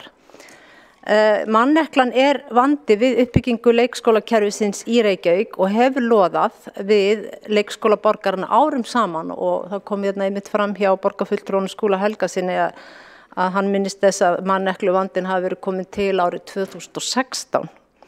Þannig að hér einmitt svona eitthvað rótgróið mein borgarinnar að ræða sem hefur tekist að festa sig í sessi og virðist vera bara orðið stjórnlaust og sem meiri hlutin ræður ekki við að tækla. Nú foreldrar, starfsfólk, leikskóla og leikskólastjórar senda ítrekkuð áköll til borgarfulltrúa vegna ástandsins í leikskólum og hafa eins og borgarfulltrúi Hildur Björnsdóttir kom svo vel inn á áðan, einmitt ekki bara kallað heldur mætt hér og við þekkjum öll sögu síðasta hausts. Heyrst hefur að leikskólar og það ekkert lengur heyrst hefur, fyrst var það einmitt þetta að heyrst hefur en nú það staðfest og það ítrekað að leikskóla sendi börn heim vikulega eða jafnvel oftar vegna manneklu og þjónusta við foreldra barna í leikskóla hefur farið hreinlega versnandi og ég veit ekki hvort það má taka svo sterkt til orða að segja hríðversnandi undanfarin misseri. Opnunartímar hafa verið skertir, við skulum ekki gleyma þeirri umræðu og mótmæli í sambandi við það og sérhver dag eru foreldrar í óvissu hvort barnið þeirra fá að vera út daginn í leikskólanum eða hvort það geti sótt leikskóla alla virka daga vikunar. Ég held að bara fólk muni ekki eftir öðru eins ástandi eins og þessu þó að leita sér langt aftur í tíman. Nú mannekla einna helst vegna mikils álags, slæmra starfsaðstöðu og lágra launa. Þessi störf eru einfaldlega ekki eftirsóknarverð. Fólk hefur ekki áhuga á að vinna á leikskólum og það bara mjög sorglegt. Það auðvitað ábyrgð meirihlutans að leysa þennan vanda og ætti það að vera auðvitað auðsótt ef að þetta væri virkilega forgangsmál og vilji væri fyrir hendi. Þetta eins og hvað annað í þessu sambandi þetta mannanna verk, þetta heimagerður vandi en ekki eitthvað lögmál. Skýringin hefur helst verið nefnd svo að það gerðist hérna eitt árið að einn ráðherrann í ríkisstjórn ákvað að lengja kennaranámið og eftir það fór allt á hvolf. Það þýðir ekki að það sé hægt bara að halla sér aftur og gera ekki neitt í þessu vanda eða bíða eftir ríkinu. Og eftir hverju verið að bíða? Ríkið ákveði að stytta aftur kennaranámið. Hér auðvitað bara mál sem að Reykjavíkurborg verður að horfast í augu við og þarf að leysa með einhverjum hætti og það auðvitað launin og það starfsaðstæða og álag sem þarf að skoða. Það þarf að hugsa eitthvað út fyrir boxið í þessu, það alveg ljóst og finna einhverja leiðir til að laða fært fólk til starfa. Því að það gengur ekki að til lengdar að foreldrar ungra barna séu með stöðugan kvíðahnút í maganum og starfsfólk leikskólana séu að bugast vegna álags í starfi. Og síðan það biðlistinn og mörg hundru börn að bíða eftir leikskólaplássi þannig að þetta helst allt í hendur. Nú þessi óvissa sem til staðar hérna væri hægt að tækla aðeins með þessu úrræði með heimgreiðslurnar. Ef einhver hópur foreldra ákveður að þiggja svona styrk sem við erum hér að tala 2 flokkar, að þá myndi mögulega létta aðeins á álaginu. Það er einhverju foreldrar sem sjá fyrir sér að geta nýtt tækifæri sem þetta og verið aðeins lengur heima og þá léttir á álaginu og það léttir á biðlistunum. Og þetta getur þess vegna, þessi tillaga, verið svona hluti af mótvægisaðgerðum á meðan ástandið svo slæmt í leikskólamálum borgarinnar sem raun ber vitni. Nú, ég minnist þess að Framsóknarflokkurinn sem hér situr og nú í borgarstjórn meiri hlutanum að ég man ekki betur eftir að hann sagði í aðdraganda kosninga eða einhver úr honum að þeir vildu skoða þetta heimgreiðslu úrræði og tjáði sig það opinberlega. Þannig að nú kallað svolítið eftir þessu kosninga, ég vil ekki segja loforði, en það var svona sýndur allavega þessi áhugi á að skoða þetta og ég hef ekki heyrt mikið meira að tala það eftir að störf hófust hér á með nýjum meirihluta, nýjum endurbættum meirihluta. Ég hef reyndar aldrei heyrt neitt þetta koma frá þeim sem eru hér eldri. Man minnist þess ekki að Samfylkingin eða aðri flokkar hérna á síðustu kjörtímabili hafi nokkuð tíman haft áhuga á þessu. Og ég man eftir því þegar ég byrjaði fyrst að tala þetta stutt eftir síðasta kjörtímabil að þá var kannski pínulítið svona, ég vil ekki að segja gert gís að þessari hugmynd en þetta þótti svona ekki smart og kannski svona pínu fornaldarlegt. Það var svona mín upplifun þó að kannski hafi nú aldrei verið notið þau orð yfir þetta. En ef við lítum bara til annara sveitafélaga að þá eru þeir komin sumhver miklu lengra Reykjavíkurborg sem stæðst og ætti að vera hérna í forystu að þá dæmi það að önnur sveitafélög að það jafnvel gjaldfrjáls matur sumstaðar og það jafnvel búið að fella niður leikskólagjöld í einhverjum sveitafélögum. Þannig að ýmis sveitafélag hafa líka boðið upp á heimgreiðslur og ég held að ég geti nefnt hérna Rangárþing Ytra og Ölfus og Hafnarfjörður hefur bæst í hópinn ef ég man rétt. Eða muni gera núna á þessu ári og Hafnarfjörður líka. Þannig að Reykjavík að verða ansi mikill eftirbátur í þessu málum. Þó svo að margt megi segja gott Reykjavík og leikskólamál að þá ekki að standa sig í samanburði við önnur sveitafélög og það pínu neyðarlegt að standa hérna ítrekað og þurfa að benda á það að Reykjavík eftirbátur annarra sveitafélaga. Hvert við eiginlega komin? Hérna, stæðsta sveitafélagið og höfuðborgin. En allavega með þessu kerfi þá væri verið að koma til móts við óski foreldra fleiri leiðir til þess að brúa einmitt þetta bil frá fæðingarorlofi lýkur og það til barn fær pláss á leikskóla. Mikil seinkun hefur náttúrulega orðið á verkefninu brúum bilið og því þarf að brúa það með einhverjum öðrum hætti. Ég að renna út á tíma núna og ég búin að tilkynna forseta hér að ég ætla að nota mínar allar 3 ræður, þannig að ég við vinsamlega að vera sett aftur á mælendaskrá. Og síðan að fá einnig að hafa lokaorð því að ég á eftir að segja heilmikið þetta mál í viðbót. Takk. Borgarfulltrúi hefur lokið ræðu og einn hefur óskað eftir að koma í andsvar. Magnús Davíð Nordal, gjör svo vel. Já, forseti, borgarfulltrúi Kolbrún.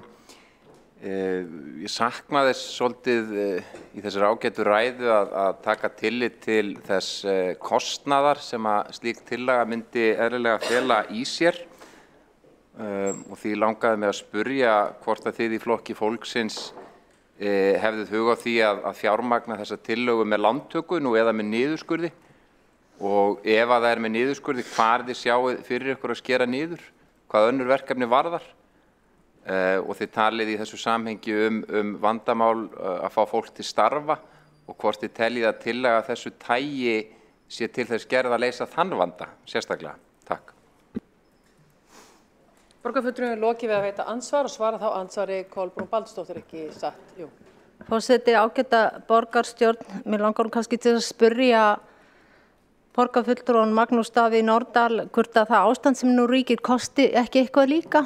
Kostar nú bara bæði blóðsvit og tár og angist og áhyggjur og bara verulega bara, já, foreldrar eru verulega settir í erfiða stöðu, allt kostar þetta og má reyna að setja krónutölur á þetta allt saman en að þessu sinni ákvað Flokkur fólksins með þessari útfærslu núna að vera ekki með ákveðna upphæð á þessum heimgreiðslum í öðrum sveitafélögum þessar upphæðir mismunandi Ég hefði vilja bara treysta kannski ákveðnum hópi til að meta upphæðina og máta hana svolítið við kannski hvernig þetta hefur virkað hjá öðrum sveitarfélögum. Síðan náttúrulega algjörlega rennt blint í sjóinn með hvað margir foreldrar myndu mögulega þiggja þetta úrræði, þannig að það er svolítið erfitt að átta sig á því. En fyrst og fremst hlýtur byrjunin þurfa að vera að sýna þessari tillögu áhuga og að það verði ákveðið hér í borgarstjórn að hún fái frekari skoðun og frekari útfærslu og það mætti mögulega prófa einhverjar fleiri en eina eða tvær útfærslur á henni. Borgarfulltrúinn hefur lokið við að svara andsvari, veitir þá andsvar öðru sinni, Davíð Magnús Davíð Nordal.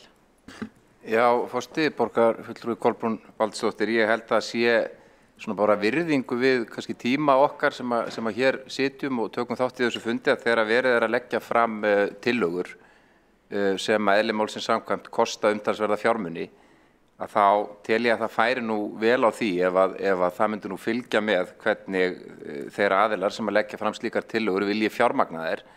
Það verður ekki gert með öðrum hætti en annarkvort með lántöku nú eða með niðurskurði á öðrum verkefnum og það kann ekki góðri lukku að stýra ef að fólk ber fram tillögur án þess að huga að þessum þætti, sama hvort það er á erfiðum tímum, hvað varðar fjárhæð eins og nú er, nú eða á öðrum tímum yfir höfuð. Takk. Borgarfulltrúinn hefur lokið við að veita andsvar og svara þá andsvari öðru sinni Kolbrún Baldursdóttir. Forseti ágæta borgarstjórn, það er tvennt sem ég vil nefna í þessu að veit ég hvort að borgarfulltrúinn Magnús Davíð Nordal veit hvað leikskólapláss kostar en það er 400.000 krónur þannig að hér erum við ekki að tala heimgreiðslu upp á 400.000 krónur per heimili þannig að þetta er alltaf ódýrara en síðan skal ég bara koma strax með hugmynd hvernig á fjármagna þessa tillögu hér og nú og hún er svo að ég vil að öllum aðgerðum og hönnun og hugmyndasmíðum sem kostar varðandi grófarhús verði frestað alltaf 3 til 5 ár og svo upphæð sem ætti að fara í það verkefni færi í þessa tillögu. Þannig ef að Magnús Davíð Nordal borgarfulltrúi finnst þessi kannski tillaga hvernig á fjármagna heimgreiðslurnar góð þá bara erum við hér komin í mjög góð mál. Borgarfulltrúinn hefur þá lokið við að veita andsvar öðru sinni og er þá andsvörum lokið þetta mál. En næstur á mælskrá er Einar Þorsteinsson, borgarfulltrúi Framsóknarflokksins, formaður borgarráðs. Forseti, ágæta borgarstjórn, við erum hér til þess að ræða hvernig við getum brugðist við þeirri stöðu að enn eru biðlistar eftir plássum og leikskólum. Í tillögu sjálfstæðismanna sem er sama eðlis og tillaga frá flokki fólksins. Þar í tillögu sjálfstæðismanna segir, með leyfi forseta, í nýliðnum borgarstjórnarkosningum fullyrtu meirihlutaflokkarnir í borgarstjórn að öllum 12 mánaða börnum yrðu tryggð leikskólapláss strax í haust og oddviti sjálfstæðismanna lætur að því liggja hér í ræðu sinni að framsóknarmenn hafi tekið undir þessi loforð og það er í besta falli að var ósvífið að sjálfstæðisflokki að reyna að blekkja borgarbúa með slíkum fullyrðingum að Framsókn hafi lofað því að öllum 12 mánaða börnum yrðu tryggð leikskólapláss strax í haust. Við í Framsókn þorðum einfaldlega ekki að lofa því að 12 mánaða börn yrðu tekin inn á leikskólana síðasta haust af því að við höfðum ekki upplýsingar það og í grunninn höfðum við ekki trú á því að það markmið gæti náðst. Við miðum því við reglu borgarinnar sem kveða á 18 mánaða börn. Mér langar að rifja upp að sjálfstæðismenn sem hafa gagnrýnt meirihlutann mjög í leikskólamálum gera sér breiða að þeir sjálfir lofuðu 12 mánaða börnum inn á leikskólana næsta haust. Og í umræðum daginn fyrir kjördag í beinni útsendingu, fyrst oddviti sjálfstæðismanna er að rifja upp kosningasjónvarpið, þá sagði borgarfulltrúi Hildur Björnsdóttir í beinni útsendingu að það væri metnaðarlaust af Framsókn að lofa ekki 12 mánaða börnum leikskólaplássi. Sem sagt metnaðarlaust að lofa ekki of miklu. Lofa einhverju sem við erum ekki vissum að geta staðið við. Og mikið hefði nú verið fróðlegt að sjá Sjálfstæðisflokks hefði hann komist í meirihluta, klóra sig út úr þeim miklu áskorunum sem að steðja að í leikskólakerfinu, sem við þurfum öll að nálgast af sanngirni og auðmýkt.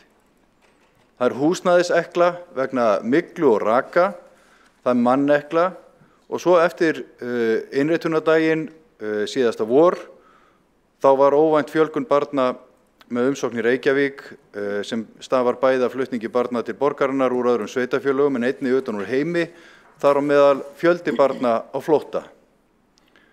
En Sjálfstæðismenn bera ábyrgð á sínum málflutningi og sínum loforðum og skilaboðum til kjósenda. Og þeirra leið hér í dag er að taka upp veskið, það er að segja veski skattborgara. En við skulum gefa þessari tillögu umræðuna sem hún á skilið, af því að það er alveg rétt. Og all hér vitum við það, að það er fjöldi fjölskyldna í miklum vandræðum vegna þess að það hefur ekki tekist að brúa bilið. Borgarfulltrúi Magnús Norðdahl talaði hér kostnaðinn við þessar tillögur. Það er ekkert voðalega flókið að áætla það með grófum hætti. Tillagan gerir ráð fyrir mánaðarlegri greiðslu upp að 200.000 og ef það gert ráð fyrir greiðslum í 12 mánuði á ári er árleg greiðsla 2,4 milljónir per barn og mér minnir að það sé 700 börn á biðlista og þá er árlegu kostnaður 680 milljónir á ári. Tæplega 1,7 milljarður. Þessir fjármunir eru náttúrulega ekki til af því að borgin er skuldsett og þeir nýtast þá ekki til þess að hækka greiðslur til dagforeldra, til þess að fá fleiri dagforeldra til þess að starfa sem slíkir eða niðurgreiða betur foreldra sem eru með börnin sín í þeim úrræðum. En það er leið sem ég tel að sé mjög mikilvægt að fara og þessir fjármunir fara heldur ekki þá í það að byggja nýja leikskóla sem er í grunninn það sem að foreldrar vilja, að börnin þeirra komast á leikskóla. Og það má færa fyrir því rök að á meðan fjárhagsstaða borgarinnar er eins og hún er, og það er rétt sem að borgarfulltrúi Magnús Norðdahl nefndi hér áðan, að það þarf að skera niður eða taka lán, að meðan staðan er þannig að þá mun samþykkt þessara tillögu einnar og sér á þessum tímapunkti líklega lengja biðlistana eftir plásum frá dagforeldrum og leikskólum. En þessi tillaga foreldrastyrk sem að sjálfstæðismenn kölluðu reyndar biðlistabætur fyrir nokkrum vikum styðst samt við ákveðin réttlætisrök. Foreldrar höfðu væntingar að fá plás og víða eru börn eldri en 18 mánaða en ekki komið með plás. En vandinn er bara sá að þessi réttlætisrök eru bara víða í borginni. Það eru biðlistar eftir þjónustu, til dæmis í málaflokki fatlaðs fólks og við vitum og borgarfulltrúar í Sjálfstæðisflokki og flokki fólksins vita vel að sáhópur og aðrir hópar sem eru á biðlistum munu krefjast sömu greiðslna, biðlistabóta leið og borgarstjórn myndi samþykkja svona tillögu. Og þá er þessi tæpi 1,7 milljarðar króna farin að margfaldast og útsvarsgreiðslur borgarbúa nýtast ekki, eins og fyrr segir, í það að byggja upp þjónustuna og mæta þessari raunverulegu þörf sem er þörf til leikskólaplásum eða plásum hjá dagforeldrum. En í greinargerð með tillögu Sjálfstæðisflokks er ágætis setning sem að ég kannast reynda dálítið við hana, hún er dálítið eins og ég hefi flutt hana hér í ræðu bara fyrir stuttu síðan. Það segir með leyfi forseta: það er mikilvægt að mæta stöðunum með fjölbreyttum lausnum enda þarf við fjölskyldurnar fjölbreytilegar. Vinna þarf að lausnum á borði fjölgun leikskólarýma, eflingu dagforeldra-stéttar, stuðningi við einkaframtaki í leikskólamálum og loks styrkjun til þeirra sem kjósa eða þurfa að dvelja lengur heima með börnunum sínum. Þannig hafa fjölskyldur úr ólíkum kostum að velja. Ég er nú bara í grunninn sammála þessu að mestu leyti. En við verðum að hætta plástra kerfið. Það þarf að gera kerfisbreytingu á umhverfi barna, menntun og umönnun barna og fjölskyldu og taka mið af ólíkum þörfum innan fjölskyldna með kerfisbreytingu og það þarf að gera það í samvinnu við ríkið og þar erum við að tala fæðingarorlof eða þátttöku ríkisins í heimgreiðslum eða öðrum leiðum, leikskólakennara, fræðasamfélagið, hagsmunasamtök foreldra, atvinnulífið og fleiri. Og undanfarið hefur verið í undirbúningi stofnun stýrihóps á breiðum grunni þessi mál og því legg ég til að þótt að þessi tillaga sé ekki skynsamleg ein og sér á þessum tímapunkti, þá ég alls ekkert afhuga henni alveg. Ég held að það sé rétt að fella ekki þessa tillögu, heldur vísa henni til borgarráðs og ég geri málsmeðferðartillögu hér og þaðan fari hún inn í stýrihópinn leið og hann verður stofnaður.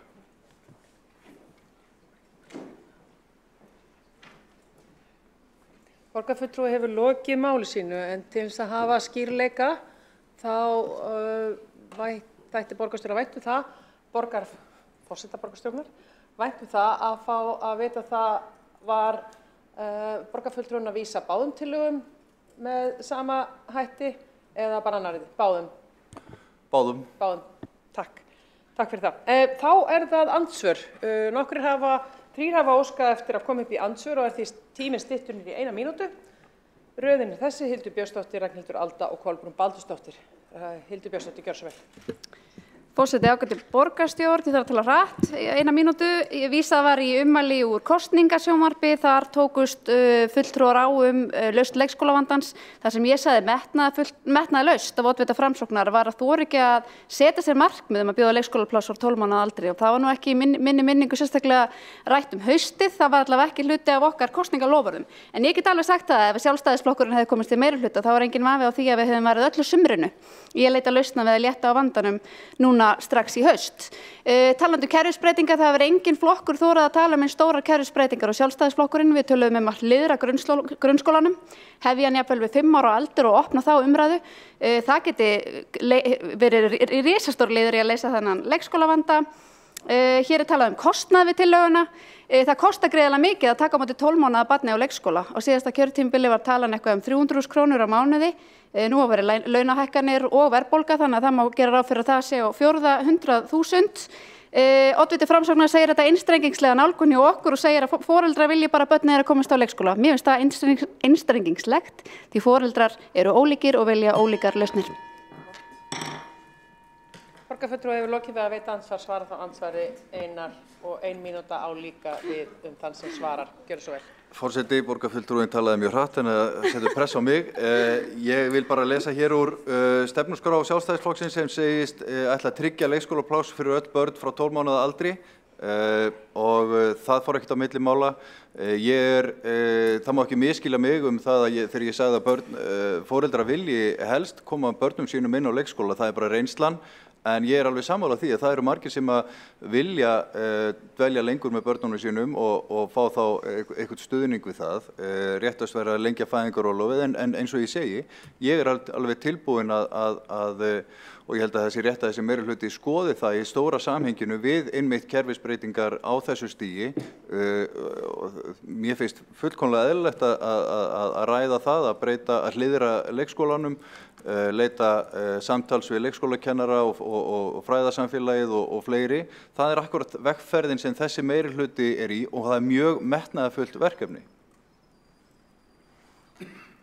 Borgarfulltrúin lokið við að svara andsvari og veit þó andsvaraður sinni Hildur Björnsdóttir. Forseti, ágæta borgarstjórn. Það algjörlega hárrétt að það okkar stefna að bjóða börnum við 12 mánaða aldur leikskólapláss en við vorum ekkert sérstaklega að gefa loforð að það myndi raungerast haustið þó ég ítreki að við hefðum alltaf varið öllu sumrinu í að reyna að finna lausnir sem hefðu létta vandanum strax haustið. Ég vil kannski líka bara nefna aftur þessa einstrengingslegu nálgun sem við erum sökuð en ég finnst kannski frekar birtast í máli oddvita Framsóknarflokksins að það sem að allir vilji sé leikskólapláss. Ég held jú og það sé örugglega sem flestir vilja. Það það sem ég myndi vilja. Ég þekki hins vegar konur, vinkonur til að mynda, við fyrir bara á persónulegu nóturnar sem að gætu bara vel hugsa sér að dvelja lengur heima, sem að dreymir að fá að vera heimavinnandi húsmaður. Ég tengi ekkert við þann veruleika en svona erum við ólík og við þurfum að geta mætt þessum margbreytilegu þörfum fólks hérna í Reykjavík. Og það má alveg ræða hvaða fjárhæð er rétt í þessu samhengi, það þarf ekkert að festa sig í því. En ég til að þetta geti lausn okkar, geti létt mig á biðlistavandanum, boðið fjölbreyttari kosti og í raun verið mun ódýrari fyrir borgina en að hafa öll þessi börn á leikskóla. Borgarfulltrúinn hefur lokið við að veita andsvar og svara þá andsvar öðru sinni borgarfulltrúi Einar Þorsteinsson. Forseti, ég held í grunninn séum við ekkert voðalega ósammála. Ég meina að það þarf að skoða þessi mál frá mörgum hliðum og bjóða upp á fjölbreyttar lausnir. Ég þekki líka fólk sem að myndi vilja vera lengur heima og ég held reyndar að það mætti nota þetta úrræði til þess að styðja við ekki bara foreldra heldur líka ömmu og afa og fleiri sem að vilja taka þátt í því að hugsa börnin í fjölskyldunum og þetta bara hluti af þessari stóru stefnumótun sem þarf að fara í. En það gengur ekki að vera bara með einhverja plástra hér og þar. Það þarf að skoða þetta heildstætt og meta allar ákvarðanir sem við tökum út frá bæði kostnaði og hvaða markmiðum við erum að reyna að þjóna. Og þess vegna vil ég taka þessa tillögu inn í þessa vinnu en ekki samþykkja hana eins og hún núna. Borgarfulltrúi hefur lokið við að svara andsvari og höldum við þá áfram, veit þá andsvar Ragnhildur Alda. Herru, veistu, ég ætla bara að byrja að segja það að ég get bara lofað borgarfulltrúum að við sjálfstæðismenn okkur er fúlasta alvara að leysa leikskólavandann bara sem fyrst og helst í gær. Og það er bara einfaldlega vegna þess að ég og kollegi minn viljum báðar mæta hér í vinnuna. Byrjum bara á því. Svo segjum við við ætlum sko sannarlega að taka upp veski skattborgara og til þess að mæta fjölskyldum í borginni, algjörlega. Við ætlum reyndar að spara skattgreiðendum 7 milljarða, en það var fellt hér að þessu meirihluta. En með við þær tillögur, þá hefðum við vel haft efnaði fjármagnanda. Svo til þess að bæta við, nú borgarfulltrúinn lýsti ofsa ástandi, að það er ofsa ástandi í notkun úrræðisins. Það myndi allir bara fara að nota úrræðið, en samt myndi sko biðlistar í leikskólanum lengjast, þannig að ég veit ekki alveg hvernig það kemur heim og saman, sko. En það kannski samt segir, finnst mér vera kannski svolítið áhyggjuefni að hlusta það vegna þess að ef honum finnst svo ómögulegt að fjölga úrræðum í þágu meira framboðs í dagþjónustu í Reykjavík, að þá er það bara, þá er staðan mjög svört gaman því að fjölga leikskólum í Reykjavík. Borgarfulltrúinn hefur lokið við að veita andsvar, svara þá andsvari í fyrsta sinni. Einar Þorsteinsson, borgarfulltrúi. Forseti, ég skildi ekkert hvað þú sagðir, borgarfulltrúi Alda. Við það sem ég sagði í ræðu minni var það að þú eyðir ekki sömu krónunni tvisvar.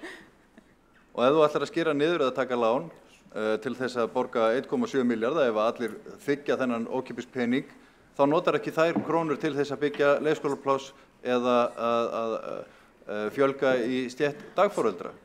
Eða lækka greiðslur foreldra inn í því kerfi, eða hækka laun dagforeldrana. Þetta er nú bara tiltölulega einfalt. Borgarfulltrúinn hefur lokið við að veita andsvar og svara þá andsvari öðru sinni, veiti þá andsvar öðru sinni Ragnhildur Alda.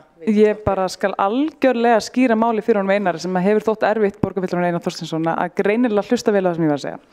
En það er náttúrulega til að byrja með bara ekkert mál að forgangsraða fjármunum betur. Við höfum aldrei með meiri tekjur og það er kannski komið spurningum að skoða hvernig við eyðum þeim.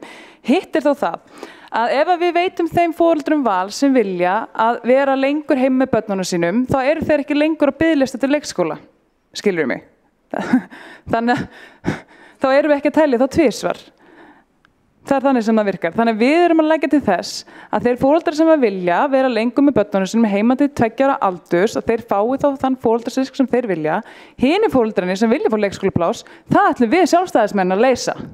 Og bara, erum ólmig að koma stað í að gera það. En þetta er bara einn liður af fjölmörgum öðrum úrræðum sem við leggjum til þess að leysa leikskólavandann. Borgarfulltrúinn hefur lokið við að veita andsvar og svara þá andsvari öðru sinni, borgarfulltrúi Einar Þorsteinsson. Forseti, ég held ég skilji aðeins betur hvað borgarfulltrúinn var að meina. Þá er þetta spurning það hvernig við teljum. Gott og vel, heimgreiðslur getur þá létt byrðarnar hjá hluta þessa hóps sem er á biðlista og þá myndum við þá ekki telja þá með. En það sem ég er að segja er það að verkefnið er að nota peningana til þess að fjölga úrræðum, fjölga leikskólaúrræðum og dagforeldraúrræðum, af því að ég held að þar sé mesta eftirspurnin og þar eigum að fókusera á það. Ég held að það sé skynsamlegast og ég held að það sé í takt við þarfir flestra foreldra. Borgarfulltrúinn hefur lokið við að svara andsvari og já. En þá hefur óskað eftir að koma inn í andsvör Kolbrún Baldursdóttir, gjörðu svo vel. Forseti ágæta borgarstjórn, mér nú mikið létt að það sé komin einhver skilningur á þennan kostnað en bara það eins og það gleymist umræðinu að leikskólapláss kostar og kostar 400.000 krónur, þannig að við erum að tala hér tillögu sem er ódýrari ef einhverju vilja nota hana. Ég saknaðist reyndar dálítið að borgarfulltrúinn Einar Þorsteinsson ræddi bara aðra tillöguna tveimur sem kannski gallinn við þetta kerfi að vera að taka svona mál saman og mun vilja skoða það síðar að gera það ekki því að það einhvern veginn önnur tillagan sem verður algjörlega undir, ekki það mjög leiðilegt. En já, ég vil bara benda á það samt að halda það að aðrir myndu eitthvað koma og krefjast biðlista bóta eða hvernig það var orðað, að þá erum við komið svolítið út fyrir svolítið svona einhvern raunveruleika. Við vitum í rauninni ekkert hvort að einhverju myndu gera það, mér finnst alveg óþarfi að vera að blanda slíku saman inn í þessa umræðu, áætla eitthvað slíkt að einhver fleiri myndu koma og heimta pening. Vandinn er bara alvarlegur, fólki virkilega vantar pláss fyrir börn sín og vandir dagforeldra að þá eru þeir bara ekki því miður, sú stétti hefur rýrnað mjög mikið, það er vegna þess að búið að fara illa með hana hérna í borginni. Borgarfulltrúinn hefur lokið við að veita andsvar og forseti vill árétta að hver og einn borgarfulltrúi hefur alveg sinn rétt á að ræða þær tillögur, hvort sem það er eina eða tvær. Það er engin skyldugur hér til að ræða báða tillögurnar eða neitt slíkt. Hér er bara sameiginleg umræða, þannig að forseti vill koma því á framfæri. En þá hefur óskað eftir að svara andsvari Einar Þorsteinsson. Forseti, varðandi aðra hópa sem að líklegir eru til þess að krefjast svipaðra greiðslna, þá hefur það bara komið fram í máli þessa hóps sem að ég nefndi að þau myndu fara fram á sambærilega greiðslur og það er vert að benda á það að lögin kveða á það að okkur er skylt að veita þeim að fötluðu fólki þjónustu en þetta er lögheimilt verkefni þannig að hugsanlega er ennþá skýrari réttur hjá fötluðu fólki eftir þjónustu. Þannig að þetta er dálítið vandasamt og það þarf að hugsa þessi mál vel.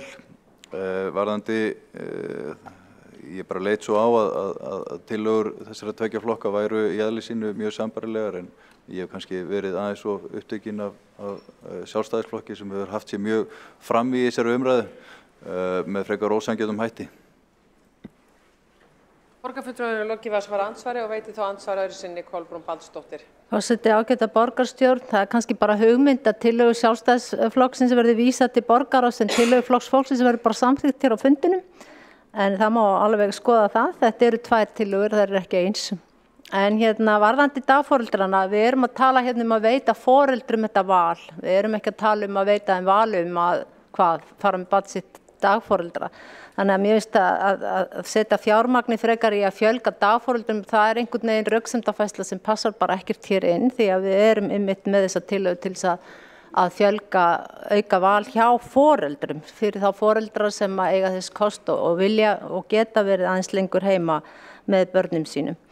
Þannig að já, ég held bara að það sé alveg klárt að þessar báðar þessar tillögur, svo ég ætla bara að tala þær báðar, að þær þurfa frekari skoðun og ég heyrist strax vera að koma fram vísbendingum það að eiga að vísa þeim áfram. Borgarráð er reyndar ekki besti staðurinn því að þar hafa flest allar tillögur frá okkur í minnihluta hreinlega farið beint í tunnuna eða tætarann, þannig að það fylgir því ekki bjartsýni. Borgarfulltrúinn hefur lokið við að svara andsvari.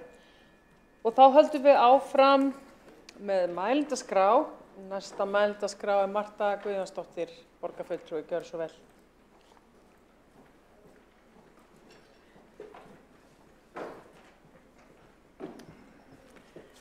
Forseti, ágæta borgarstjórn. borgarstjórnar meirihluti Dags B. Eggertssonar hefur lofað að brúa bili milli fæðingarorlofs og leikskóla í rúm 3 kjörtímabil eða frá árinu 2010. Allan þennan tíma hafa þessi loforð skreytt meirihluta sáttmála þeirra flokka sem setið hafa við völd í Reykjavík og loforðin hafa verið síendurtekin og nú síðast fyrir borgarstjórnarkosningarnar í fyrra. Þá lofaði þáverandi meirihluti að öll börn frá 12 mánaða aldri fengi leikskólapláss frá og með 1. september. Meirihluti borgarráðs staðfesti þetta loforð 3. mars á síðasta ári. En allan þennan tíma og enn þann dag í dag hafa þessi loforð verið svikin. Loforðin korter fyrir kosningar voru augljóslega gefin gegn betri vitund. Öllum sem til þekktu var vel ljóst að þó til kæmi þrotlaus vinna í allt sumar við neyðarúrræði í þessum efnum væri afar hæpið að staðið yrði við þetta kosningaloforð. Raunin varð og sú að ekkert var aðhafst. Meirihlutinn fór í sumarfrí, auðþreyttur eftir kosningabaráttu og í byrjun nýs kjörtímabils var haldið áfram að svíkja kjósendur enda stefnir í stóraukin vanda í þessum málaflokki. Foreldrar með börn á löngu biðlistum eftir leikskólaplássi komu saman í Ráðhúsinu í ágústmánuði, vöktu þar með athygli fjölmiðla á þessum stöðugu svikum og ég fór fram á að það yrði haldinn aukafundur í skóla- og frístundaráði og það yrði kallað saman úr sumarfríi til að fjalla og bregðast við vandanum. Á þeim fundi kom fram að meðalaldur við inntöku barna fram að áramótum yrði 14 til 15 mánaða, en ekki 12 mánaða eins og lofað hefði verið fyrir kosningar. Jafnframt kom fram að enn þyrfti að manna í 171 stöðugildi svo hægt yrði að nýta 200 laus pláss í leikskólanum. Núna, hálfu ári síðar, meðalaldur barna ekki 14 til 15 mánaða eins og lofað var í haust, heldur 20 mánaða. Og enn hefur ekki tekist að nýta þau 200 lausu pláss sem í leikskólanum og enn hefur ekki tekist að ráða í þessi 171 stöðugildi. Á fundinum í ágúst lögðum við sjálfstæðismenn fram 7 tillögur til úrbóta sem sneru að því að mæta manneklu og húsnæðisþörf leikskólana við þetta ófremdar ástand. Við bentum til dæmis á að til að fullmanna skólann mætti koma á bakvarðasveit, svipað og gert var í heilbrigðisstéttum í COVID, og leitaði eftir undanþágu fyrir rekstrarleyfi nýrra leikskóla þar sem húsnæði fullbúið og lóðin sé ekki frá gengin. Einnig lögðum við til að komið yrði fyrir færanlegum kennslustofum á lóðum þeirra leikskóla þar sem aðstæður leyfa meðan unnið væri að varanlegum lausnum. Allt eru þetta tillögur sem við höfum áður lagt fram á síðasta kjörtímabili án þess að meirihlutinn sýndi þeim minnsta áhuga. En nú þegar foreldrar og fjölmiðlar stöppuðu niður fæti, fékkst meirihlutinn loksins til að skoða tillögur okkar. Þann 18. ágúst lagði meirihlutinn svo loksins fram sínar eigin tillögur, meðal annars byggðar á okkar tillögum og kynnti með pomp og pragt. Og þessar tillögur áttu að vera til þess fallnar að stytta biðlistana sem enn hefur ekki tekist, vegna þess að hægt hefur gengið að koma þessum tillögum í framkvæmd. Það leið hins vegar ekki á löngu eftir að þessar tillögur voru kynntar þar til foreldrar barna í leikskólanum Bakka í Staðarhverfi voru boðaðir á fund til að tilkynna þeim að til stæði að loka skólanum þegar allir stóðu í þeirri góðu trú að það ætti að fjölga leikskólaplássum en ekki fækka þeim. Síðan báru stöðugt fréttir af lokunum á leikskólum vegna myglu en á síðasta ári fannst raki og mygla í 30 leik- og grunnskólum. Marg ítrekuð myglu tilfelli í skólum og leikskólum borgarinnar ber svo að rekja til þess að eftirlit og viðhald með skólahúsnæði hefur verið mjög ábótavant langt árabil. Meirihlutinn hefur því ekki bitið úr nálinni með leikskólavandann á meðan fjöldi barnafjölskyldna greiðir fyrir klúðrið með miklum tekjumissi. Leikskólavandi verður ekki leystur með einni lausn. Þar þurfa að koma til fjölbreytt úrræði, samanber það úrræði sem við erum að leggja til hér í dag, eins konar foreldrastyrkur eða heimgreiðslur eða hvað sem við viljum kalla það. Við þurfum að efla dagforeldrakerfið, fjölga sjálfstætt starfandi skólum og sjálfstætt starfandi skólum með mismunandi rekstrarformi, svo sem með foreldrareknu leikskólum og þar fram eftir götunum. Rekstrarformið á ekki að skipta máli ef fé fylgir barni á leikskólaaldri. Þannig hefðu foreldrar raunverulegt val dagvistunarúrræði fyrir börnin sín. Forseti, hér er það þó aðalatriðið að minni sveitarfélög allt land hafa vel getað sinnt þessari grunnþjónustu með miklum ágætum, meðan meirihlutinn í Reykjavík lætur sér það sæma að láta allt reka á reiðunum og lofa sífellt upp í ermina á sér. Það er ljóst að meirihlutinn ræður ekki við leikskólavandann og það má eiginlega segja að hann sé orðinn ráðþrota og gjaldþrota í leikskólamálunum og þeim málaflokki sem snýr að mestu grunnþjónustu sem við sinnum hér í borginni.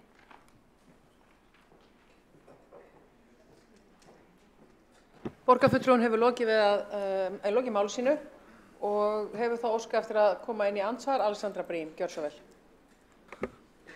Forseti, ég get nú varla orða bundist. Umræðan hingað til hefur verið ágæt en ég eiginlega get ekki annað en bara kvartað undan því að borgarfulltrúinn Marta Guðjónsdóttir hafi ekki bara verið óuppbyggileg í ræðu sinni heldur, ég myndi jafnvel segja óheiðarleg. En það er ljóst og það hefur komið fram í umræðun undir þessum lið að enginn lofaði því að börn sem varu 12 ára fengju pláss frá og með 1. september. Ekki Píratar, ekki Samfylking, ekki VG, enginn. Það lofaði því ekki nokkur maður. Það var hins vegar það voru flokkar sem lofuðu því að börn sem voru orðin 12 mánaði í september myndu fá pláss á haustmánuðinum og ég talaði það að það væri búið að fjármagna uppbyggingu sem ætti að duga fyrir því að útvega slíkan plássafjölda. Það var eitthvað sem við öll sem vorum í brúum bilið hópnum trúðum að væri rétt, bæði fulltrúar meirihluta og minnihluta, en Sjálfstæðisflokkurinn átti fulltrúa í þeim hóp. Það komi auðvitað í ljós eins og við vitum að það gekk ekki eftir, en það er að mínu viti ekki uppbyggilegt innlegg í umræðuna að halda því fram að við höfum bara vitað vel að þetta gengi aldrei upp og höfum verið vísvitandi að ljúga. Ég kann ekki að meta slíka umræðu í borgarstjórn og ef það á að halda slíku fram þá myndi ég bara í rauninni frábiðja mér að taka þátt í slíku samtali. Ef það á að saka okkur einhverja slíkar lygar og ég á ekki að venjast slíkur umræðu frá borgarfulltrúanum Mörtu Guðjónsdóttur. Við erum oft mjög ósammála en ég hef ekki oft átt sögótt við hana að hún sé beinlínis að fara með ósannindi með slíkum hætti, en þetta eru ekki hlutir sem við lofuðum, sannarlega ekki hlutir sem ég lofaði og já, það sem við gerðum var byggt á þeim gögnum sem við höfðum á þeim tíma.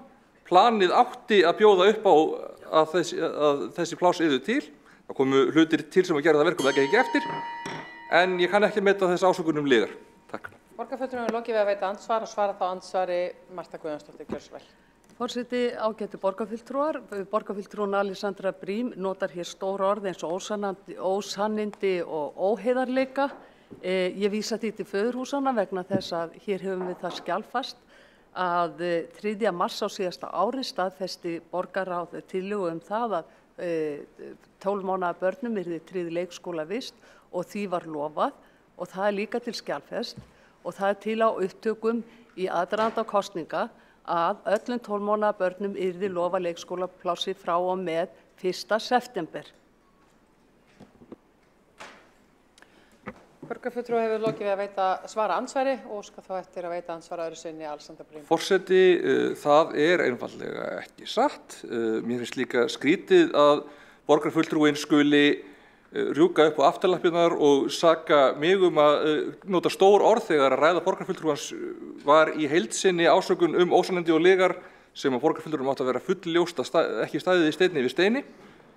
Eins og ég fór yfir í fyrra andsvari liggur það alveg fyrir að samþykkt borgarráðs snerist að börn sem voru 12 mánaða gömul eða eldri 1. september fengju pláss það haustið. Það var hvergi lofað að það pláss fengist 1. september. Það var eins og miðað við 1. september upp á það hvenær þau þyrftu að vera orðin 12 mánaða.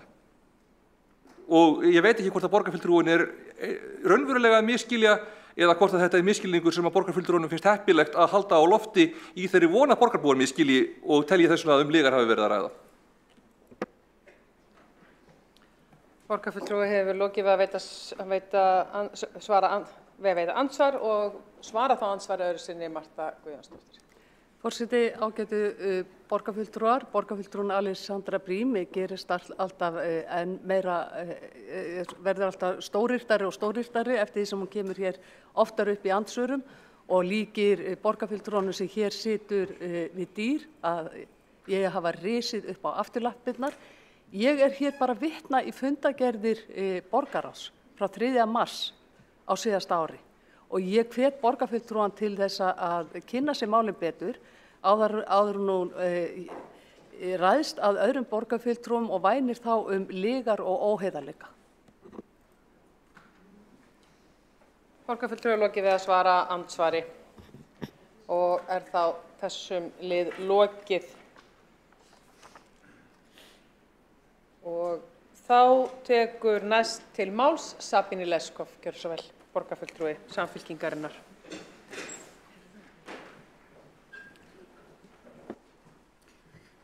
Forseti, ágætu borgarfulltrúar. Hér liggja fyrir 2 tillögur svokallað heimgreiðslur. Á mínu móðumáli kallað elhert-prémie.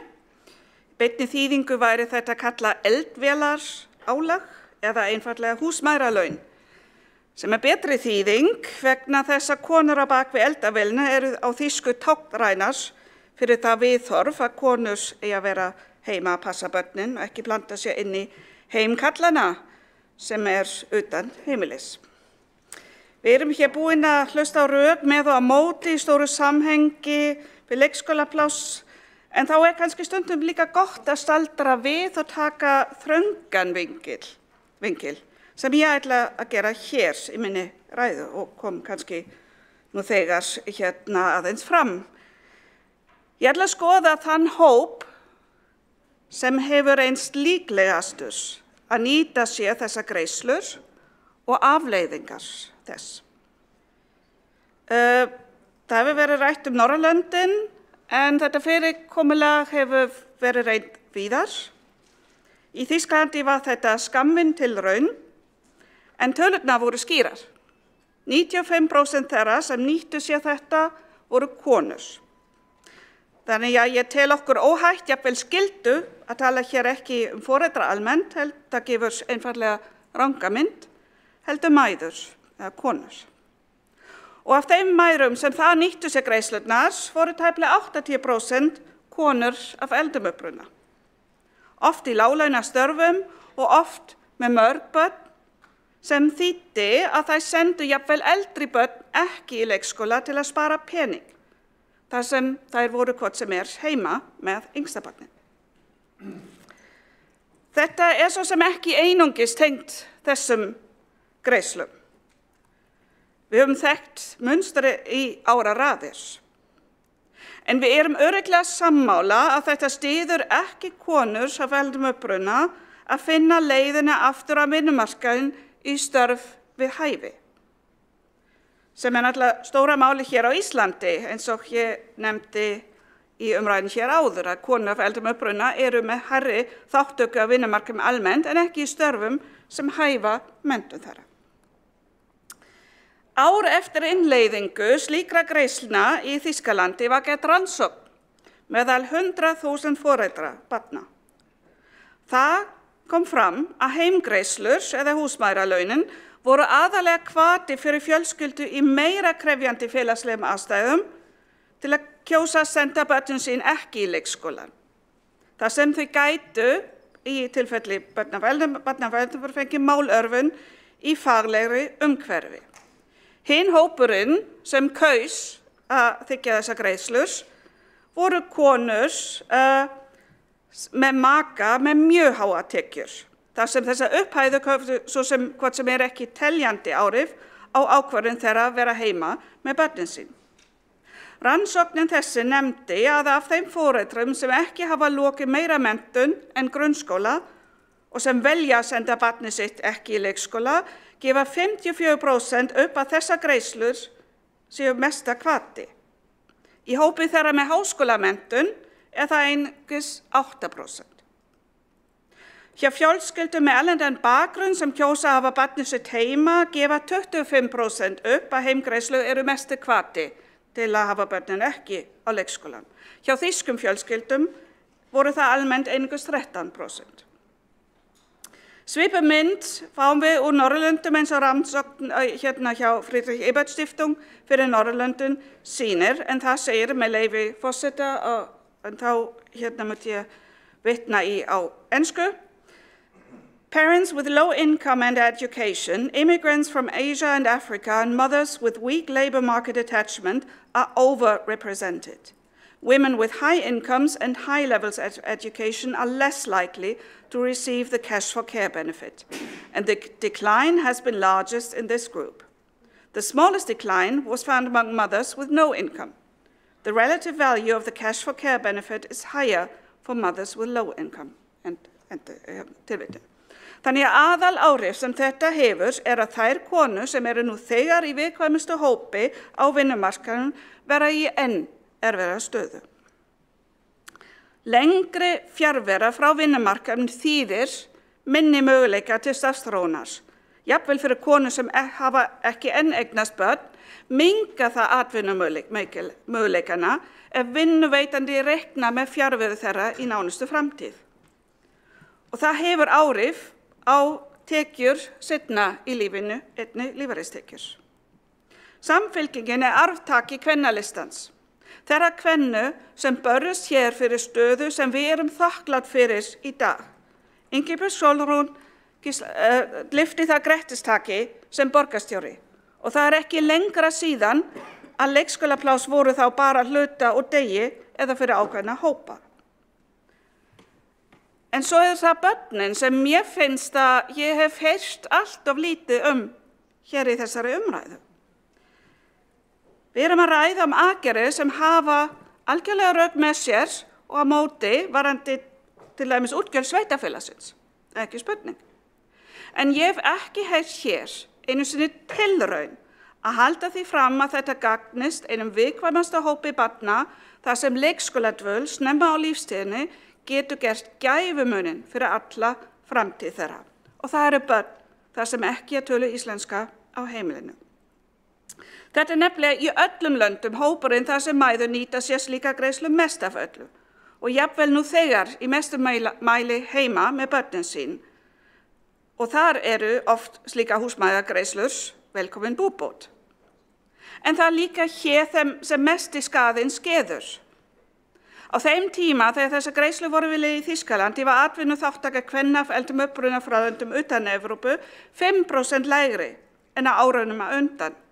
Í Noregi minnkaði atvinnuþátttaka kvenna af erlendum uppruna 15% eftir innleiðingu. Ég get ekki endurtekið nógu oft að margir þættir spila inn í þetta en húsmæðralaun eru verulega þáttur hér. Að vera ekki, til að koma tilbaka líka í okkar samhengi hér, í íslensku mælandi málumhverfi á þessu mikilvægasta tímabil máltöku myndi hafa afleitar afleiðingar fyrir börn af erlendum uppruna, þar sem hver mánuður getur skipt máli. Slíkt mjög erfitt að vinna upp og getur haft alvarlega afleiðingar fyrir alla skóla lífsgöngu þessara barna. Meðan 41% þýskra barna undir 30 ára aldri í leikskóla eru það þar einungis 21% barna af erlendum uppruna. Ég tala endalaust afleiðingar, læt eina vísbendingu nægja. Hlutfall barna af erlendum uppruna sem klára ekkert skólastig, sem sagt ekki einu sinni grunnskólan, 10% en einungis 2% hjá þýskum börnum. Hér hefur verið talað val, skoðum það aðeins betur. Húsmæðralaun væru nefnilega ágætis hugmynd ef konur ættu virkilega val.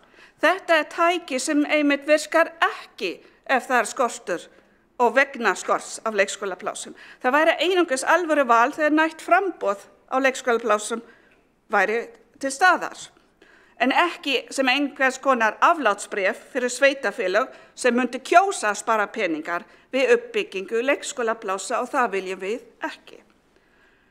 Það væri einungis alvöru val ef konur af eldum uppruna hefðu sama aðgang að góðum störfum sem hæfa menntun þeirra. Það væri einungis alvöru val fyrir konur af erlendum uppruna og börnin þeirra ef farið væri í alvöru mótvægisaðgerðir, til dæmis ef í boði væri að fara í einhvers konar námsleyfi á launum þar sem þær læra íslensku ásamt börnum sínum, það væri raunverulegt val en ekki sparnaður, held ég. Í dagskráliðnum rétt á undan þessari umræðu tölum við samkeppnishæfni. Ímynd Íslands og borgarinnar beintengd árangri okkar í réttindum kvenna og þátttöku þeirra í atvinnulífi. Ég hef ekki tölu á hversu mörgum erlendum þingmannahópum og alls konar nefndum ég hef fylgt hér á landi sem komu beinleinis til að kynna sér árangur Íslendinga á þessum sviðum. Að taka ekki tillit til þessara þátta sem ég hef nefnt hér væri óábyrgt. Hins vegar eru slíka greiðslur nú þegar til.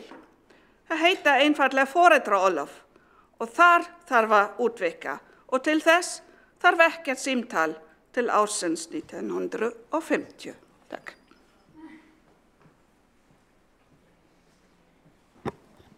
Borgarfulltrúinn hefur lokið við sína ræðu og tveir hafa óskað eftir að koma í andsvar. Það er annars vegar Kolbrún Baldursdóttir og hins vegar Hildur Björnsdóttir og Kolbrún gjörðu svo vel.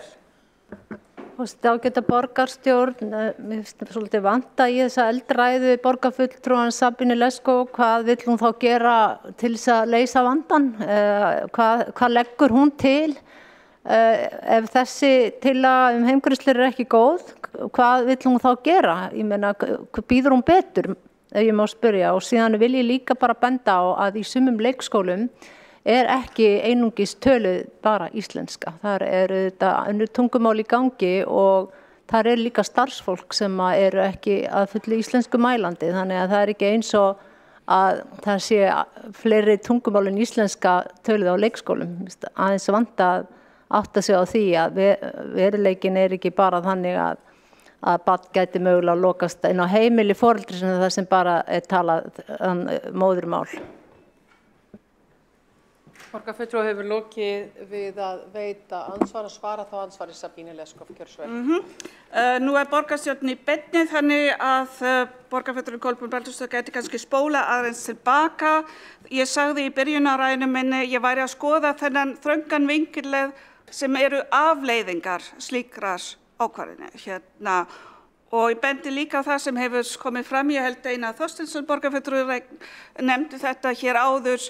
Alla krónur sem fara í þetta fara einmitt ekki í leikskólauppbyggingu. Það mjög skil.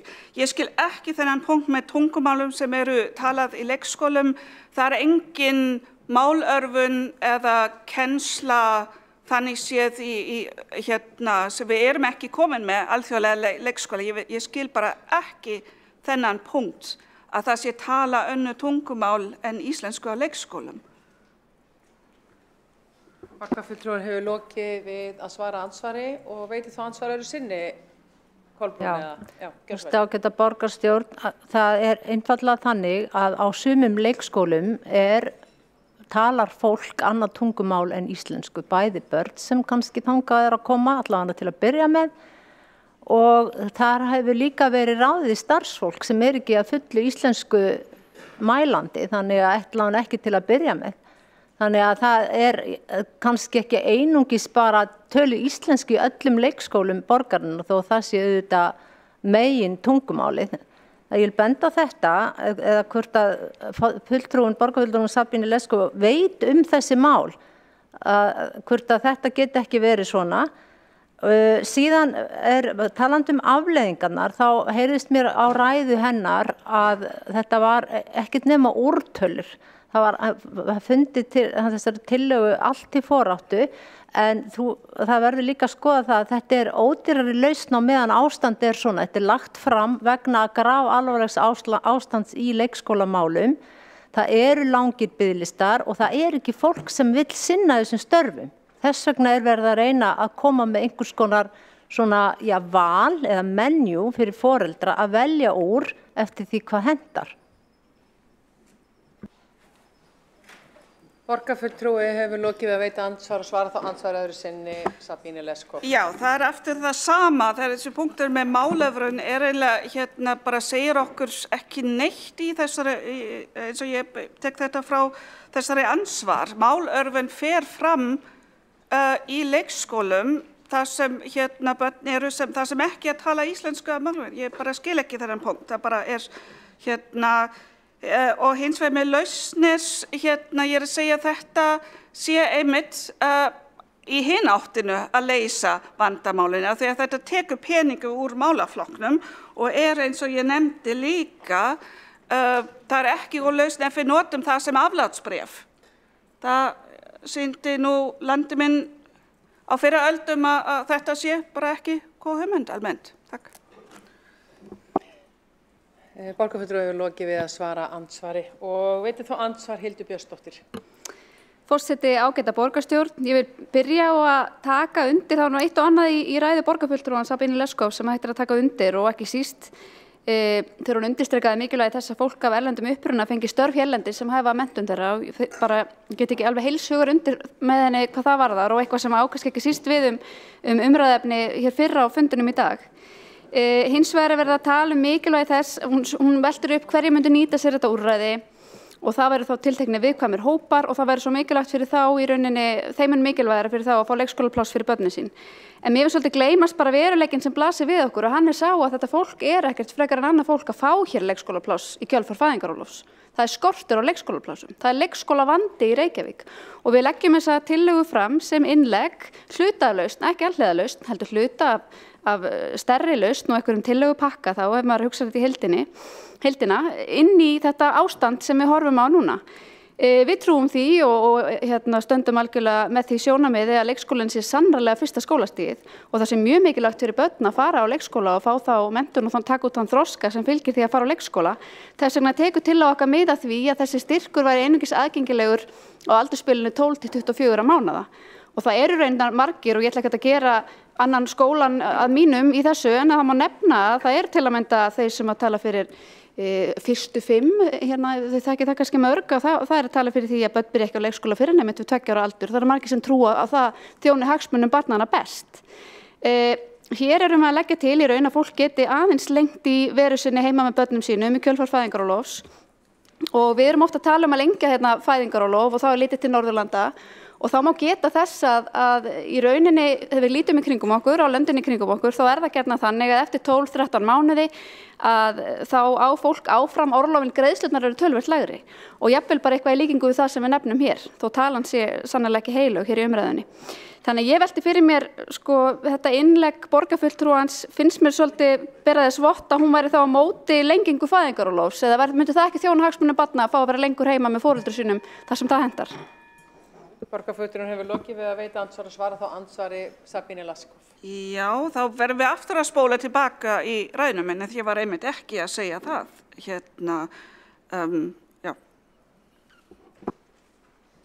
Borgarfulltrúi hefur lokið við að svara andsvari. Og þá ætlar forseti að vekja athygli á því að enn eru það bil 8-9 ræður eftir sem þegar eru á mælendaskrá og forseti mun loka fyrir mælendaskrá að lokinni næstu ræðu. En næstur tekur til máls borgarfulltrúi Magnea Gná Jóhannsdóttir.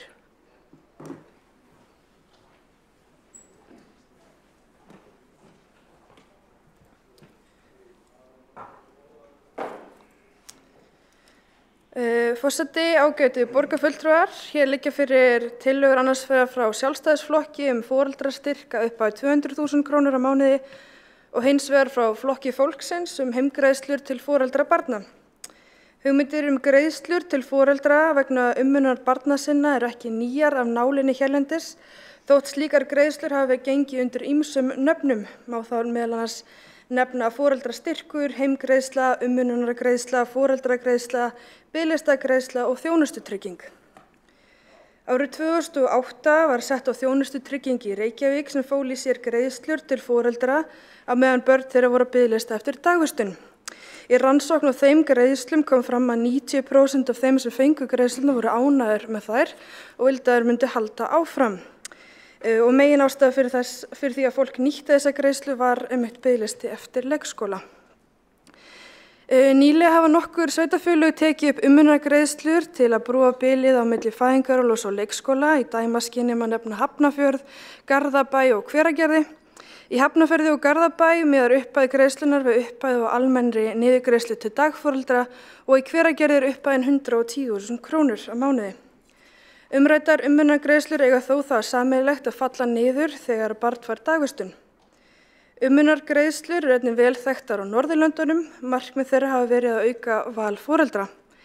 Í Noregi voru umönnunargreiðslur leikskóla lögfestar árið 1998. Það er mögulegt að börn séu hluta dags í leikskóla og foreldrar fái umönnunargreiðslu að hluta á móti. Markmið með því er að auka samveru foreldra og barna og var það eftir umræður þar í landi að börn og foreldrar voru ekki að verja nógu miklum tíma saman. En greiðslurnar falla þannig yfir þegar barn byrjar í fullu í leikskólanámi. Greiðslurnar hafa þó verið umdeildar. Þau sem eru á móti þeim hafa meðal annars bent á möguleg áhrif á jafnrétti kynjanna og jafnrétti barna en sjónarmið hafa verið uppi það séu börnin sem mest þurfa því að halda að vera í leikskóla sem séu heima, til dæmis börn innflytjenda sem þurfa að tileinka sér tungumál þess land sem þau búa í. Þau sem hafa verið hlynnt greiðslunum hafa bent á að það sé almennt betra fyrir börn að vera lengur heima í umönnun foreldra eða annarra aðila sem þau eru tengd en að vera í dagvistun hjá ókunnum. Margir foreldrar vilja dvelja lengur með börnum sínum eftir fæðingu, meðal annars vegna þess að þau ætla að eignast færri börn og eru eldri þegar þau eignast börnin. Það á að vera ábyrgð ríkisins að þróa fæðingarorlof í samræmi við vilja og óskir foreldra og sveitarfélaganna að bjóða upp á dagvistun til að foreldrar geti stundað vinnu. Hins vegar geta heimgreiðslur auðveldað foreldrum sem eru tilneyddir til að lengja fæðingarorlof vegna þess að fá ekki dagvistun, svo að þeir lendi ekki í fjárhagskrísu vegna þess að þeir eru utan vinnumarkaðs á meðan. Umönnunargreiðslur sem tímabundin ráðstöfun getur brúað þetta bil og tryggt greiðslur til foreldra sem verða annars tekjulaus eftir lok fæðingarorlofs fram að dagvistun barna. Ólíkt við umönnunargreiðslur á Norðurlöndum hefur yfirlýst markmið þeirra hérlendis ekki verið að auka val foreldra, heldur frekar að brúa bili á milli fæðingarorlofs og dagvistunar. Og mér langar í þessu samhengi að koma inn á munin á milli biðlistabóta og heimgreiðslna því hér hefur rætt annars vegar biðlistabætur sem er þá meðan að barn er að bíða eftir leikskólaplássi og heimgreiðslur sem val í staðinn fyrir leikskóla. Og rannsóknirnar erlendis og þessar greiðslur erlendis eru yfirleitt að miða við heimgreiðslur sem fólk velur þá í staðinn fyrir leikskóla en hérlendis hefur þá aðalega verið að tala um biðlistagreiðslur þar sem börnin eru nú þegar heima og væru hvort þau er heima þegar foreldrarnir njóta þessar greiðslur. Þannig að þarna er verið að veita foreldrum tekjum sem hefur annars ekki verið með tekjur og heima með börnin. Þannig að börnin hefur hvort þau er verið heima og þau eru ekki komin með dagvistunarpláss. Þannig að kannski ekki endilega marktækt þó sem megi lítið til rannsóknir erlendis að þá eru aðstæður hér öðruvísi og erlendar rannsóknir hafa líka verið með við kerfi þar sem að heimgreiðslur eru allt til 30 ára aldurs, þannig að börn eru þá heima til 30 ára aldurs og foreldrar þá út af vinnumarkaði í 3 ár. Í staðinn fyrir hér erum við að tala um einhverjar biðlistagreiðslur sem eru kannski 6 til 7 mánuði miðað við lok fæðingarorlofs og innritunartíma barna. Markmið þjónustutryggingu Reykjavíkurborgar var að tryggja jafnræði borgaranna og jafnrétti kynja því leita að gera báðum foreldrum kleift að samræma fjölskyldu og atvinnulíf. Greiðslurnar voru skilyrtar þannig að hvort foreldri sig fekk greitt mest fyrir 2/3 af heildartímabilinu. Skilyrtar greiðslur geta stuðlað því að báðir foreldrar skipti tímabilinu jafnar á milli sín líkt og gert í fæðingarorlofskerfinu og þá hvatt til þess að báðir foreldrar nýti sér slíkar greiðslur.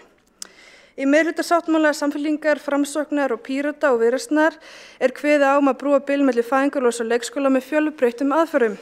Umræddar tillögur eru gott innlegg í mótun stefnu sem eykur fjölbreytna laust foreldra ungra barna meðan þau bíða eftir dagvistun.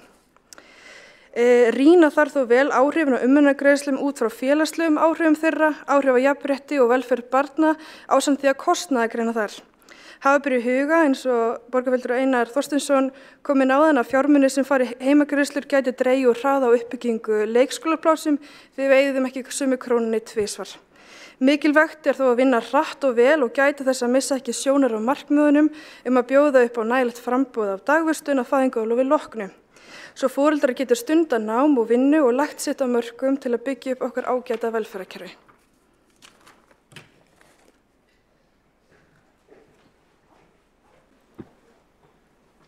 Borgarfulltrúi hefur lokið máli sínu og næstur á mælskrá Skúli Helgason.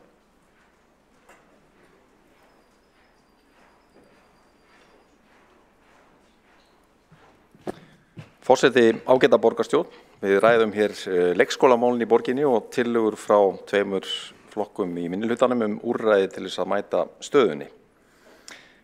Áður en ég kem að tillögunum vil ég aðeins fara yfir forsögun og byrja á því að bregðast við því sem haldið hefur verið fram í umræðunni að fulltrúar fyrrverandi meirihluta borgarstjórnar hafi sagt ósatt og jafnvel vísvitandi sagt fólki ósatt á vormánuðum 2022 væntanlegan inntökualdur barna þá haustið. Það fjarri öllu lagi og nauðsynlegt að bera slíkar staðhæfingar til föðurhúsanna. Staðreyndin sú að skóla- og frístundarsvið borgarinnar vann spá sem kynnt var í marsmánuði í borgarráði væntanlegan inntökualdur barna í leikskólum þá haustið og var þar miðað við þau uppbyggingar áform sem voru í leikskólamálunum. Það var meginniðurstaða þeirrar spár að miðað við fjölda nýrra plássa stefndi í að hægt að bjóða 12 mánaða börnum í leikskóla á haustmánuðum. Á næstu mánuðum eftir að þessi spá var kynnt lagðist hins vegar margt á eitt við að tefja fyrir þessum áformum. Í fyrsta lagi komu upp óvenju mörg alvarleg viðhaldsmál í starfandi leikskólum, fleiri en dæmi nokkru sinni fyrr, víst óhætt að segja, með þeim afleiðingum að fjöldamörg pláss í leikskólum lokuðust fyrir innritun nýrri barna. Í öðru lagi fjölgaði nýjum umsóknum innritun barna í mars langt umfram það sem sést hafði á undanförnum árum, meðal annars vegna aukins flutnings barnafólks til borgarinnar, bæði frá öðrum sveitarfélögum, hærri fæðingartíðni og erlendis frá. Í þriðja lagi urðu tafir á ákveðnum nýframkvæmdum vegna erfiðrar stöðu á heimsmarkaði, einkum varðandi aðföng en líka vegna þenslu á byggingamarkaði. Í fjórða lagi fækkaði einnig plássum í sjálfstætt starfandi leikskólum af sömu ástæðu í borgarreknum, þar að segja vegna húsnæðisvanda. Loks það síðan skortur á starfsfólki, einkum fagfólki til starfa á leikskólum borgarinnar sem komið hefur í veg fyrir að hægt væri að taka inn börn í öll pláss í starfandi leikskólum. Kjarni málsins var því sá að þessi spá sem kynnt var í mars gekk ekki eftir út af óhagstæðum þáttum sem lögðust á vogarskólarnar á móti þeirri miklu fjölgun sem þó varð á nýjum leikskólaplássum. Og niðurstaðan var því sú að þrátt fyrir mikla fjölgun nýrra plássa varð árangurinn með innritun yngri barna ekki sá sem að var stefnt. Engu að síður fjölgaði plássunum ríflega 600 á síðasta ári og 6 nýjir leikskólar opnuðu. Það mun auðvitað styrkja leikskóla starfið í borginni. Það bætir aðbúnað starfsfólks og barna. Það mun fjölga börnum þegar við erum komin í gegnum þessar framkvæmdir í eldri leikskólum og efla húsnæðisstöðuna þó það muni því miður taka lengri tíma en vonum stóðu til að umbæturnar skili tilætluðum árangri við að lækka inntökualdur barnanna. En svo mikilvægt að halda því til haga að við höldum ótröð áverið í pólitískri umræðu hér í borgarstjórn í áratugi. Voru til dæmis eitt helsta hitamálið í kosningabaráttunni 1994 þegar Reykjavíkurlistinn kom sá og sigraði og lagði grunn að leikskólabyltingu sem opnaði möguleika allra foreldra á að vera með börn sín í leikskóla í heildagsvist sem áður stóð einungis til boða fyrir börn einstæðra foreldra og forgangshópa. Heimgreiðslur voru eins og hér hefur komið fram í umræðinni gagnrýndar mjög af fulltrúum kvennalista og fleiri sem bentu á að slíkt fyrirkomulag gæti leitt til alvarlegs bakslags í jafnréttisbaráttunni því ef aðgerðin hefði tilætluð áhrif væru allar líkur á því að konur, ekki síst úr lægri stéttum þjóðfélagsstigans, hyrfu af vinnumarkaði og væru heima með börn sín sem þá færu að miklu leyti á mis við félagsleg samskipti við jafnaldra sem væru afar mikilvæg eins og við þekkjum öll á mótunar árum barna. Börn af erlendum uppruna þurfa sérstaklega á því að halda og það þekkjum við í samtímanum að vera í daglegu samneyti við sína jafnaldra og starfsfólk leikskóla sem tryggir stöðugt aðgengi að íslensku málumhverfi. Og það gríðarlega mikilvægt í jafnréttisbaráttunni til að koma í veg fyrir jaðarsetningu barna með annað móðurmál en íslensku. Foreldrastyrkir og heimgreiðslur eru sárabætur en ekki alvöru lausn fyrir börn sem þurfa menntandi umhverfi á mótunarárunum. Heldur ekki alvöru lausn fyrir foreldra sem eru á vinnumarkaði. 200.000 krónur duga hvergi nærri fyrir framfærslu, eru í besta falli sárabætur fyrir fólk sem bíður eftir leikskólaplási. En eins og hér hefur líka komið fram, slíkar aðgerðir yrðu mjög kostnaðarsama fyrir borgina á tímum þegar borgin er rekin með umtalsverðum halla, rétt eins og ríkissjóður og flest sveitarfélög í landinu. Við þær aðstæður er bæði óábyrgt og óskynsamlegt að leggja fram tillögur veruleg viðbótar útgjöld. Ég tala nú ekki það ef þær hlaupa á 100 milljóna eða jafnvel milljörðum, eins og hér hefur verið ávarpað í umræðunni. Slíkir fjármunir verða þá ekki nýttir til að fjármagna ný leikskólapláss, bæta starfsaðstæður starfsfólks og barna, hækka laun og svo framvegis. Og viðbóta fjármunir af slíkri stærðargráðu eru auðvitað ekki til í borgarsjóði og myndu kalla á frekari lántöku með tilheyrandi fjármagnskostnaði sem vex í takt við stýrivaxtahækkanir Seðlabankans. Ég vil líka ávarpa fordæmið sem samþykkt þessara tillagna myndi skapa, ef fylgt þeim rökstuðningi að eðlilegt sé að greiða fólki bætur sem bíður eftir mikilvægri grunnþjónustu.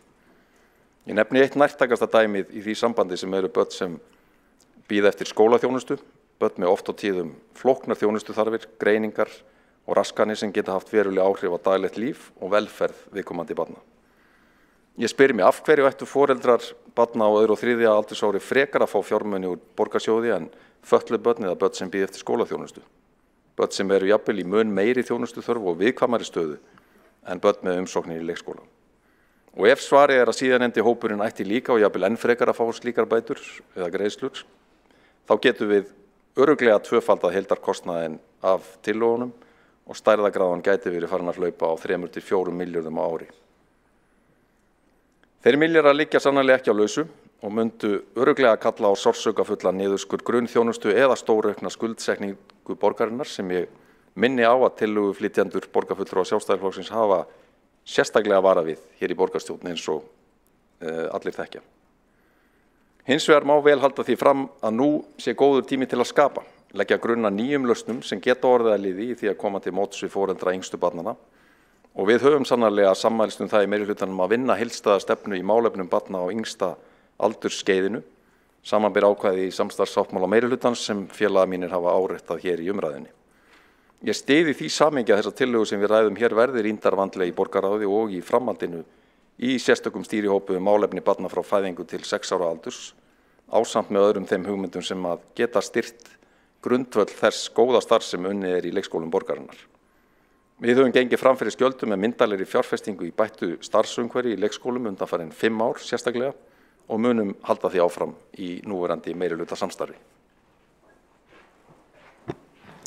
Þá hefur Skúli Helgason, borgarfulltrúi, lokið máli sínu og mælendaskrá er lokuð og einn borgarfulltrúi hefur óskað eftir því að koma upp í andsvör og það er Friðjón R. Friðjónsson, borgarfulltrúi.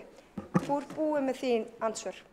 Borgarfulltrúi mega einungis fara upp undir hverjum lið í andsvör við 2 ræður borgarfulltrúa. Friðjón, gjörðu svo vel. Þakka þér fyrir.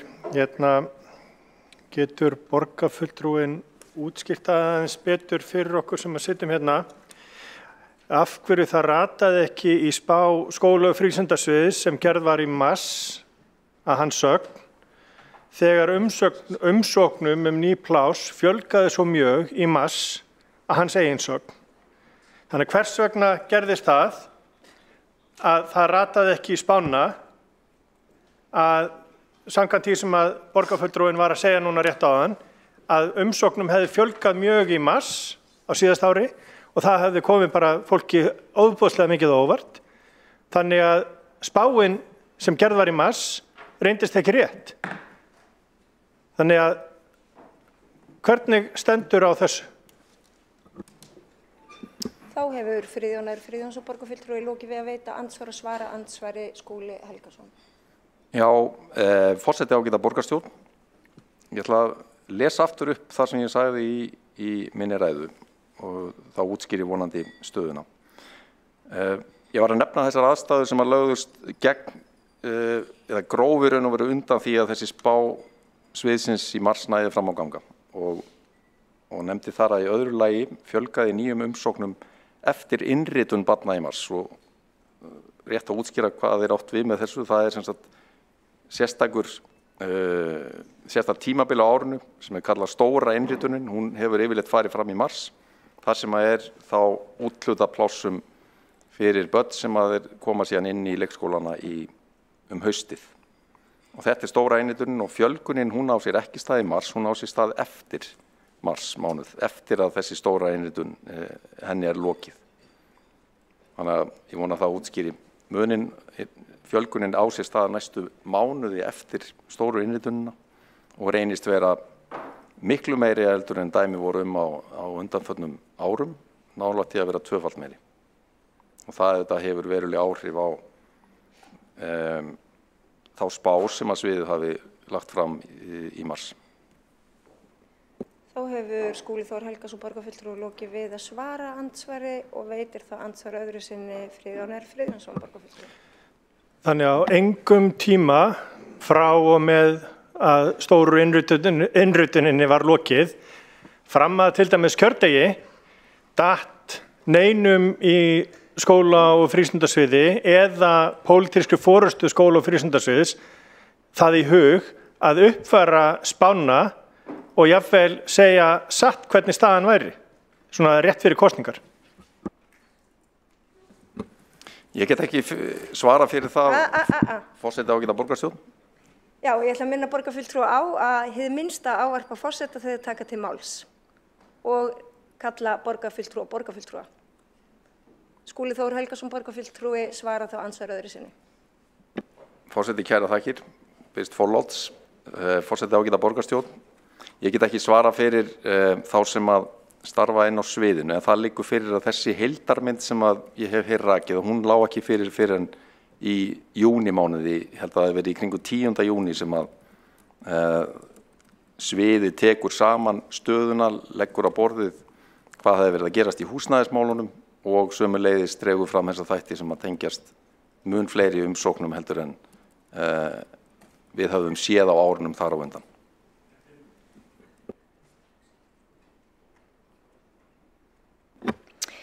Þá telst andsvari lokið og næst tekur til máls Ragnhildur Alda Vilhjálmsdóttir borgarfulltrúi.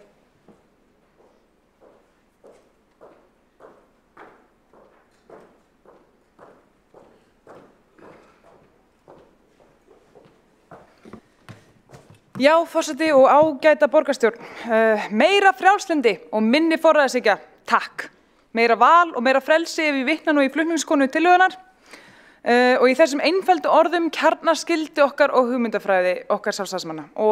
En okkar viðhorfið þetta.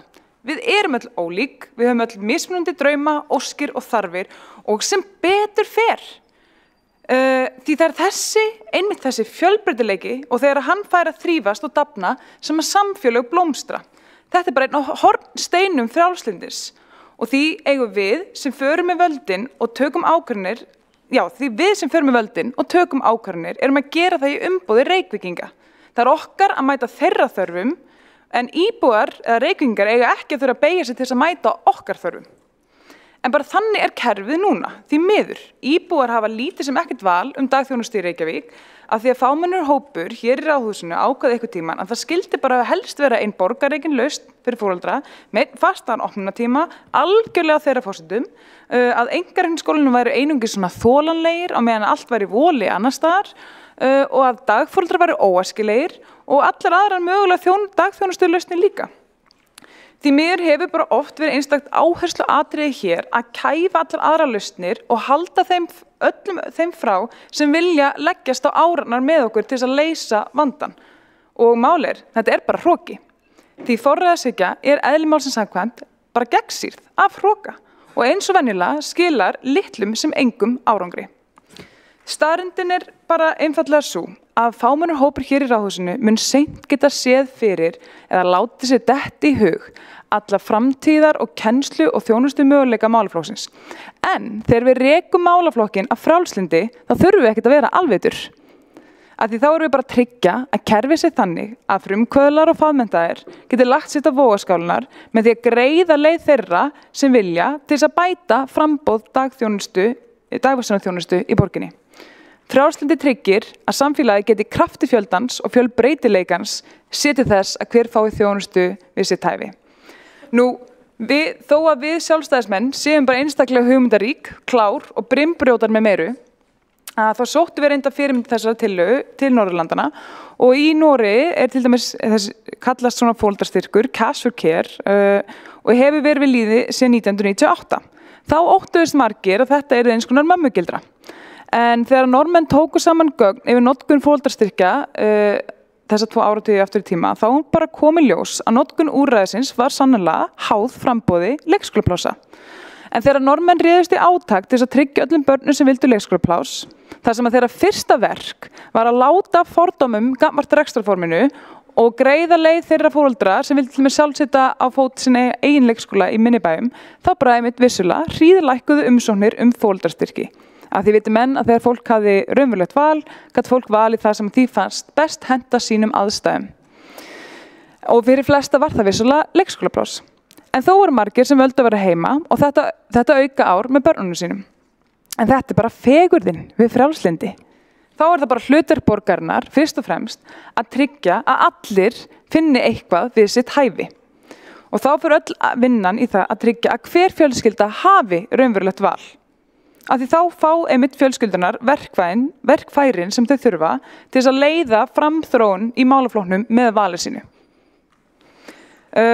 Borgarfulltrúinn Sabine Lefskov nefndi það einnig að í löndum þar sem að gott framboð af leikskólaplási voru það frekar konur og erlendum uppruna sem nýttu þetta úrræði. Þetta sem sagt ár á milli 1 og 2 ára aldurs og það var líka að sjá í Norðurlöndunum.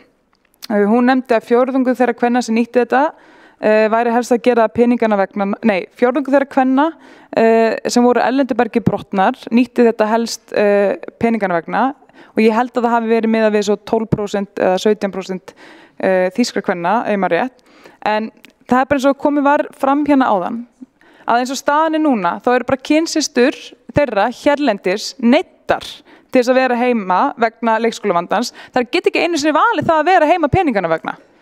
En fyrir utan það, þá finnst mér persónulega alltaf svolítið ódýrt að hafna úrræði í nafni einhvers hóps en leggja á sama tíma ekki fram neina mótvægis aðgerðir á borði þá til dæmis til þess að mæta þessum konum. Í Noregi reyndist foreldrastyrkurinn þeim fjölskyldu nauðsynlegur sem stóðu frammi fyrir úrræðaleysi í dagþjónustumálum en hann var líka ákveðin viðurkenning á því að það bara þykir ekki siðlegt í norrænu velferðaríki að sveitarfélög skilji fjölskyldur eftir á flæðiskeri þegar sveitarfélaginu mistekst að tryggja þeim viðeigandi þjónustu, líkt og Reykjavík hefur gert. Og nú ætla ég bara að segja ykkur sögu af vinkonu minni sem á börn með einhverju. Börnin hennar þrífast best heima í rólindi og kunnulegu umhverfi og hún bara gott sem orðin sérfræðingur í einhverju og kennslu einhverja. Og hún sannlega sérfræðingur í sínum eigin börnum. Einu úrræðin sem standa henni til boða bara henta hennar börnum alls ekki. Og hún þarf að una því hversinn sem börnin hennar fari í leikskólan að það verði bara afturför í þeirra líðan. Því þetta umhverfi bara hentar alls ekki. Og hún óskar þess heitast að fá bara borgað til þess að vera heima með börnunum sínum þannig að þau ná aldrei í betra úrræði en það bara svolítið computer says no að hennar upplifun. En það þekkti til dæmis meðal foreldra í Noregi að nýta foreldrastyrkinn til þess að leggja saman í púkk og ráða til sín fólk. Og foreldrar þá eins og vinkonum mín gæti þannig saminast með styrkinn til þess að ráða til sín þá sérmenntun sem þeim vantar handa börnunum sínum. Og aftur, þetta bara fegurum við frjálslyndi í dagþjónustumálum. Það bara leggur til þess að við sem að valdefla foreldra í þá þess að bæta þjónustuna eða veita þeim þá þjónustu sem að þeim finnst þeir vanta. Annars þessi upphæð náttúrulega lægri en svo sem að Reykjavíkurborg greiði með hverju barni í leikskóla og sem þýðir að ef að þessi meirihluti hefur raunverulega ætlað sér að brúa þessi meirihluti eða hinn á undan við samfélkingunni hafi raunverulega ætlað sér að brúa bilið öll þessi ár að þá myndi þessi tillaga náttúrulega því að sparnað fyrir borgina. Sveitarfélög eru líka niðurgreiða dagforeldraþjónustu en þeim fer því miður bara ört fækkandi í Reykjavík og mun færri sem komast að hjá dagforeldrum en vilja. En með að skilja þá allan að þjónustryggingunni aftur til foreldra, þá fá þeirra að minnstakosti tækifæri til þess að nýta einkaframtakið til þess að brúa bilið. En vera þá með að púka saman til þess að ráða til sín daggæslu eftir því sem þeim hentar eða bara eitthvað annað. Bara allt það sem auðveldar þeim sem vilja að snúa aftur vinnumarkaðinn gott fyrir hagkerfið og þar með borgina. Og auk þess sem þau sem vilja nýta þetta til að vera lengur með börnum sínum þá bara létta á þrýstingnum á núverandi dagþjónustu. Þetta hjálpar því til við að losa hnútinn. Þannig ég segi bara kæru vinir og kollegar, veljum frjálslyndi, veljum fleiri valkosti og veljum að mæta foreldrum því þau eiga það skilið frá okkur. Þá hefur Ragnhildur Alda Vilhjálmsdóttir borgarfulltrúi lokið máli sínu og einn borgarfulltrúi hefur óskað eftir því að koma upp í andsvör við ræðu borgarfulltrúans, það er Sabínu Leskopf, borgarfulltrúi.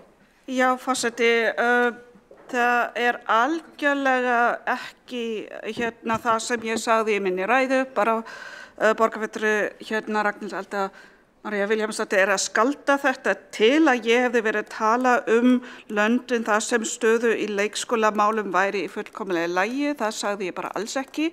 Þvert á móti, sérstaklega í Þýskalandi, það var þetta einmitt notað sem aflátsbréf fyrir sveitarfélögin að standa sig ekki og það ekki heldur rétt að ég hefði ekki komið með neina lausn. Það einmitt lausnin að setja þessa peninga frekar í uppbyggingu á leikskóla. Takk. Þá hefur Sabínu Leskopf, borgarfulltrúi, lokið við að veita andsvar og telst andsvörinu lokið. Og næst tekur til máls Kolbrún Baldursdóttir, borgarfulltrúi.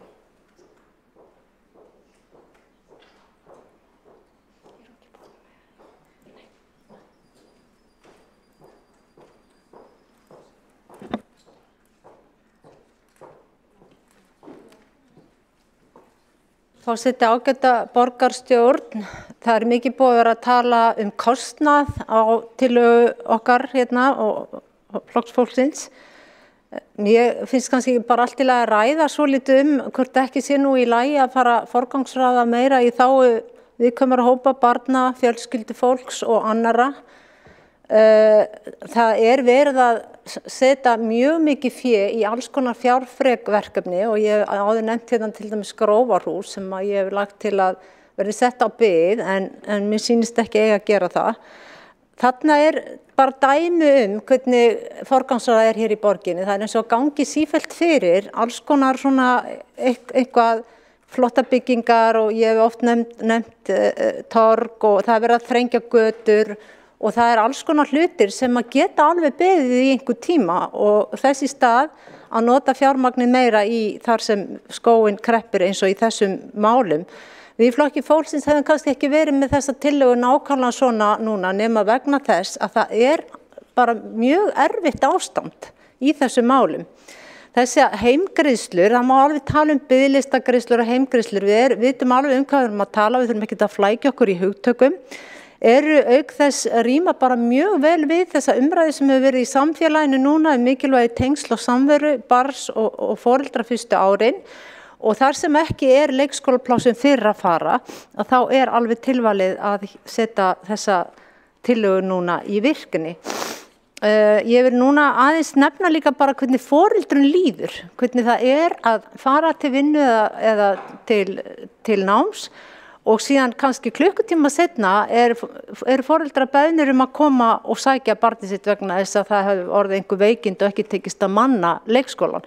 Þetta gerist daglega í hinum ýmsu leikskólum og núna nýlega þá fekk stór hópur foreldra bréf frá leikskóla sem í rauninni bara átakanlegt að lesa vegna þess að þá sér maður bara hvernig staðan hjá starfsfólkinu, hversu erfitt að halda sjó í þessu. Mér langar að lesa með leyfi forseta aðeins úr þessum bréfum, það ekkert í þeim sem segir hvaðan þau koma.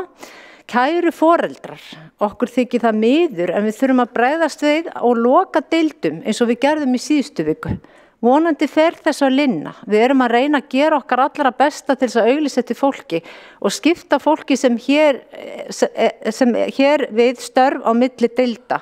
Og svo segir í niðurlaga bréfsins: Ég þakka ykkur kæru foreldrar fyrir þolinmæðina. Við vitum að þetta mjög erfitt fyrir ykkur, því ekki annað að gera í stöðun en að leggja fram áætlun með minnsta næstu viku en hugsanlega verðum við að halda þessu eitthvað áfram. Við ætlum að halda áfram þessu plani og loka deildunum á sömu dögum og í síðustu viku. En það kemur sér best fyrir okkur og við getum þá betur sinnt þörfum barnan ykkar. og úr fleiri bréfum sem að við borgarfulltrúar, allavega ég og við í Flokki fólksins erum að fá send. Kæru foreldrar, við erum í miklum vandræðum með mönnun þessa dagana, eins og þið hafið eflaust orðið vör, við höfum þurft að vera að bregðast upp hvern dag og höfum verið að senda börn heim ýmist allan eða hálfan daginn. Af þessum ástæðum þurfum við að bregðast við fram í tíman og setja upp skipulaða skerðingu sem ég held að verði að gilda í næstu viku. Svo auk veikinda þurfa starfsmenn að komast í sína vinnustyttingu og enginn til að leysa af og þá komum við að þessum styttingu vinnuvikuna sem ekki mátti fylgja króna. Við sjáum bara hvernig þetta að koma út fyrir heildina þó að sé yndislegt að stytta vinnuvikuna.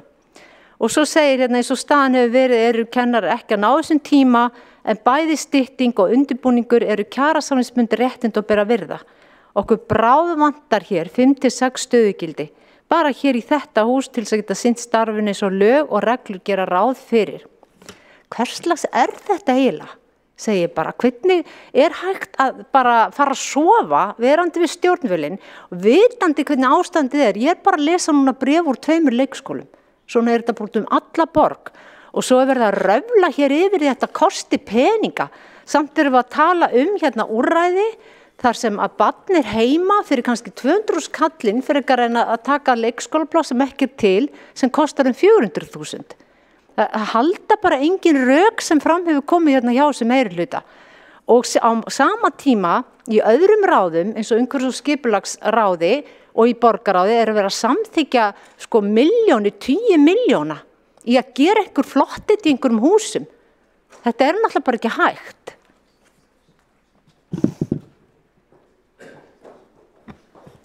Þá hefur Kolbrún Baldursdóttir borgarfulltrúi lokið máli sínu. Ég ætla að minna borgarfulltrúa á að þegar við vitnum og erum með beinar tilvitnanir í texta, þá gerum við það með leyfi forseta. Í öllum tilfellum skal það gert. Það gott að minna borgarfulltrúa á skyldur sínar, óháð síðasta ræðumanni. Og næst tekur til máls Sanna Magdalena Mörtudóttir borgarfulltrúi.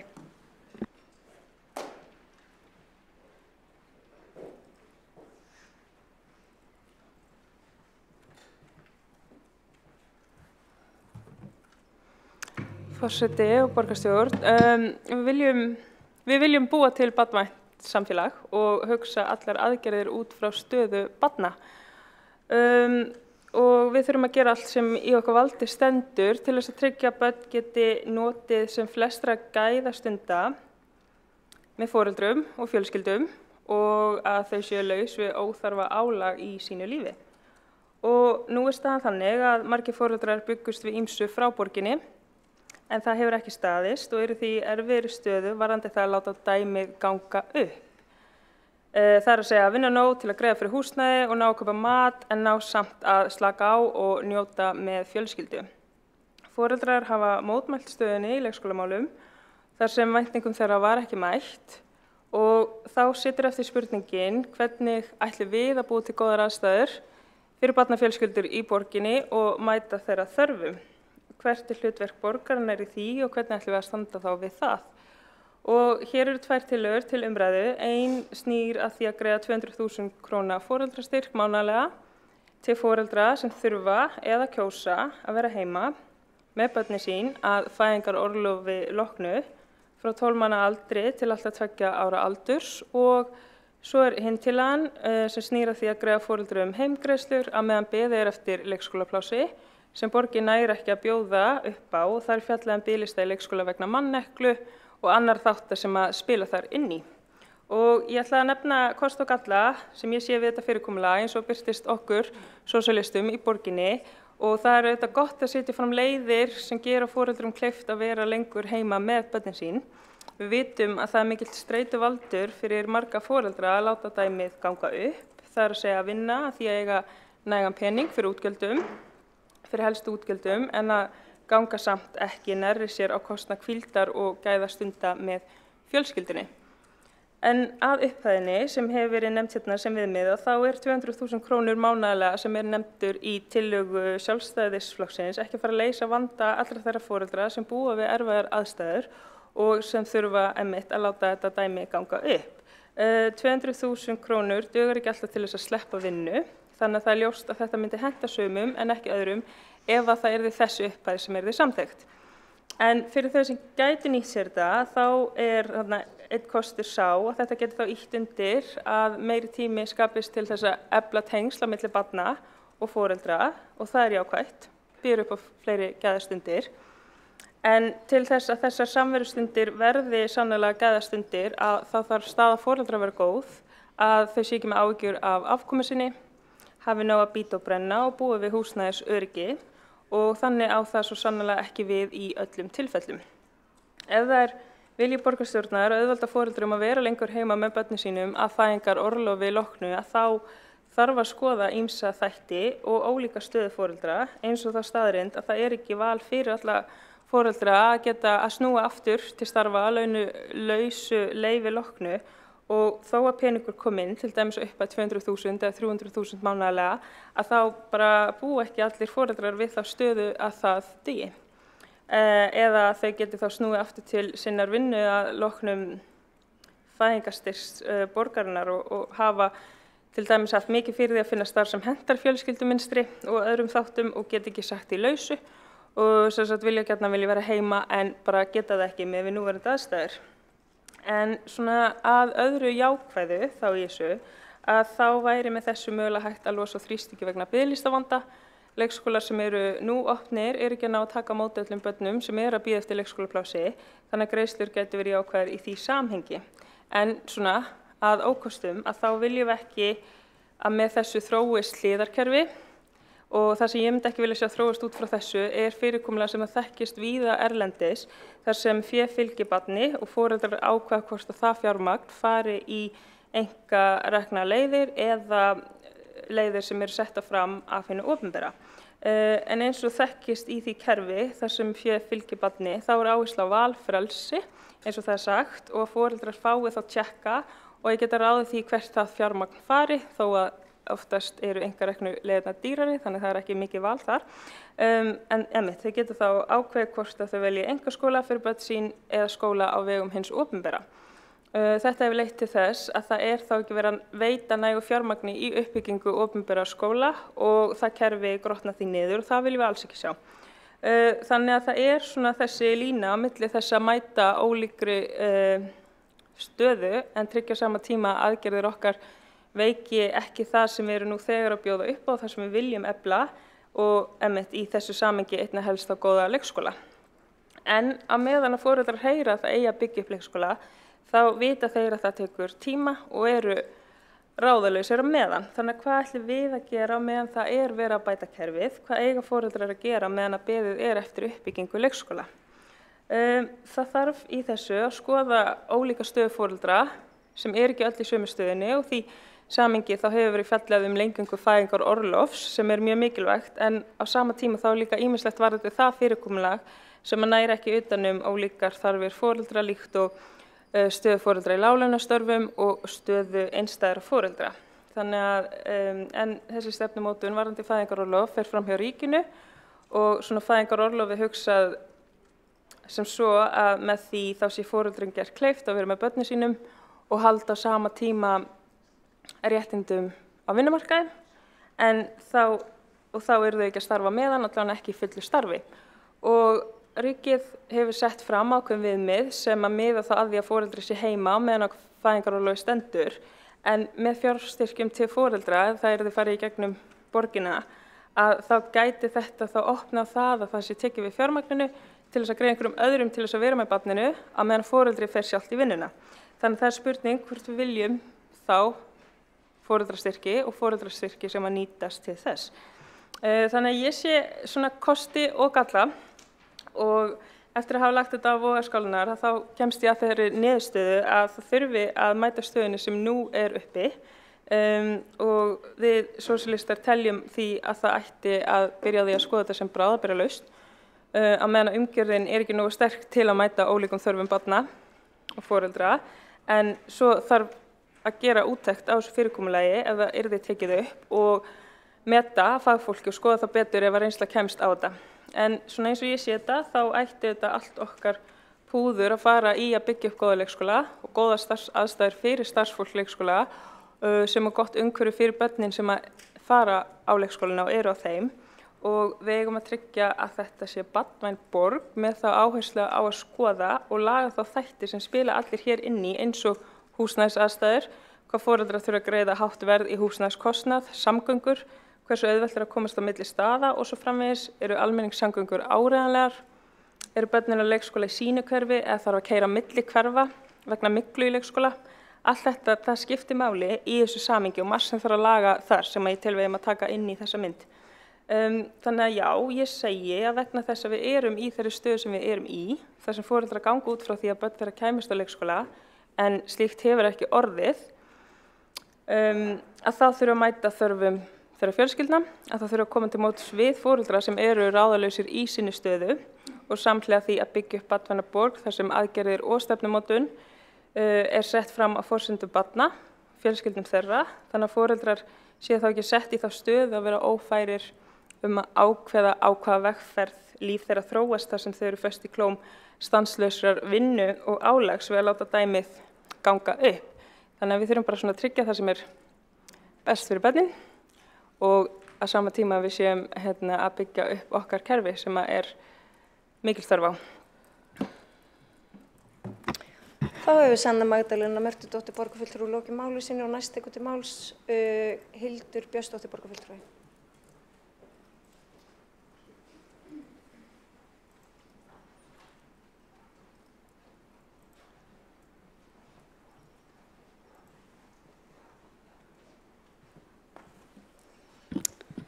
Forseti, ágæta borgarstjórn, ég vil byrja á að þakka fyrir ágæta umræðu tillögu okkar sjálfstæðismanna foreldrastyrk og samhliða tillögu Flokks fólksins heimgreiðslur. Ég vil árétta í upphafi að stefna okkar sjálfstæðismanna snýr að því að bjóða fjölbreyttar lausnir í leikskólamálum. Og við erum auðvitað að horfa á stöðuna eins og hún er og fyrirliggjandi vanda eins og hún er og það er ekki við honum ein lausn sem hentar öllum. Við viljum vinna áfram að því að hægt verði að bjóða öllum 12 mánaða börnum leikskólapláss. Við viljum styðja betur við sjálfstætt starfandi leikskóla og styðja við fjölgun þeirra. Við viljum efla dagforeldrastéttina og að dagforeldrum fjölgi í Reykjavík og við viljum bjóða foreldrastyrk sem valkost. Við lítum ekki í tillögu okkar á foreldrastyrk sem sérstaka bætur, eins og hefur komið fram í máli einhverra og ekki heldur sem einhvers konar aflátsbréf, vegna þess að við viljum einmitt þvert á móti að framtíðarsýnin sé sú að allir þeir sem eiga 12 mánaða barn og vilja koma því inn á leikskóla eigi þess kost, en foreldrastyrkur sé jafnframt valkostur. Við höfum talað í okkar tillögu 200.000 krónur sem upphæð í þessu samhengi. Nú á að vísa tillögunni til borgarráðs og taka hana til frekari umræðu og mér finnst alveg að fjárhæðin megi líka verið til umræðu, hún er ekki heilög í þessu samhengi. Það má nefna að Hafnarfjörður kynnti á dögunum tillögupakka í leikskólamálum þar sem meðal annars voru kynntar heimgreiðslur eins og þau kölluðu það og þær að mér skilst eiga samsvara því framlagi sem fer til niðurgreiðslu til dagforeldra. Þannig að það má alveg skoða það til hliðsjónar. Það hefur líka verið mikið rætt kostnað og það er nú eitthvað sem við sjálfstæðismenn spáum alltaf mjög mikið í. Við spáum mikið í kostnað og hugsum út í hann og þá finnst mér bara ágætt að ítreka það sem ég nefndi hér áðan að allavega á síðasta kjörtímabili þegar kallað var eftir tölum hver kostnaðurinn væri við hvert leikskólapláss fyrir 12 mánaða barn, að þá var það 300.000 krónur. Ég hef ekki fengið uppfærðar tölur en ég reikna með því að þessi tala hafi hækkað, með hliðsjón af því að laun hafa hækkað, verðlag hefur hækkað, hér er verðbólga í landinu gríðarleg, þannig að ég reikna með því að þetta sé komið einhvers staðar á 400.000. Þetta snýst líka allt saman bara forgangsröðun fjármuna og við sjáum það til að mynda á fjárhagsáætlun fyrir næsta ár að gert er ráð fyrir að rekstrartekjur borgarinnar fyrir árið 2023 verði 242 milljarðar. Þannig að það sem okkur stjórnmálamönnum er falið er auðvitað að ákveða hvernig ætlum að verja þessum 242 milljörðum í rekstrartekjur borgarinnar. Hvaða verkefni skipta máli og hvaða verkefni mega missa sín. Og við hefum auðvitað oft bent á tækifæri til niðurskurðar og tækifæri til hagræðingar og hluti sem okkur finnst skipta minna máli. Við hefum ítrekað bent á grófarhúsið. Það er á 5 ára áætlun að verja rúmum 3 milljörðum í það. Það er þó ekki heildarkostnaður við verkefnið, hann er mun hærri. Við höfum nefnt tækifæri til að minnka yfirbygginguna. Nú er til dæmis verið að auglýsa eftir verkefnastjóra framtíðarinnar.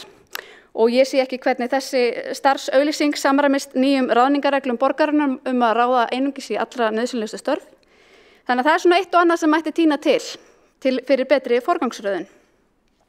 Við lítum sannarlega á leikskólastigið sem fyrsta skólastigið og þess vegna tekur til á okkar mið af því að foreldrastyrkur bjóðist frá 12 mánaða aldri til 24 mánaða aldurs. Því við skiljum og vitum að það getur skipt miklu máli fyrir upphaf skólagöngu barna og þroska þeirra að fá aðgang að leikskólaplássi.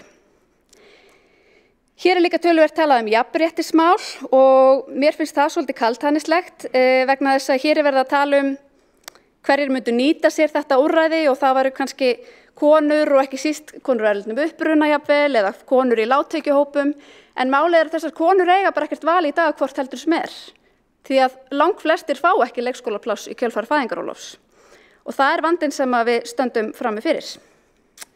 Ábyrgð Reykjavíkur líka bara gríðarlega mikil í því samhengi að tryggja úrræði fyrir börn í kjölfar fæðingarorlofs og fyrir fjölskyldur.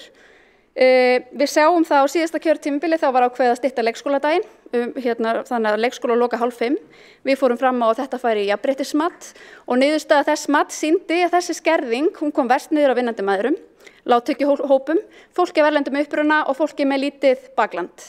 Og breytingin fór samt í gegn. Meira hlutanum stóð nokkurn veginn á sama þetta og fóru í einhverju svona plástralausnir við að bæta úr stöðunni sem ég get ekki séð að hafi góð áhrif og allar síst á börn í viðkvæmum hópum að þau þurfi að færa sig set og aðra leikskóla og allt það rask sem því fylgir. En þessu máli verður vísað til borgarráðs. Við höfum áður séð það gerast og málin daga þar uppi en við vonum bara umræðan verið þar tekin áfram en okkar áhersla alltaf á meira frelsi og meira val. Því í dag eiga langflestir foreldrar 12 mánaða barna í Reykjavík nákvæmlega ekkert val. Þá Hildur Björnsdóttir borgarfulltrúi lokið máli sínu og einn borgarfulltrúi hefur óskað eftir því að koma upp í andsvör við ræðuna og það Magnús Davíð Nordal. Já, forseti verulegur borgarfulltrúi Hildur Björnsdóttir. Borgarfulltrúi nefnir að sjálfstæðismönnum sé annt það að huga að kostnaði og í ræðu borgarfulltrúans nefndi hún að kostnaður á leikskólabarn hefði verið metinn síðast það metin 300.000 krónur með hliðsjón af þróun verðlags þá væri þetta á 400.000 og þá væntanlega að bera þessa tölu saman við 200.000 krónunar sem að það kostar þá að greiða foreldri fyrir að vera með barnið heima. Það þá skilningur sjálfstæðismanna að þetta sé í rauninni sparnaðar til og að þær tölur sem hér voru reifaðar áðan meðal annars í máli Einars Þorsteinssonar að þetta myndi kosta 1,7 milljarða að það sé rangt.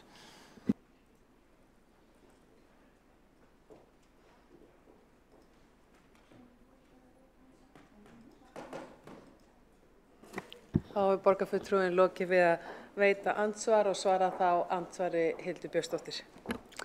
Forseti, ágæta borgarstjórn, tillagan okkar ekki sett fram með sparnað í huga.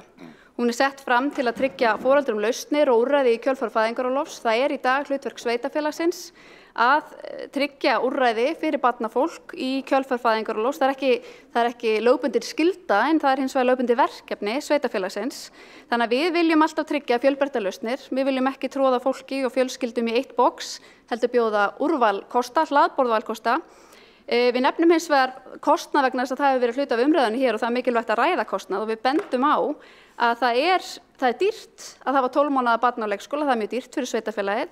Það opnar líka á umræðu kostnað þátttöku foreldra sem kannski umræðuefni sem sveitarfélögin þurfa að taka á næstu árum, hvort að það að gera breytingar á því, hvort að gera breytingar á afsláttarkjörum. Við horfum til að mynda á umhverfi þar sem einstæðir foreldrar frá afslætti og það getur verið einstætt foreldri sem í stjórnendastöðu með gríðarlega há laun sem fær afslætt af leikskólagjöldum en ekki sambúðamakar sem eru kannski langt undir meðaltekjum. Þannig að það margt í þessu kerfi sem má laga ef við ætlum að líta á kostnað en tillagan ekki sett fram í sparnaðarskyni heldur til að bjóða fleiri valkosti fyrir fjölskyldur í Reykjavík. Því við lítum á það sem forgangsmál. Borgarfulltrúin hefur lokið við að svara andsvari og veitir þá andsvar öðru sinni Magnús Davíð Nordal. Já, forseti verulegur borgarfulltrúi Hildur Björnsdóttir.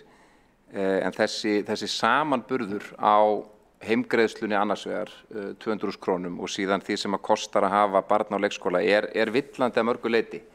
En þessu hefur verið slengt hér fram með þeim hætti að það sé þá í rauninni ódýrara að vera með barn og að vera með heimgreiðslur. Þetta mjög einfaldað að því leytinu til að aðili sem setur barn sitt á leikskóla fer út á vinnumarkaðinn býr til verðmæti og fær tekjur og greiðir tekjuskatt og útsvar sem að síðan ratar aftur til sveitarfélagsins. Þannig að í víðara samhengi þá tel ég þennan samaburð rangan að bera saman þessar tvær tölur og tel að hér væri mikinn kostnaðar auka að ræða og þeir sem hafa lagt fram þessar tillögur hafa ekki svarað því hvort þeir vilji taka lán fyrir þessu eða skera niður og þá hvar. Borgarfulltrúinn lokar við að veita andsvar og svarar þá andsvari eða já, öðru sinni Hildur Björnsdóttir. Forseti, ágæta borgarstjórn, ég ítreka að þessi tillaga ekki síst innlegg inn í ákveðið umhverfi sem blasir við, þar sem að foreldrar barna eiga engra kosta völ, langflestir við 12 mánaða aldur og við viljum bjóða þeim fleiri lausnir. Ég tek algjörlega hjartanlega undir það að útreikningurinn á þessu miklu flóknari og það þarf að leggjast í margs konar mjög flóknar greiningar á því hvernig kostnaður liggur og hvar verðmæti liggja og það alveg til hópar af fólki sem að myndu færa fyrir því rök að það væri mikil samfélagsleg verðmæti fólkin í því að börn fengi að vera lengur heima með foreldrum sínum. Það alveg til þeir fræðimenn sem að getur reiknað það út.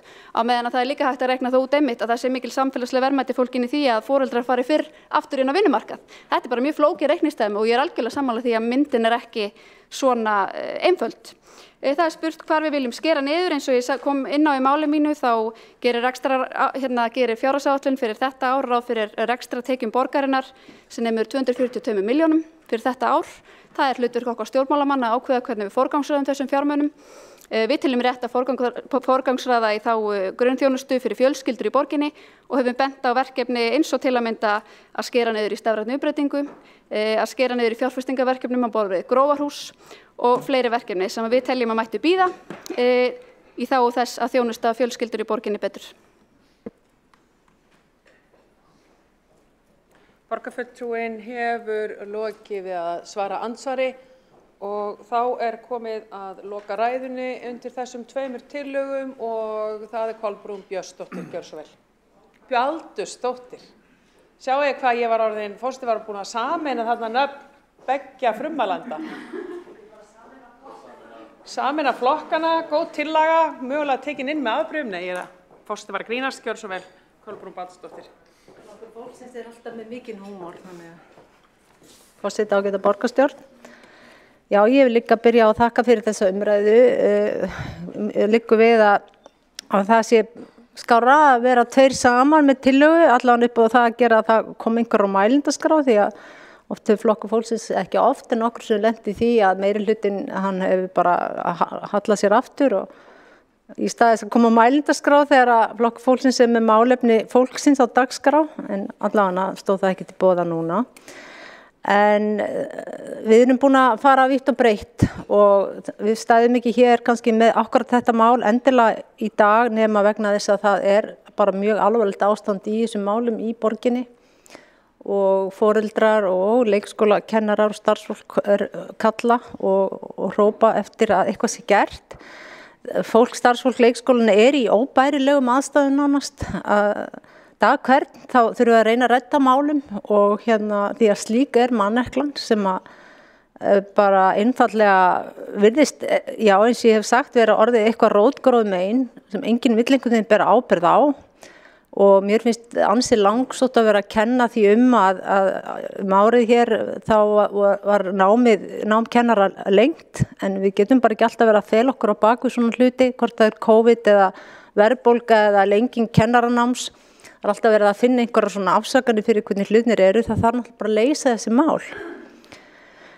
Og það að skuli vera skipulagðar skerðingar frá degi til dags í rauninni bara með ólíkindum. Og það virðist vera að allan heyrist ekki mikið frá meirihlutanum að þessu yfir höfuð að hafa áhyggjur af þessu eða spá í þetta og spekular. Ég veit svo mikið hvað gerist bak við tjöldin í einhverjum fundum en svona út af við að þá heyrist mjög lítið og ég spyr bara og við í flokki fólksins hversu lengi á starfsfólk að halda sjó í þessu ástandi hvernig hægt að bjóða starfsfólki upp á þetta það nýlega búið að vera stytting vinnuvikunar með mikinn fögnuð og nú situr starfsfólki í þessari súpu að vera að redda líka því að fólk geti unnið styttri vinnuviku en var. Hvernig eiga foreldrar að geta sinnt almennilega vinnu sinni eða námi eða hvað það að gera og fyrir bara atvinnurekendur að eiga sífellt vona á því að starfsfólk þarf að hoppa út aftur til að sækja börnin sína því það ekki enginn til að passa barnið og gæta barnsins á leikskólanum. Þetta svo ótrúlegt að við skulum vera á þessum tíma, á þessu ári, í þessu ástandi. Þetta sko hefði maður getað séð fyrir sér á einhverju bara allt öðrum tímum en ekki í dag. Mér finnst meirihlutinn hafa gefist upp. Bara einhvern veginn ráði ekki við þetta verkefni. Og það kannski alveg sama hverjir í brúnni, að það bara allir fara inn í sömu uppgjöfina. Að sjálfsögur hægt að gera eitthvað í þessu. Það segir mér enginn að þegar svona vandi steðjar að, eða við erum í svona vanda, að það sé bara aldrei neina lausnir. Hvernig má það vera? Það er hægt að segja bara að við getum ekki leyst þetta. En þá bara rétt að koma fram og viðurkenna það og segja bara að við höfum gefist upp, okkur höfum mistekist. Og mér finnst að fólk hefur bara að fara í íhuga að finna sér eitthvað annað að gera. Eða treysti sér ekki til að takast á við þetta verkefni. Og það ekki hægt að sinna öllum málum þegar fjármálin á heljarþröm eins og í Reykjavíkurborg núna. Öll vitum við það, við höfum rætt það hér í dag. En það verður að ákveða hvað á að vera númer 1 og hvað á að vera númer 2 og hvað á að vera númer 100. Það engin forgangsröðun í þessari borg. Man sér enga skýra forgangsröðun í þessari borg og man sér heldur enga skilvirkni í þessari borg. Það ekki skilvirt unnið af verkefni. Þetta eitthvað út á suður, allir að vasast í þessu og það enginn sem almennilega að taka ákvarðanir hérna.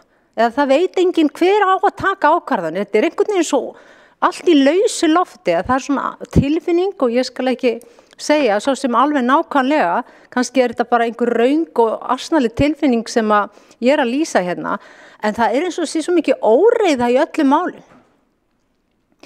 Það þarf einhvern veginn að setjast niður og ákveða hvað viljum við láta koma númer 1 og hvað þurfum við að stokka upp til þess að það geti gengið upp. Ég vil líka bara rétt að lokum að þá segja að þetta ástand kemur sérlega illa niður á foreldrum með lágar tekjur og sem ekki með stuðning fjölskyldu sinni hérna í Reykjavík. Hugsið ykkur unga foreldra sem kannski utan á landi, sem ekki með stórfjölskylduna í kringum sig til þess að bjarga málum, til að hlaupa undir bagga. Ég sem mamma sjálf hefur verið að reyna að hlaupa undir bagga þegar að mín börn lendi í þessu með mín barnabörn, en það ekki allir svo lánsamir. En fjölskyldur bara búin að nýta líka öll úrræði, það búið að reyna allt, þetta búið að vara allt og lengi, þessu þarf að linna og eigi síðar en í gær. Borgarfulltrúinn hefur lokið máli sínu og komið að atkvæðagreiðslu tillögurnar.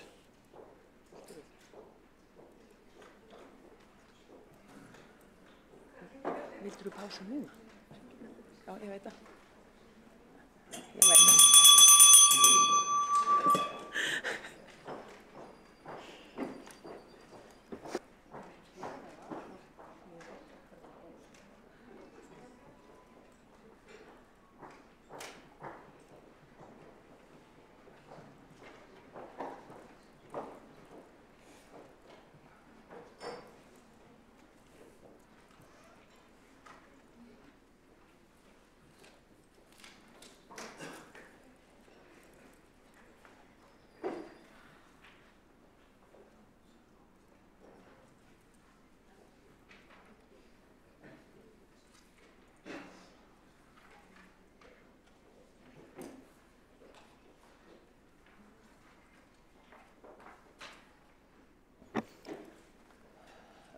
Þá erum við fullmönnuð, það ekki, allir á sínum stað.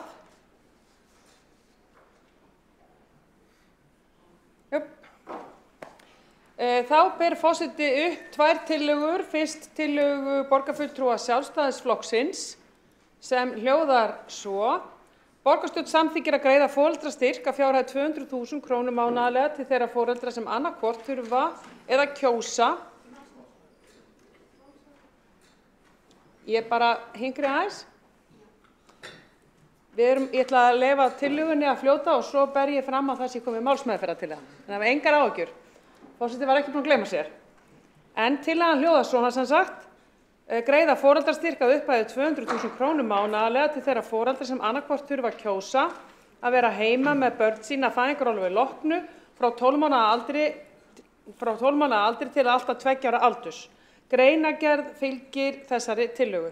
Komið hefur fram málsmeðferðartillaga það að vísa tillögunni til borgarsjóðs, til borgarráðs og borgarsjóðs. Og þá vil ég biðja borgarfulltrúa að vera klár með spjöldin sín. Þeir sem eru samþykkir þeirri málsmeðferðartillögu að vísa tillögunni til borgarráðs gefi merki. Og þeir sem á móti kunna vera, og hún er samþykkt með öllum greiddum atkvæðum af einu á móti. Öllum nema einu. Þá er komið að tillögu borgarfulltrúa Flokk fólksins heimgreiðslu til foreldra í ljósi manneklu á leikskólum sem hljóðar svo: lagt er til að á meðan Reykjavíkurborg getur ekki veitt yngstu börnum leikskólapláss sé foreldrum boðnar heimgreiðslu, það er að segja mánaðarlegan styrk á meðan beðið er eftir leikskólaplássi. Þetta úrræði væri val fyrir foreldra fyrstu 2 ár barnsins. Einhverjir foreldrar hafa tækifæri til að vera heima hjá barni sínu fyrstu misserin og geta vel hugsað sér að þiggja mánaðarlega greiðslu frekar en þiggja leikskólapláss. Heimgreiðslu úrræði myndi létta á biðlistum leikskólana sem í sögulega hámarki vegna manneklu, myglu í leikskólahúsnæði og seinkun á verkefninu Brúum bilið. Og einnig hefur komið fram málsmeðferðartillaga að þessari tillögu verði vísað til borgarráðs. Og það eru ennþá allir í salnum og þeir sem eru samþykkir þessari málsmeðferðartillögu að vísa þessu til borgarráðs gefi merki, og þeir sem á móti kunna vera. Og það er sama niðurstaða, það eru allir sammála þessu nema einn flokkur sem greiðir mótatkvæði, einn borgarfulltrúi sem greiðir mótatkvæði. Þá erum við komin að næstu tillögu, en áður en við förum í hana gerir forseti 5 mínútna hlé. Trausti sem er með það.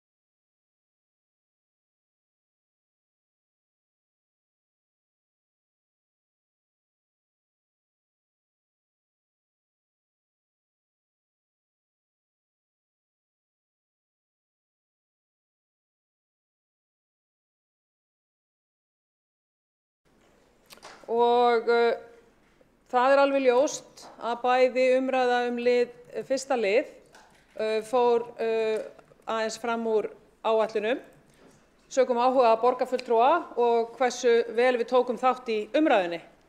Einnig var hér tvær tillögur sem voru teknar til umræðu saman, sem að einnig fóru fram úr áætlunum tíma, en þó var forseti búinn að lýsa því yfir að þar sem tvær tillögur væri að ræða, að þá myndum við líta til þess að gefa því rými. Vanalega þá höfum við verið að ræða það að hvert mál getur mestalagi tekið 2 klukkustundir, svo ég vísi nú í hvaða tímaramma við höfum verið að ræða. Eftir eru 4 mál á dagskrá. Það eru tillaga borgarfulltrúa Sósíalistaflokks Íslands vinnu gegn útvistun hjá Strætó og tillaga borgarfulltrúa Vinstri grænna friðlýsingu Esjuhlíða. Einnig eru hér á dagskrá umræða klapp, greiðslukerfi Strætó og umræða orsakir skólaforðunar og viðbrögð skólayfirvalda og fagfólks. Samkomulag sem að allir flokkar nema Sjálfstæðisflokkur stóðu sem var samþykkt í forsætisnefnd í byrjun nóvember, snýr að því að á almennum fundum eins og hér stendur yfir í dag, að þá hættum við umræðu tillögur og umræður klukkan 18:30. Eftir það verði farið í frágang, kosningar og farið yfir fundargerðir borgarráðs og forsætisnefndar. Það er alveg ljóst á þeim tímaramma sem við höfum nú að við getum ekki klárað þessi 4 mál á þessum 3 korterum. Og það er líka alveg ljóst að við getum ekki klárað, þó það væri ekki nema bara tillaga Sósíalistaflokks Íslands og Vinstri grænna, sem báðir flokkar eru með stór og mikil mál á þessum 45 mínútum. Forsetar lögðu því á ráðin saman og hér leggur forseti til að þessum 4 málum verði frestað og ef enginn hreyfir mótmælum þá má forseti leggja það upp í einu. Nú sé ég að það eru mótmæli við því, þannig að þá setur forseti bara hvert mál fyrir sig. Gjörðu svo vel, þá ert þú að taka til máls undir fundarsköp. Gjörðu svo vel, Sanna.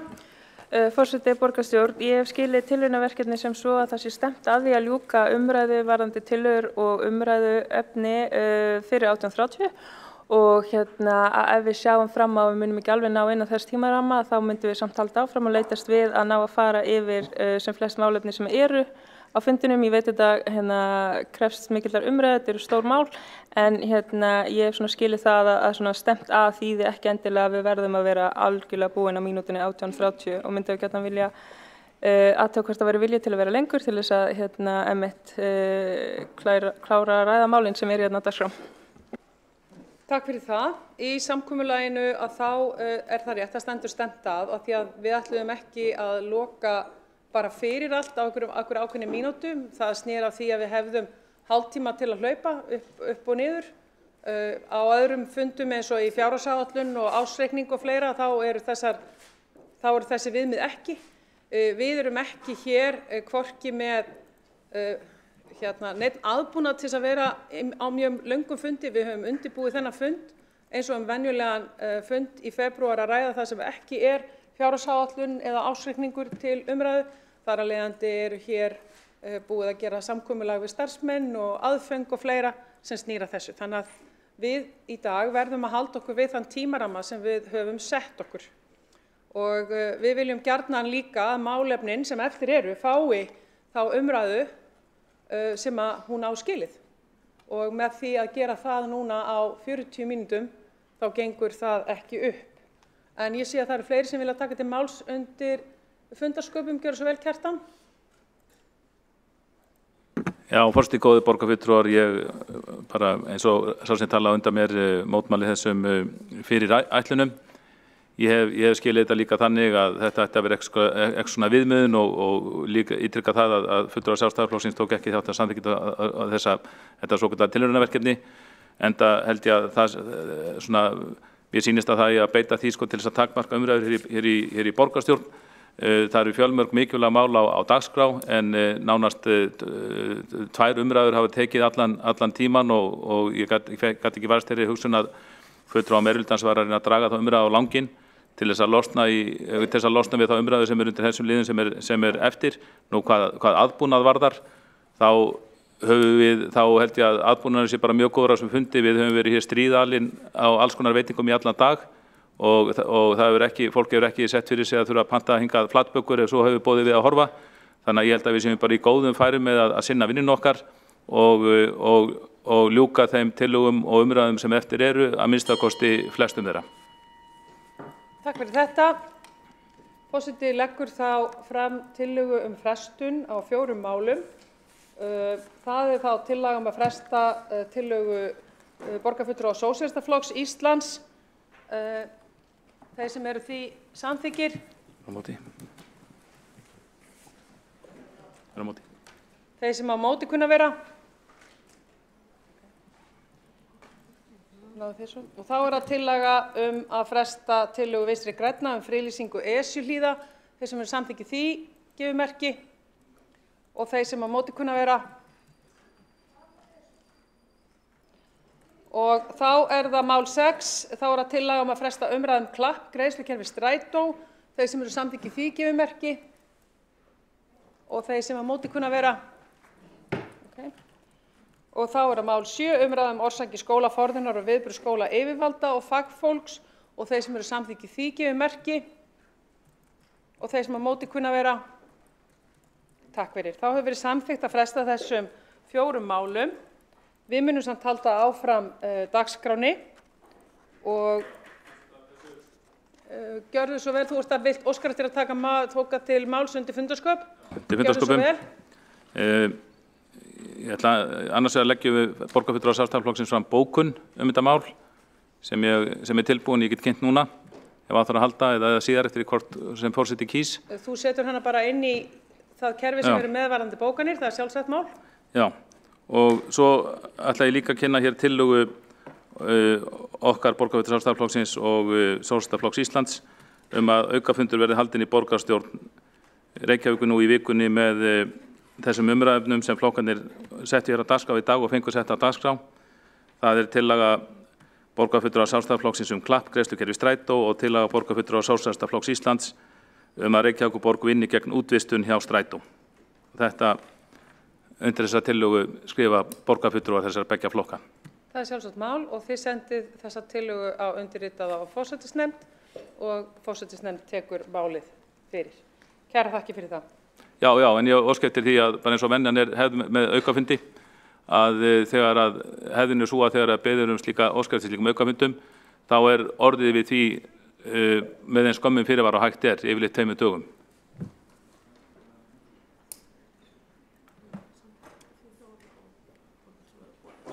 Já, ég sagði það, já. Við förum bara eftir samþykktunum hvað það varðar og borgarfulltrúar verða boðaðir í forsætisnefnd, það bara alveg eðlilegt. Við bara fáum þessa tillögu frá okkur, það sjálfsagt mál. Það fer bara í sinn eðlilega farveg sem alveg niður skrifaður. Þá erum við komin að málefni númer 8 og það eru kosning í ráð og nefndir. Þetta ekki þetta?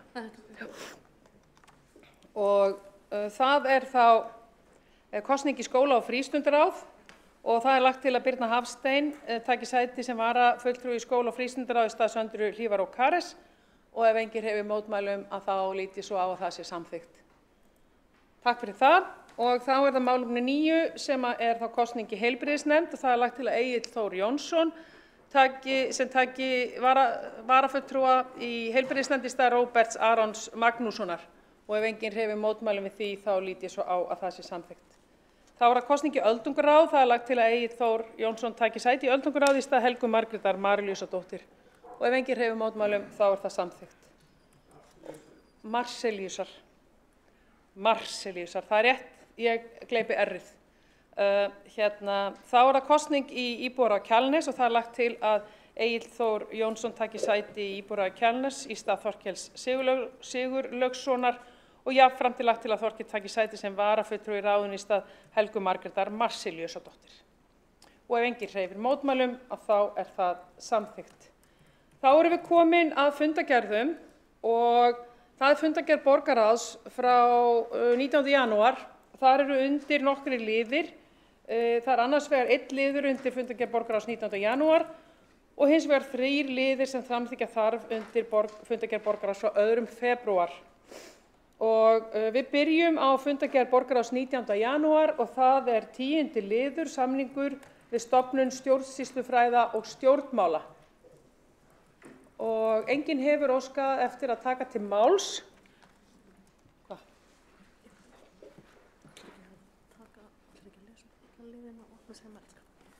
Já, það er enda rétt. Það er best að forseti geri þetta aðeins á annan hátt. Ég ætla að lesa upp þessa liði og opna umræðu fyrir liðina og borgarfulltrúar munu þá segja undir hvaða liði vil taka til máls ef svo er. En það er fundargerð borgarráðs frá 19. janúar, það er 10. liður, samningur við stofnun stjórnsýslufræða og stjórnmála. Við erum síðan með fundargerð borgarráðs frá 27. janúar og síðan erum við fundargerð borgarráðs frá 2. febrúar. Það eru nokkrir liðir sem við munum þurfa að samþykkja. Það er 5. liður Vesturbæjarlaug, deiliskipulag. Það er 6. liður Einimelur 1820 og 426, hækkun lóðar og afsal lóðarleigu réttinda. Og 7. liður Rofabær 39, aðilaskipti. Og vilja einhverju taka til máls? Já. Helga og Trausti. Þá ætla ég bara að bjóða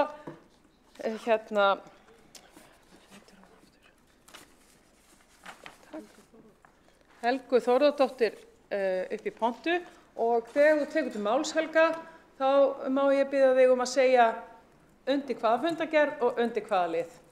Gjörðu svo vel.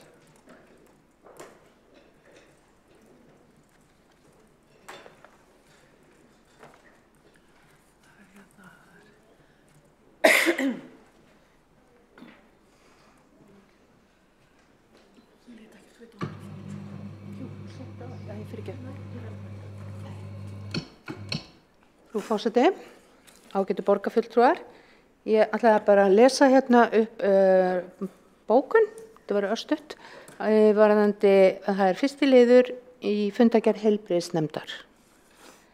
Og það er að koma okkur mjög á óvart að það varðandi skotleyfismálið í Álfsnesi. En bókuninni er svohljóðandi. Reykjavíkurborg hefur nú... Má ég aðeins stoppa viltu aðeins fara betur, er þetta undir fundargerð borgarráðs, hvaða borgarráðs segiru? Þetta er 2. febrúar, er það ekki? Er þetta vitleysa hjá mér? Þannig að það var þá, þetta er heilbrigðisnefnd frá fundargerð 2. febrúar. Já. Hvaða liður er það? 1. liður. Ekki. Ok, þá stendur vitlaust hérna. Hún sagði 2. febrúar, fundargerð borgarráðs. Ég var ekki 2. febrúar síðast 50 dagur?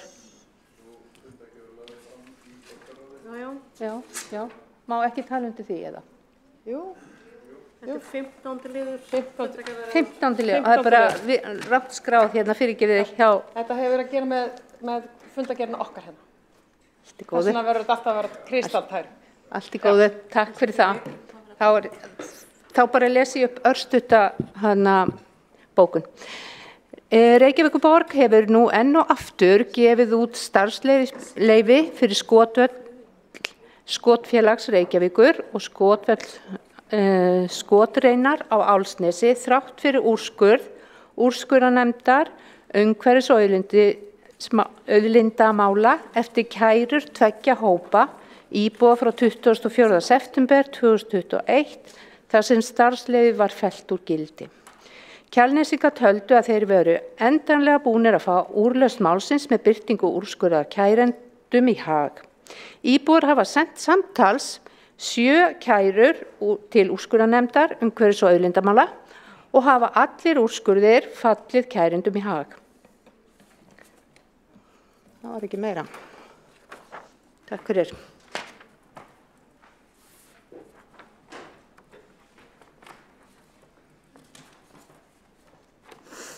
Borgarfulltrúinn hefur lokið máli sínu og tekur á til máls Trausti Breiðfjörð Magnússon. Gjörðu svo vel.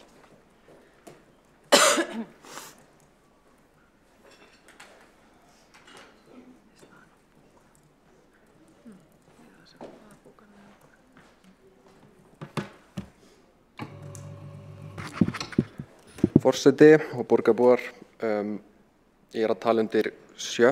lið fundargerð borgarráðs frá 2. febrúar. Hér erum við að fara að kjósa það hvort að borgin ætla að setja fram fordæmi og það slæmt þegar kemur að lóðamörkum. Hér lagt til að samið verði við eigendur lóða þar sem sett hefur verið girðing yfir svæði í eigu borgarbúa. Það var gert án leyfis eða samþykkis borgarinnar. Það mjög sérstakt að ekkert hafi verið viðhafst allan þennan tíma frá því á 7. áratugnum þegar girðingi var settu upp. Í stað þess að grípa inn í og einfaldlega taka girðingunni í burtu, sem fullkomlega eðlilegt, ætlar borgin að gefa eftir. Það ljóst að með því að stækka einkalóð sína yfir á svæði borgarbúa hægt að koma sér í samningsstöðu gagnvart henni. Hér borgin reiðubúin til þess að minnka svæði borgarbúa vegna þess að með frekju tókst að þvinga hana til þess. Svona ætti ekki að vera boðlegt. En meirihlutanum mjög annt að gæta það sem kalla meðalhófs. Á fundi skóla og frístundaráðs í gær var verið að samþykkja breytingar og reglum þjónustu frístundaheimila. Þó nokkru var breytt, sem var gott, en hins vegar þótti ekki ástæða til þess að breyta því ákvæði að börnum sem meinuð dvöl á frístundaheimili séu foreldrar þeirra í vanskilum við skóla og frístundasvið. Foreldrar leika sér ekki að því að borga ekki í frístund fyrir börnin sín, þarna fátækt að ræða. Hvar meðalhófið gagnvart fátæku fólki? Jafnframt ákvæði í reglunum innheimtuferli vegna vanskila, með leyfi forseta. Ef gjöld ógreidd 10 dögum eftir eindaga fær greiðandi sent ítrekunarbréf. Hafi skuld ekki verið greidd 50 dögum eftir gjalddaga hún farið í milliinnheimtu. Þegar krafa hefur verið send innheimtufyrirtæki eingöngu hægt að semja greiðslu við það. Krafa skuldagreiðslu sem ekki innheimtist í milliinnheimtu fer í löginnheimtu 120 dögum frá gjalddaga. Auk dráttarvaxta sem reiknast af höfuðstól kröfu frá gjalddaga fram að greiðsludegi sé krafa greidd eftir eindaga. Bætistu kostnaður við útsendingu ítrekunarbréfa og innheimtu á greiðanda. Tilvitnun lýkur. Enn og aftur spyr ég, hvar meðalhófið? Hvers vegna ekki hægt að mæta foreldrunum og semja? Það var hægt í þessu lóðamáli sem hér rætt Þar var ekki fátækt fólk að ræða, heldur eigendur einbýlishúsa sem tóku verðmæti af borginni. Það var ekki fólk í neinni neyðarþörf, eins og foreldrar í fátækt eru. Það augljóst að borgin sýnir þarna ákveðna stéttafyrirlitningu og stillir sér upp með þeim efnuðu. Það eitthvað viðhorf það ef að borgin fari í máli gegn þeim efnameiri muni orðspor hennar verða fyrir hnekkjum. Það galin hugmynd, en því miður virðist staðan vera þannig.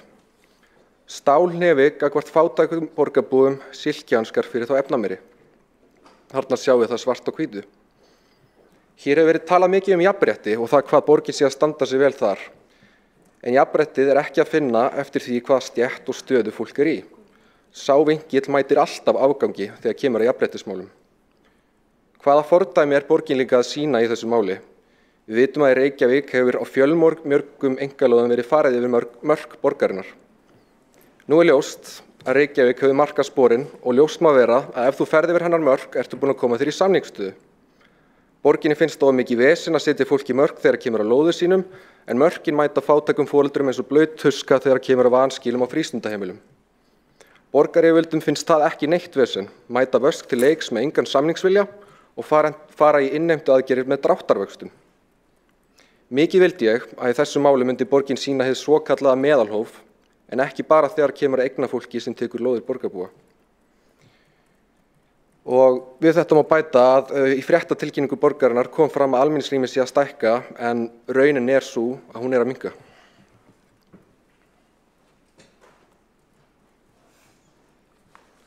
Borgarfulltrúi hefur lokið máli sínu.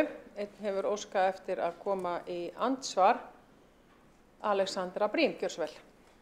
Forseti, ég vil byrja á að benda borgarfulltrúanum á það að það hefur nú verið vinnuregla til margra ára og hefur reglum borgarinnar verið breytt til þess efnis. Börnum aldrei vísað úr þjónustu þó að foreldrar þeirra sé í skuld. Það var tekin mjög skýr ákvörðun þá á síðasta kjörtímabili. Það líka alltaf í boði að koma til að semja við þau svið sem að skuldin myndast við og í ítrustu dæmum hefur verið þannig að velferðarsvið hefur greitt niður skuldir og gert það sem stuðning. Og það eru mýmörg dæmi. Við fórum vel yfir þetta á síðasta kjörtímabili og Ef að það ennþá að gerast í einhverjum tilfellum þá veit ég ekki á hvaða forsendum það því að vilji borgarstjórnar hefur verið algjörlega skýr í þessum málum. Börnum sé ekkert vísað frá þjónustu þó að foreldrar séu skuld. Í einhverju tilfelli getur það verið að foreldrar beri sig ekki eftir því að ræða þetta eða viti ekki af þessu möguleika eða eitthvað svoleiðis, en það á ekki að vera þannig. Og við höfum tekið bara mjög skýra afstöðu í þessum málum. Það einmitt viljinn að beita meðalhófi í þessum málaflokki og ég skil ekki alveg hvaðan þetta kemur. Hvað varðar þessar lóðir, þá það mjög skrítin framsetning að þarna sé verið að gefa eitthvað eftir. Íbúarnir sem að vilja fá rétt í kringum 3 metra bút eru að greiða fyrir það verð sem að fundið út af fasteignasala og staðfest af öðrum fasteignasala. Það ekki verið að gefa neitt, fólk ekki að njóta þarna neittnar samningsstöðu sem að í rauninni hver sem að vildi kaupa land af borginni eða afnota rétt á landi af borginni gæti ekki haft. Við erum ekki að setja neitt hættulegt fordæmi og ég reyndar tek undir það að mér finnst það óskiljanlegt að til margra áratuga hef ekkert verið gert í þessu, enda gerði ég það að mínu forgangsatriði þegar ég heyrði af þessu á síðasta kjörtímabili og svo þegar ég var formaður umhverfis- og skipulagsráðs á þessu kjörtímabili að við myndum klára þetta mál. Ég alveg sátt við það að gera það í sátt þannig að það sé samið við fólk þar sem það hægt, en það var að ljúka þessu. Og það ekki verið að gefa neitt eftir. Fólk greiðir fyrir það sem það fær og girðingarnar eru teknar niður og færðar innar í öllum tilfellum. Það opið borgarrými að stækka. Borgarfulltrúi hefur lokið við að veita andsvar og svarar þá andsvari Trausti Breiðfjörð Magnússon, gjörðu svo vel. Já, borgarfulltrúi Alexandra. Ég einfaldlega að benda á það sem stendur í reglunum. Það var sem sagt verið að breyta reglunum í gær í skóla- og frístundaráði og ég tók eftir því að þessu var ekki breytt þar, þannig að ég veit ekki, ég hafði aldrei fréttað þessu sem þú varst að tala hérna. Ég var náttúrulega ekki á síðasta kjörtímabili en það áhugavert að heyra. En ég náttúrulega bara ósammála þetta setja ekki upp slæmt fordæmi af því að þetta eru skilaboðin sem fólk að upplifa. Við höfum verið að taka eftir umræðina að fólki finnst þetta vera að setja slæmt fordæmi en það greinilega bara eitthvað smekksatriði hvað okkur finnst með það.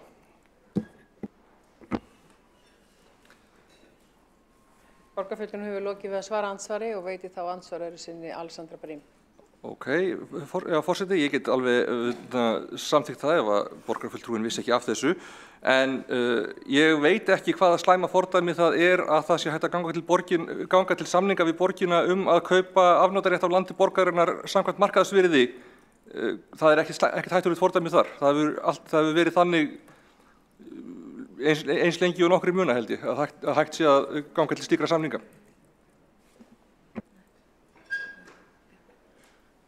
Borgarfulltrúi hefur lokið við að veita andsvar og þá andsvörum lokið.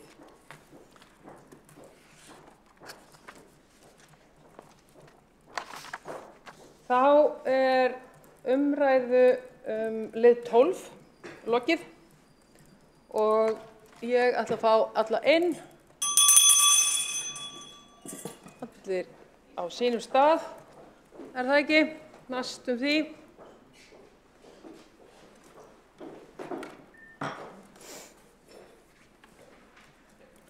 Og þá það fundargerð borgarráðs frá 19. janúar, 10. liður, samningur við stofnun stjórnsýslufræða og stjórnmála.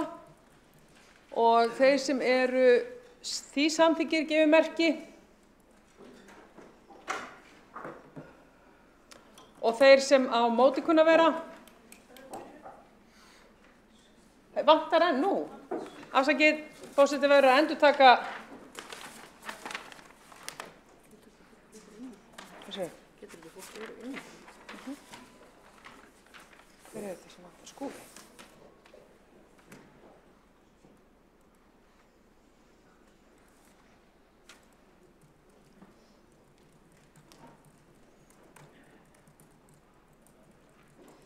Hver það sem sendur út linkinn?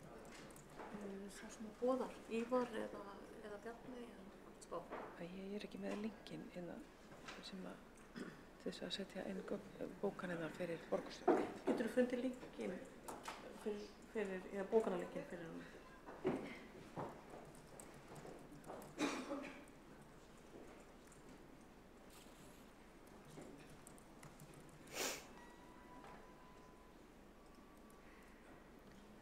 Finnst Skúli ekki?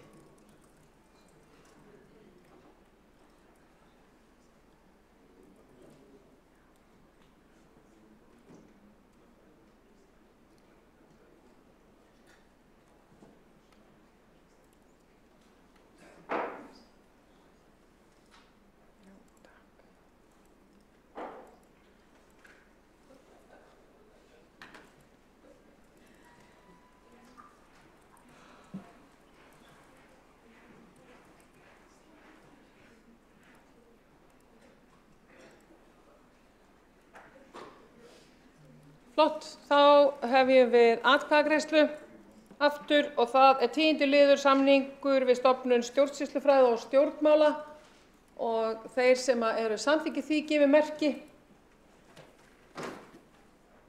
og þeir sem móti kunna vera,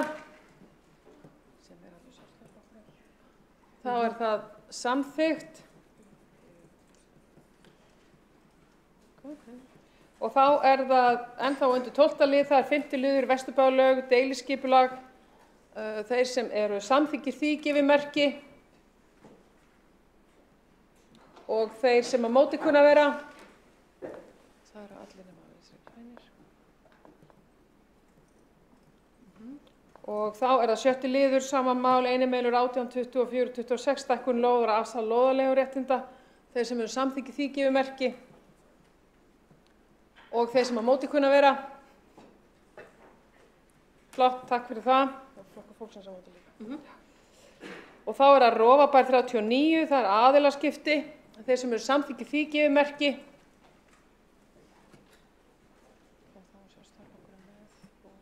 Þeir sem móti kunna vera. Þetta er ekki gott þegar það var bein lýsing. Mér finnst það gott að lesa þau. Lófa.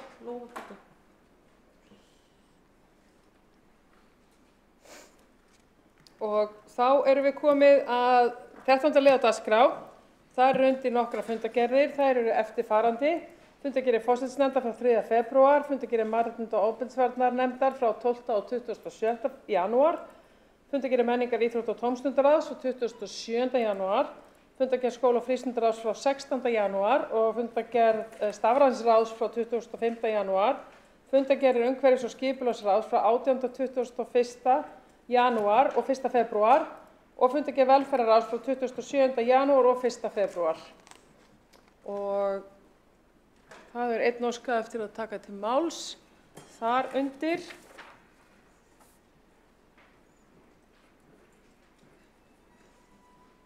Og það er Björn Gíslason og þú munt upplýsa okkur í pontu hvað nákvæmlega þú ert að fara að ræða. Já, forseti, ágæta borgarstjórn. Ég ætla að þetta er undir fundargerð umhverfis- og skipulagsráðs frá 1. febrúar og það er liður 7. Það sem fram kemur það er lagt fram bréf Orkuveitu Reykjavíkur dagsett 31.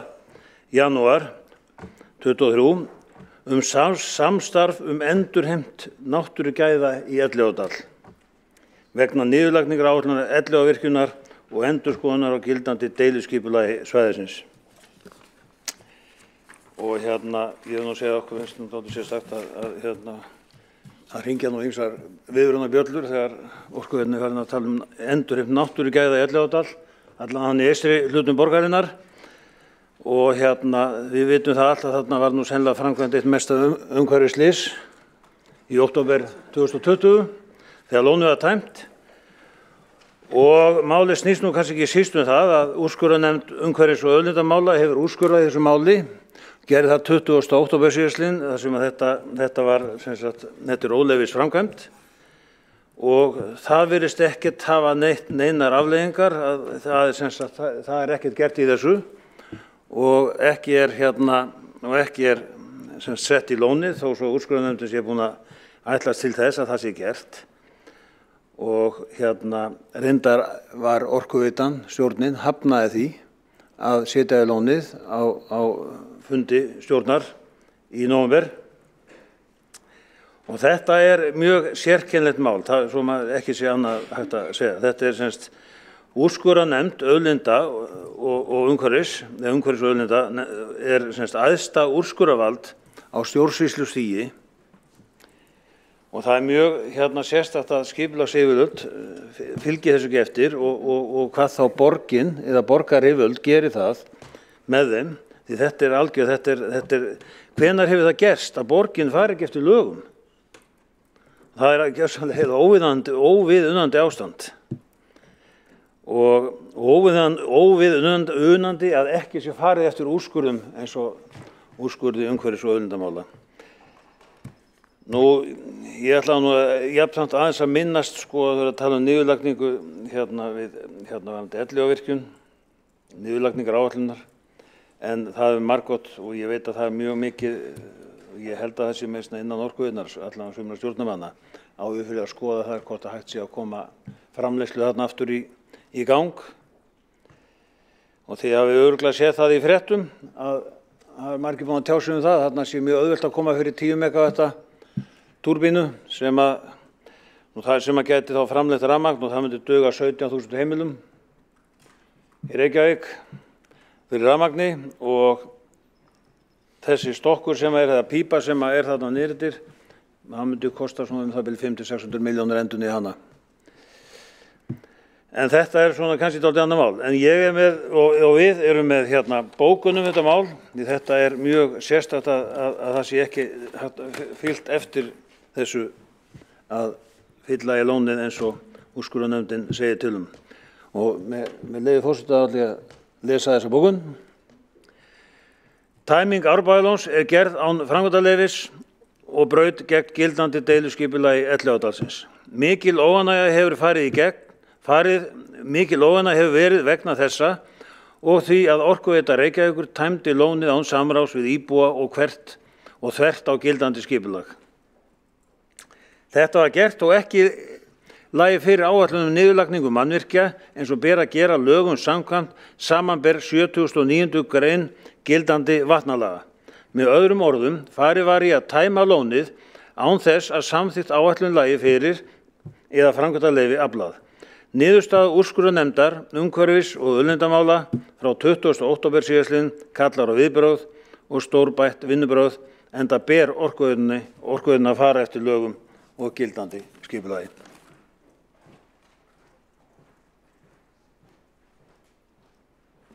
Borgarfulltrúinn hefur lokið máli sínu og 2 hafa óskað eftir að koma í andsvar. Það annars vegar Alexandra Brím og hins vegar Magnús Davíð Nordal. Alexandra, gjörðu svo vel. Já, forseti, mér það ljúft og skylt að upplýsa borgarfulltrúan það að í úrskurði umhverfis- og auðlindanefndar sem að honum tíðrætt borgarfulltrúanum Birni Gíslasyni vissulega tekið fram og úrskurðað að framkvæmd Orkuveitu Reykjavíkur hefði átt að fá leyfi og það gerði hún ekki. Það hins vegar ekki þannig að úrskurðarnefndin taki nokkra einustu afstöðu til þess hvort að það eigi þar með að loka aftur gátunum og hleypa vatni aftur í dalinn eða ekki. Það einfaldlega ekki, það ekkert í þessum úrskurði sem að skikkar Orkuveituna til þess. Það verður að vera alveg kristalskýrt. Ef það væri, þá væri að sjálfsögðu farið að því, en það bara einfaldlega ekki sæmandi að láta eins og úrskurður sé að skipa okkur að gera eitthvað sem einfaldlega kemur hvergi fram í úrskurðinum. Það bara rétt skal vera rétt. Í þeim lið sem að hér til umræðu, þá það þannig að Orkuveita Reykjavíkur sendi erindi á einhverju skipulagssvið og bað að sviðið myndi taka þátt í áframhaldandi vinnu sem Orkuveitunni skylt að fara í samræmi við vatnalög niðurlagningu mannvirkis og það var ákvörðun ráðsins að ekki yrði staðið gegn því að umhverfis- og skipulagssvið tæki þátt í þeirri vinnu í samræmi við lög. Borgarfulltrúinn er lokið við að veita ansvar og svara þá ansvari Björn Gíslason. Forseti, ágæta borgarstjórn. Já, við tókumst nú á þetta í haust í nóvember mann rétt. Þá var þetta líka, en ég held að það sé alveg augljóst mál að auðvitað ætlast til þess að Orkuveitan setji í lónið aftur. Þau þurfi ekki að tala endilega það, það svo augljóst mál, bara svona, hver skynsemi sem segir það. En síðan út af því að þú ert að tala þetta að Orkuveitan sagði sér nú reynda frá dalnum þarna 2013, en ok, hvað það? Þess vegna kom þetta líka spánstur í sjónir að þeir væru að fara í þetta núna. Þar sem þeir voru eiginlega búnir að koma sér burt frá öllum verkefnum. Þeir sögðu sig frá þessu á aðalfundi hollvinasamtaka Elliðaárdalinn og þar sem stjórnandi Orkuveitna kom og tilkynnti þetta sérstaklega. En varðandi þetta atriði þarna með að tæma lónið, það kom fram til dæmis í svari Náttúrufræðistofnunar að hún teldi óeðlilegt að það sé verið að taka svona hluta úr dalnum og sem sagt ganga í það. Það verði að skoða dalinn heildrænt sem sagt frá Ósum til Elliðavaðs. Það þurfa að setja upp einhver áætlun varðandi það, ekki að taka svona eitthvað eitt ákveðið út úr og ganga frá því. Borgarfulltrúi lokið við að svara andsvari og þá óskar eftir að veita annað ansvar. Alexandra Brím. Forseti, já, við tókumst á þetta hér áður, þar fór ég skýrt og greinilega yfir þetta og úrskurðurinn hefur ekki breyst síðan, þannig að það vekur furðu mín að við séum hér aftur að láta eins og það hef ekki komið skýrt og greinilega fram að ekkert í úrskurðinum skikkar okkur til þess að skikka Orkuveituna til þess að loka aftur gáttunum. Borgarfulltrúi lokið við að veita ansvar og svara, þá ansvari öðru sinni Björn Gíslason. Já, forseti ágæta borgarstjórn, það bara vekur athygli að Orkuveitan sé að fara í þessi endurheimt náttúrugæða. Ég held að það er hérna, með það sem á undan er gengið, þá er það mjög athyglisvert og menn spurðu sig býtu hvað ætla þeir að gera, setja í lónið aftur. Þetta er spurningin sem að sumir voru að velta fyrir sér, þeir sá fundargerðina. En það er náttúrulega pottitt alveg örugglega ekki. Borgarfulltrúin hefur lokið við að veita andsvar. Tekur þá til máls borgarstjóri Dagur Bjargeirsson.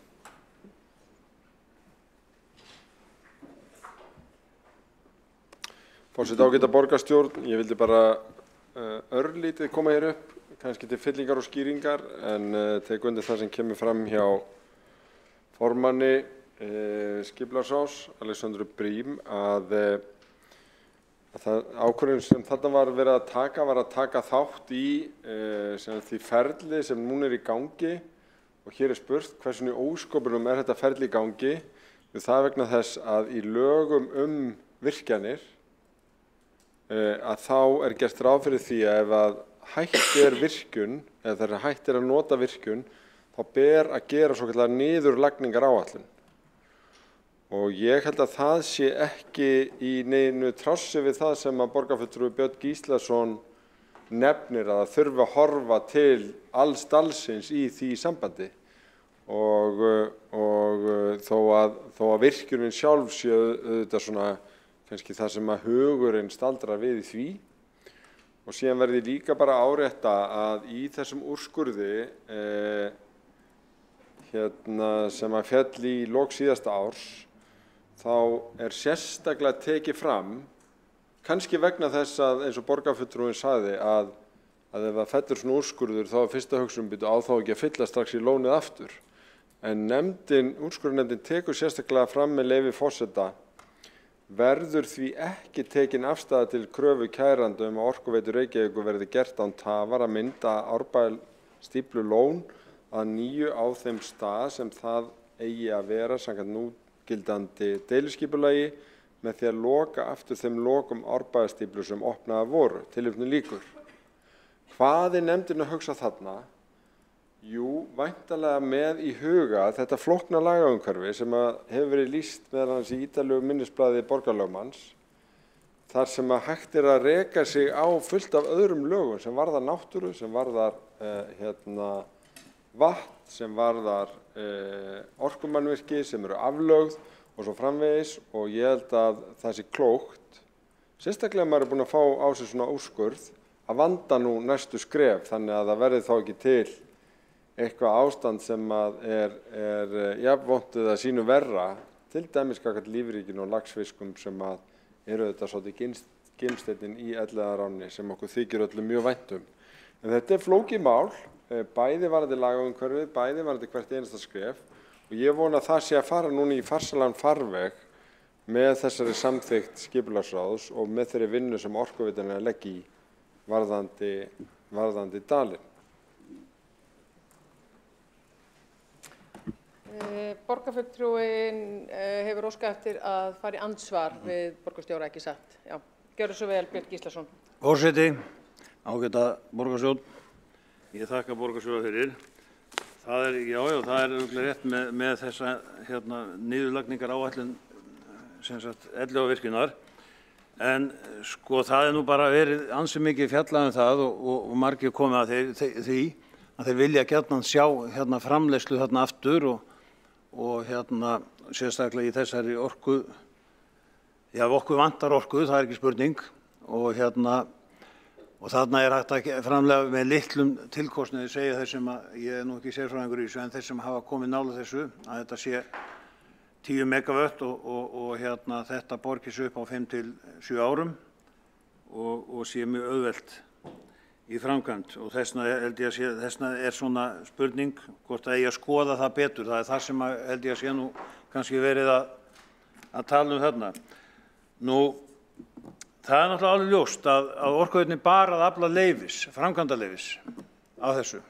Þess vegna var þetta úrskurðað að þeir fóru ekki fram á leyfi og fenguðu ekki, voru semst ekki með leyfi fyrir þessu að tæma lónið og þess vegna var þetta óleyfisframkvæmd og það er þessi algjörlega ljóst. Þú veist, þetta ef einhver tekur eitthvað frjálsri hendi, ófrjálsri hendi og þá er hann alltaf sjálfsögð að skila því, svo er kannski dæmt í því en hérna þetta bara svona þessi eðlilegi farvegur að menn vera að skila því sem þeir taka og þetta, þú veist, þetta, ég held að þetta skilji allir og þau eru ekkert að segja það alveg nákvæmum orðum eins og sumir vilja nú fá helst. Og með varandi laxinn og þetta, ég veit laxinn búinn að fara hann upp sko í 100 ár og hann gerir það alveg örugglega áfram og vissulega hann komið þarna í norðurkvíslina, það ekki það en það hann ekkert veittur en auðvitað náttúrulega þegar búið að opna fyrir norðurkvíslina þá ekki fer hann þangað og bara mjög eðlilegt en það nóg að lax þarna og hefur verið síðustu 100 árin.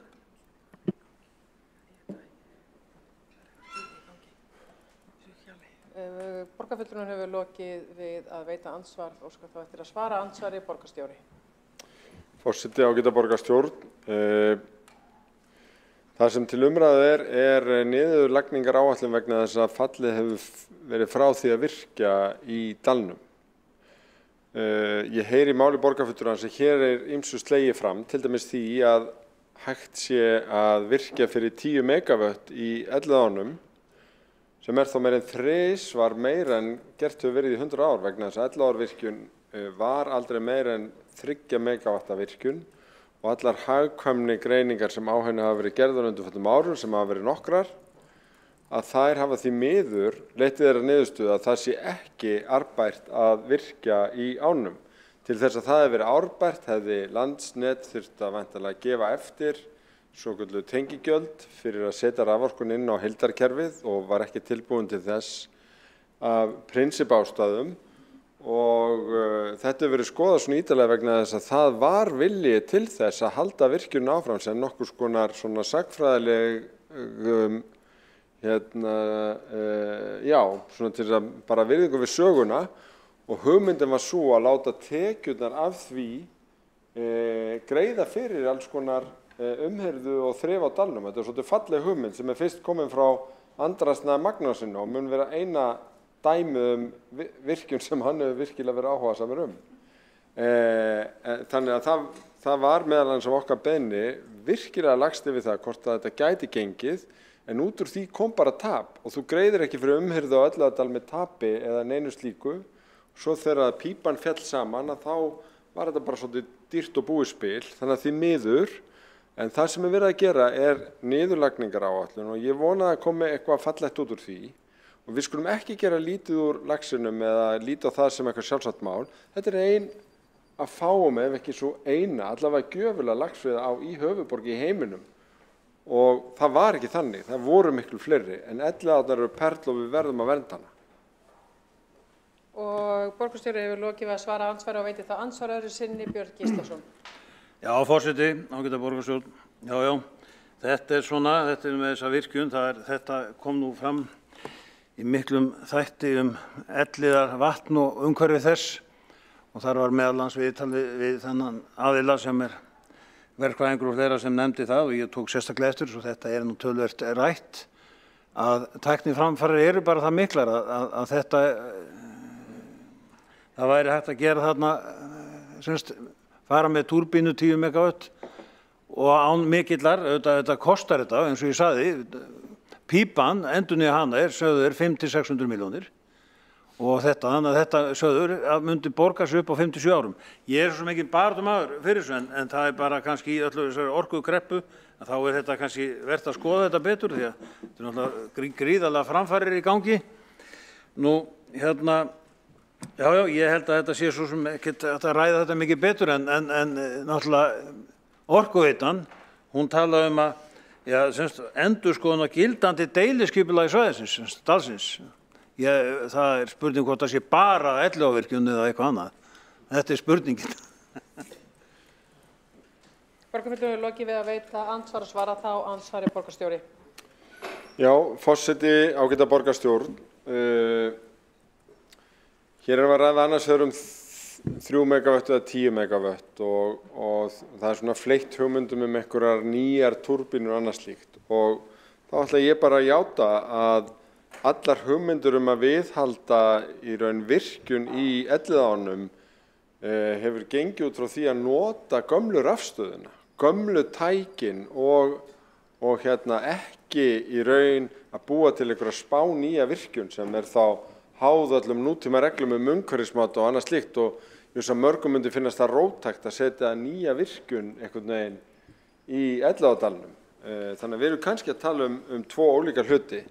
Það sem að þarna var samþykkt já er að það sé ekkert óeðlilegt að gera ráð fyrir því að niðurlagningaráætlunin leiði af sér einhverjar hugmyndir sem gæti leitt til breytingar á deiliskipulagi en það verður ekki hlaupið í þær breytingar fyrir en áætlunin liggur fyrir og við erum sátt við hana. Og það er svo vinna sem að er þá að fara af stað núna og ég bara ítreka að ég vona að þarna verði bara vandað til verka og af þeirri virðingu fyrir dalnum, fyrir sögunni og fyrir ánum og lífríkinu þar og ég ætla að leyfa mér að vera ósammála því að það sé ekki stór viðburður að í fyrsta skipti í mínu lífi, ég hef þekkt Elliðaárnar í tæp 50 ár, það hafa aldrei verið laxar í Norðurkvíslinni vegna þess að það var einfaldlega bara lokað, þangað upp og það er nú kvíslinn sem er framhjá skólunum og leikskólunum og göngustígunum og dálítið mikið ævintýri að sjá þessar myndir af laxabreiðunum sem eru búin að koma sér fyrir þar. Það voru margir sem spáðu illa fyrir þessari breytingu og þetta myndi ekki gerast, en það var nú samt gerst og Árnar auðvitað sína styrk og laxinn að fara á nýja slóðir sem eru auðvitað bæði tíðindi og spennandi en setur málið allt í nýtt ljós. Borgarstjóri hefur lokið við að svara andsvari og er þá umræðum þetta lokið í bili. Nei, endanlega. Kæru félagar, þá erum við komin að því að ekki hafa fleiri óska eftir að taka til máls undir lið 13 á dagskrá borgarstjórnar í dag og ég þarf að fá alla í salinn því að við erum að fara að... Nei, það er ekkert sem hér þarf að taka afstöðu til. Það er bara fundargerðir hér lagðar fram. Það er að segja fundargerð forsætisnefndar frá 3. febrúar, frá mannréttinda- og ofbeldisvarnarnefnd 12. og 26. janúar, fundargerð menningar, íþrótta og tómstundaráðs frá 27. janúar, frá skóla- og frístundaráð frá 16. janúar, stafrænt ráð frá 25. janúar, umhverfis- og skipulagsráð frá 18. og 25. janúar og 1. febrúar og velferðarráðs frá 27. janúar og 1. febrúar. Og það er þá lagt fram þessar fundargerðir. Nú hafa allir sett sínar bókanir inn í viðeigandi kerfi og þannig að okkur er ekkert að vanbúnaði en að slíta fundi. Þannig að fundi er slitið í borgarstjórn 7. febrúar kl. 18:38. Ég bið skrifara að verða eftir og til þess að fara yfir fundargerð.